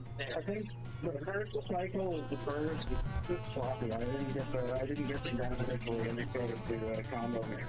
He came in and saved the day. Yeah, I think whenever things went south, we cleaned up those waves pretty Thank well. you for the say shuffle. Lucky is not lucky. Yeah, not the unluckies, but it's not lucky. Not lucky. Unofficial name of the second dog. Off-white lucky. Lucky at home. And we brought it with us. Lucky is just out walking his dog. So that is a no weapon glitch run. Yeah. Hope you-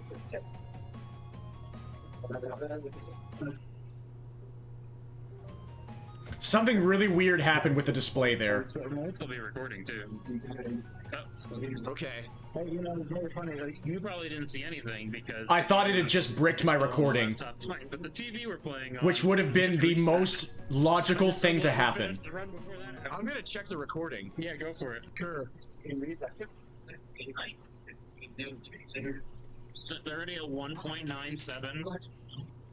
Don't know if they're gonna make $30,000 in the next 2 hours. My guess was they were gonna hit 2.5 by the end of the night when we were in the room earlier. And they did. I must turn it down. Turn the volume up so you can hear the plot. Okay.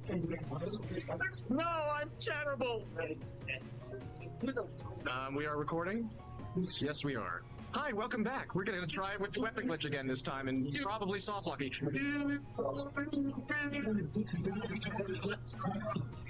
Playing video games. Can't stop video games. Okay, so now anything could happen here. Yeah, thankfully there are more weapons than usual, and there seem to be also more bugs than usual, so I can get more chances to try and set this up. Like there's just lots of bugs. So maybe it won't be as annoying as it is in single player. But I have a feeling like if I send all those like soft locks to them and they like patch the game a little bit, they might patch the infinite weapon glitch out. But I mean, all the more reason to try and get this now before it's impossible.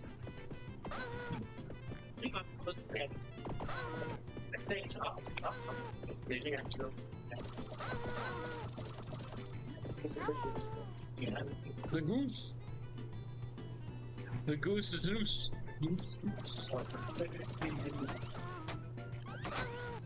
I don't think that worked. That worked? That's wild. Okay, now I have to be careful. That was really close. I don't know how I got the glitch there. Super armor. Now I have to be away from the horsies. And watch out for pink attacks at the same time, which is really hard. If I hang out down here and you hang out up there, they will come to us. Stay away from the horsies altogether. It's not prison. Ah! Get one weapon, I guess. Pink attacks are so sudden.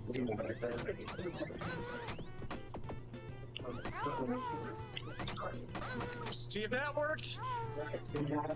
That seemed like the same timing as the other one, but I bet this one didn't work. Okay, it worked. I got it back. Where are you going? Can you let us beat him up to beat him up? Watch out for pink attacks, John. I'm using my real name, that's when you know it's serious. That's you know how much I don't want to be hit by a pink attack by now. I mean, it's not really, honestly, it's just me. I'm not like John and Brian do speedrunners. It's like my brand, I think. Yeah, that's right.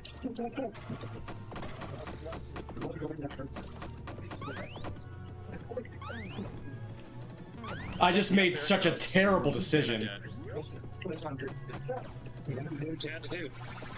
Lost the glitch. I tried, I made her target me the exact moment that it was terrible too. So now we're losing a lot of time. So we've lost about at least 10 seconds to me losing the glitch there. And I knew that we had just barely missed a cycle too. Well, easy time save.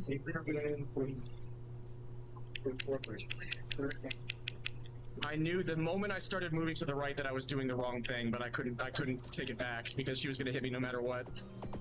This run is inherently improvable anyway, because if we can get a second player that also gets the weapon glitches at the same time, that's huge. I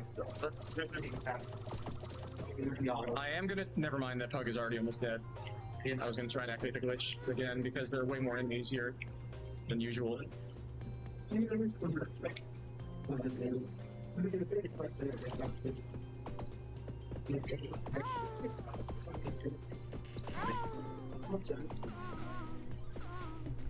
Better to just fight cleanly here anyway, I think.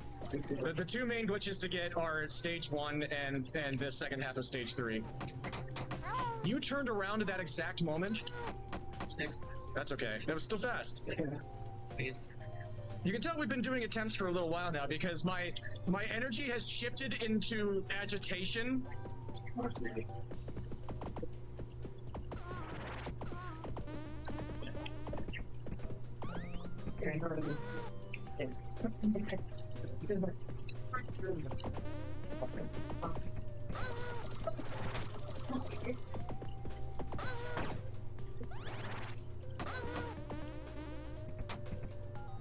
I wonder, is there a pug in this sequence? Yes, so leave that pug alive for me. That might have worked. I don't think it did. Oh, and I got hit by a train. It probably did work. No, that's incredible. But then I walked right into a train. The exact moment in the exact placement that would have been really bad for me in that moment.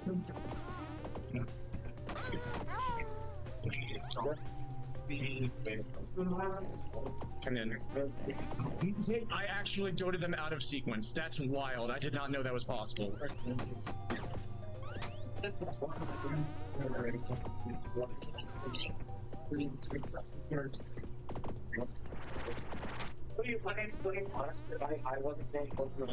So yeah, an infinite weapon glitch in this stage would also be incredibly advantageous. Yeah, nice, thank you. Yeah, you, as expected, you are good at video games and you know the proper things to do for speedrunning. Even if this is your first time playing this game, literally. Yay, we're both full. That's the experience of blocking Jim's jump rope is it looks like being full, having a full life.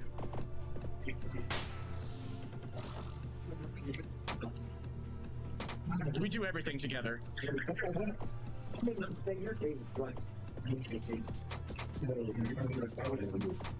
I'm getting hit, but what? That was How weird. was I getting hit, but also, yeah, it wasn't. What? I'd never seen that We're before. discovering so many things about this game. Yeah, it ate your short super there. I found like a subpixel where you get hit, I'm not getting it, but don't get put into the hurt animation, so you can still throw attacks. And of course, we're not going to make the cycle.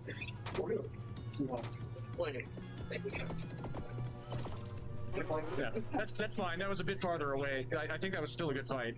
I think that's about the fight that we got last time too. Yeah, just barely can't skip that. Yeah, it's incredibly tough. You have to hit every single extra damage. Yeah, see there, I was hitting that bird while it was on the ground, and it still got up. This is the best we've ever done it. That's the best we've ever done. Yeah, that was pretty nice. Please don't self-lock.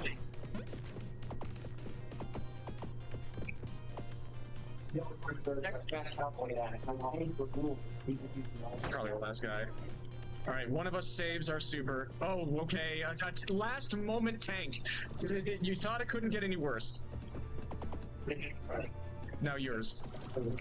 I'm gonna go watch the Steelers game in the bar downstairs and drink for a little bit. Nice. But then I'll be back and. That's a good idea. Well, it's a bad idea. Just PM us because we'll probably not still be in here at the end. Sounds good, guys. Yep. No problem at all.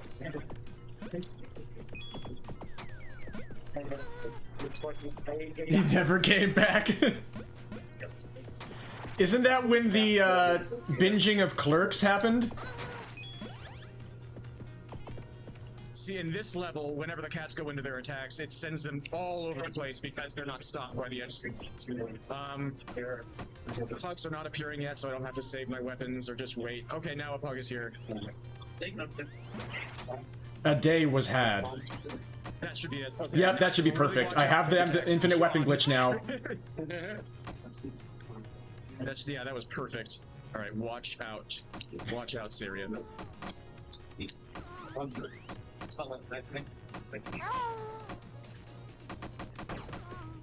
Watching the wolves like a hawk.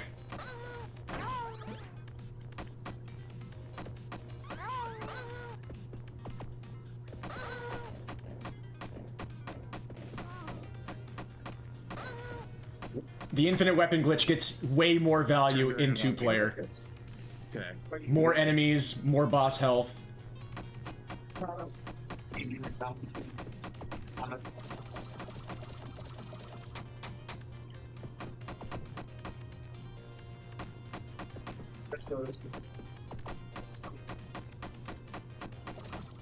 Nice. Yes. I was like, I had a short super, really. Now we go up top. You use all your supers that you can, and I just wail away. Come wail away. Come wail and wail away with me. You went down, yeah. You're down a little bit again, I think.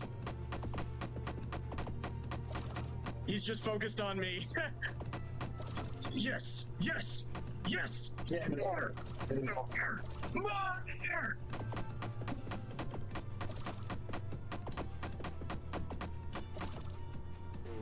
Oh, that's so fast!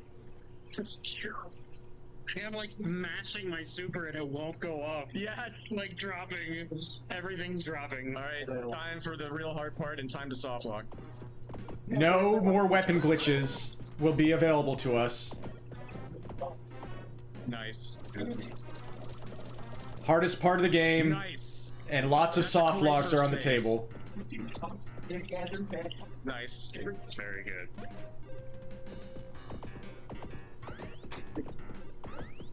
This pug refuses to come over. That's incredible.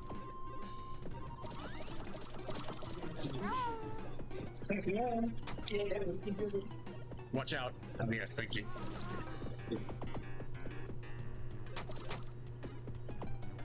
That hitbox! What do the gates say? That's yes. Red for valid. We got this. Let's stay on the lower parts of the map so that I don't get stuck on a chair for the rest of my freaking life. And then I went up to the top. I should have saved that for the unluckies. Yeah, bad decision. So I'm gonna hang out over here. And now you have your long super. Now I'm charging up mine. It ended up working out, mostly. Yeah. Oh wow, that was faster than I was able to. That went a lot faster than I was thinking. Where are you going? And then you phased into another reality for just a moment, but thankfully it was just a moment because that must have been uncomfortable for you.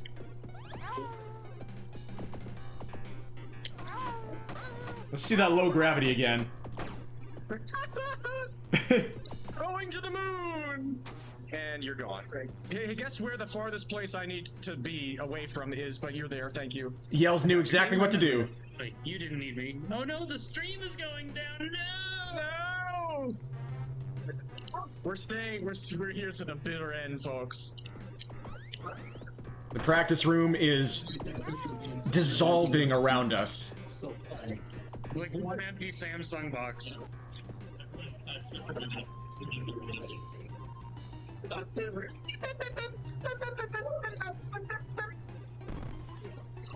Alright, Tanks, what do you have to say?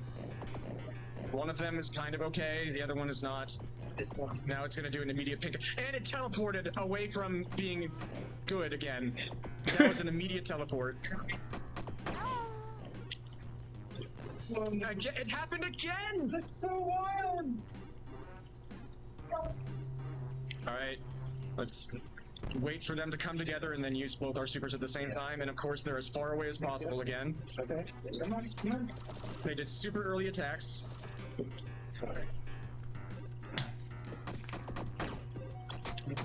Again, super early. Okay, we're fine. All right, can we do this? Now for intensity again. Let's do this. Yeah. Like I said, you're on the third people. Yeah. Nice. Get back. Oh yeah. I'm sorry to do this, but I really gotta pull that.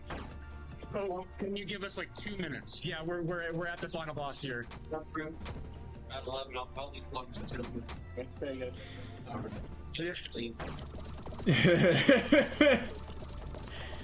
Person came by, said, "We're gonna pull the plug for this area."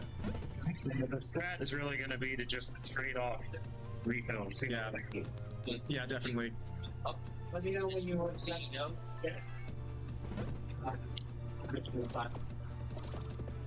Yeah.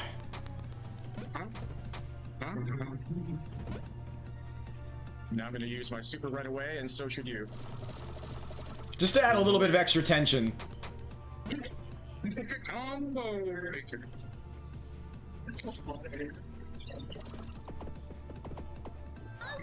Just barely. I feel like we just saved a cycle there. And Just now barely got you can that just let cycle. Well, I mean, you have some health left. Yeah. And we got the nice little glitch with him just hanging out. I like that. I like that idea, Yells.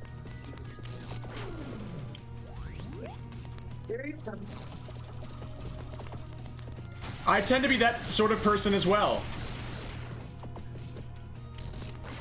Yeah, I felt kind of as much bad. damage as possible. Yeah, he went straight through me. Yeah, it's possible to dodge that move normally in this part of the fight.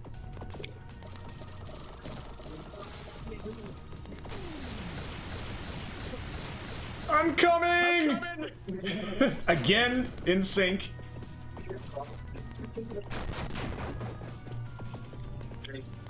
Hey, pilot.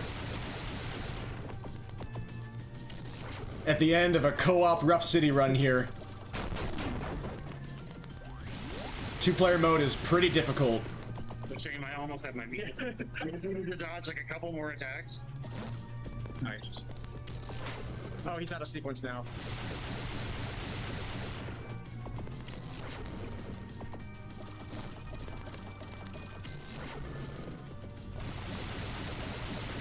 I love. Oh, that was the coolest spinning maneuver of all time. That by was two so people. sick. Oh, we're getting low. Oh, how did that hit me?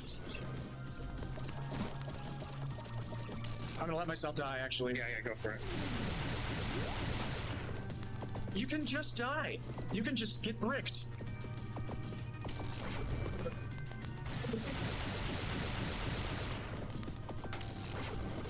Why did I do that? Okay, because he was almost dead. Let's go. All right, we got 2 weapon glitches. Well, did we get 3? I love it too. It wasn't a perfect run, but it's a good proof of concept. With 2-player co-op with the weapon glitch, Rough City, Lucky got the ball back. For some reason, nobody cares about the second person who did so much work. Not lucky. Yeah, not unlucky. Not lucky. They are literally gonna pull the plug on everything on this table. So we have to go. This is the end of the practice room for AGDQ 2025. But we finished. We did it. We did not soft lock. Unbelievable. Can you believe it? And we did a 100% run and a glitchless run. You're good. You can pull the plug.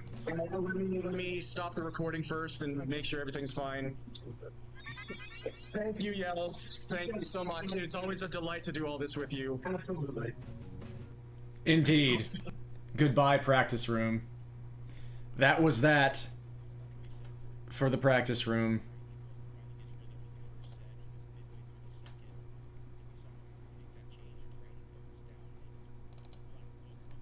Of the way there. Oops.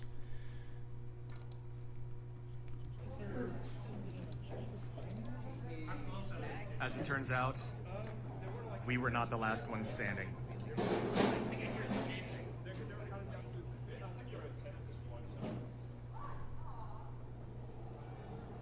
Come on, 2 million, 2 million, 2 million. 2 million? We were just in time for 2 million on the stream total. Sorry. The donation total.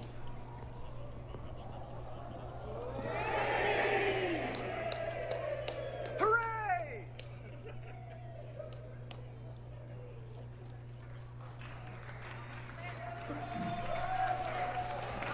Real close to that 2 mil. Keep those donations coming. We are doing this. We are destroying the 2-hour timer race, by the way. Truly. I believe we ever doubted that. Never again.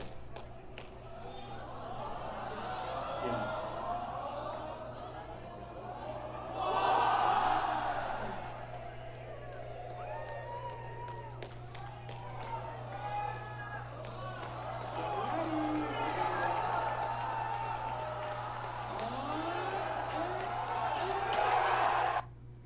And while I tried to zoom out the camera, I accidentally pressed the stop recording button and didn't realize.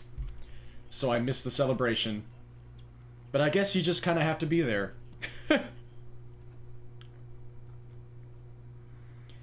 And then just like that, it hit me.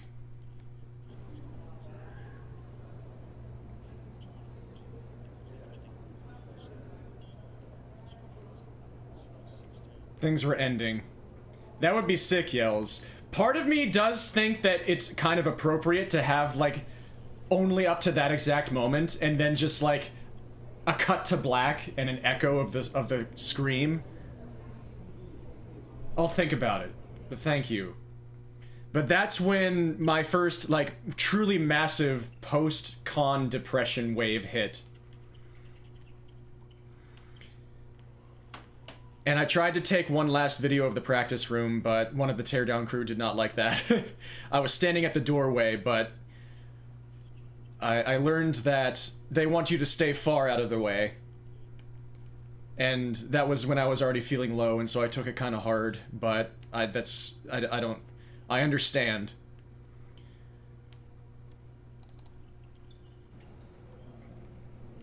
The Prevent Cancer Foundation table, they had so many cool things they did throughout the event. They made a bunch of paper mache thingies, or whatever those are called.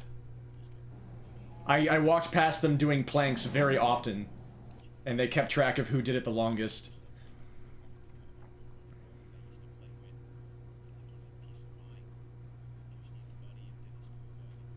Yeah, what the person said to me exactly was, if you're not a part of the teardown crew, you can be doing that somewhere else. And I felt like a fucking asshole. That was the worst I felt as a human being in a long time. And it kind of hit me hard, but, you know, I understand.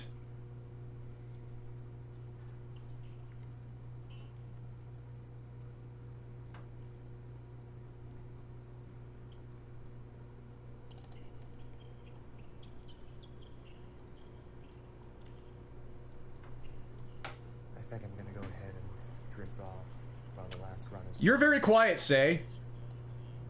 Not because it's boring, just because...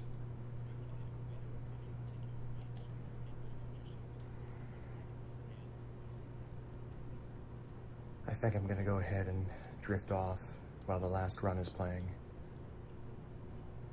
Not because it's boring, just because... it feels right. What an event. Thank you, AGDQ.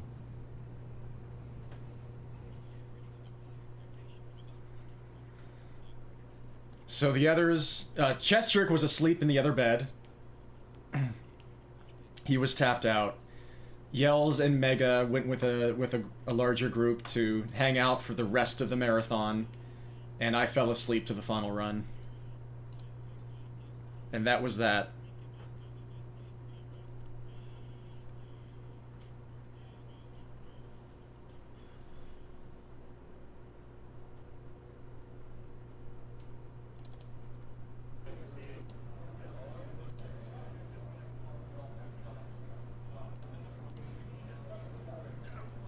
Mega left a little bit before us on Sunday morning. Unfortunately, on his way home, his car broke down. And Yells and CJ had to bail him out on their way past. And thank you again, boys, for being able to take care of him there. But I waited with Yells and CJ for them to get their car and everything. Because I wanted to milk every moment.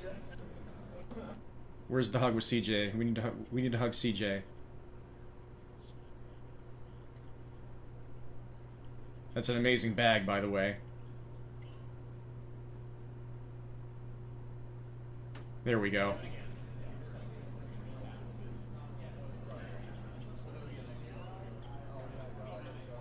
Hope so.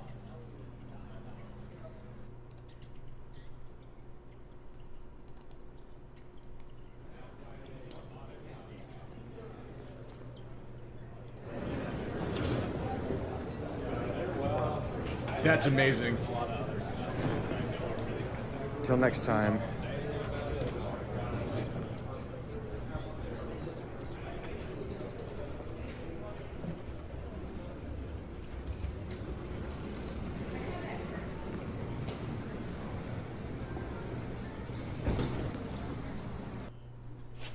I'm really sorry.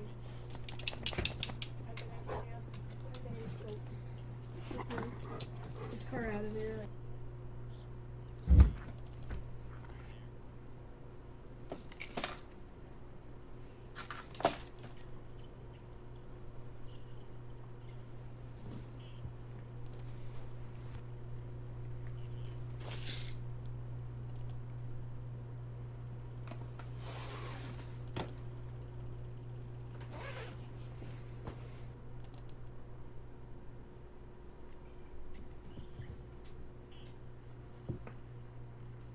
Yeah, let's get a better shot of that.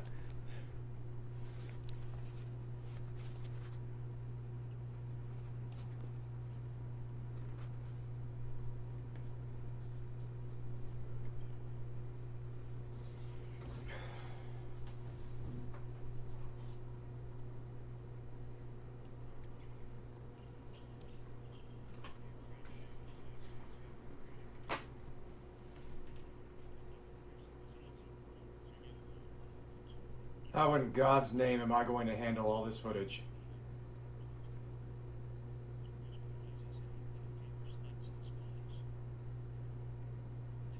Guess I better get started. And so I did. This project is gonna be a freaking doozy and a half. But as Zyzy Squirrel said, AGDQ, that's never happened before, and it will never happen that way again. Glad to have it on record. Yep. And I want the people to see my AGDQ 2025, so I'm gonna make it. I'm gonna bring it together. And I'm also going to raid one of those roommates right now.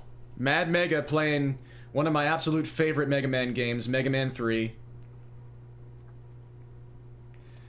Yeah, you were there and you still want to see it. Me too! I can see it right now and I still want to see it. But goodness gracious, it's going to be difficult, but I want to do it. And I want to do it really well. I don't know if anybody's going to watch it other than you folks, and that's all that, I mean, people that already want to see it, that's already enough for me.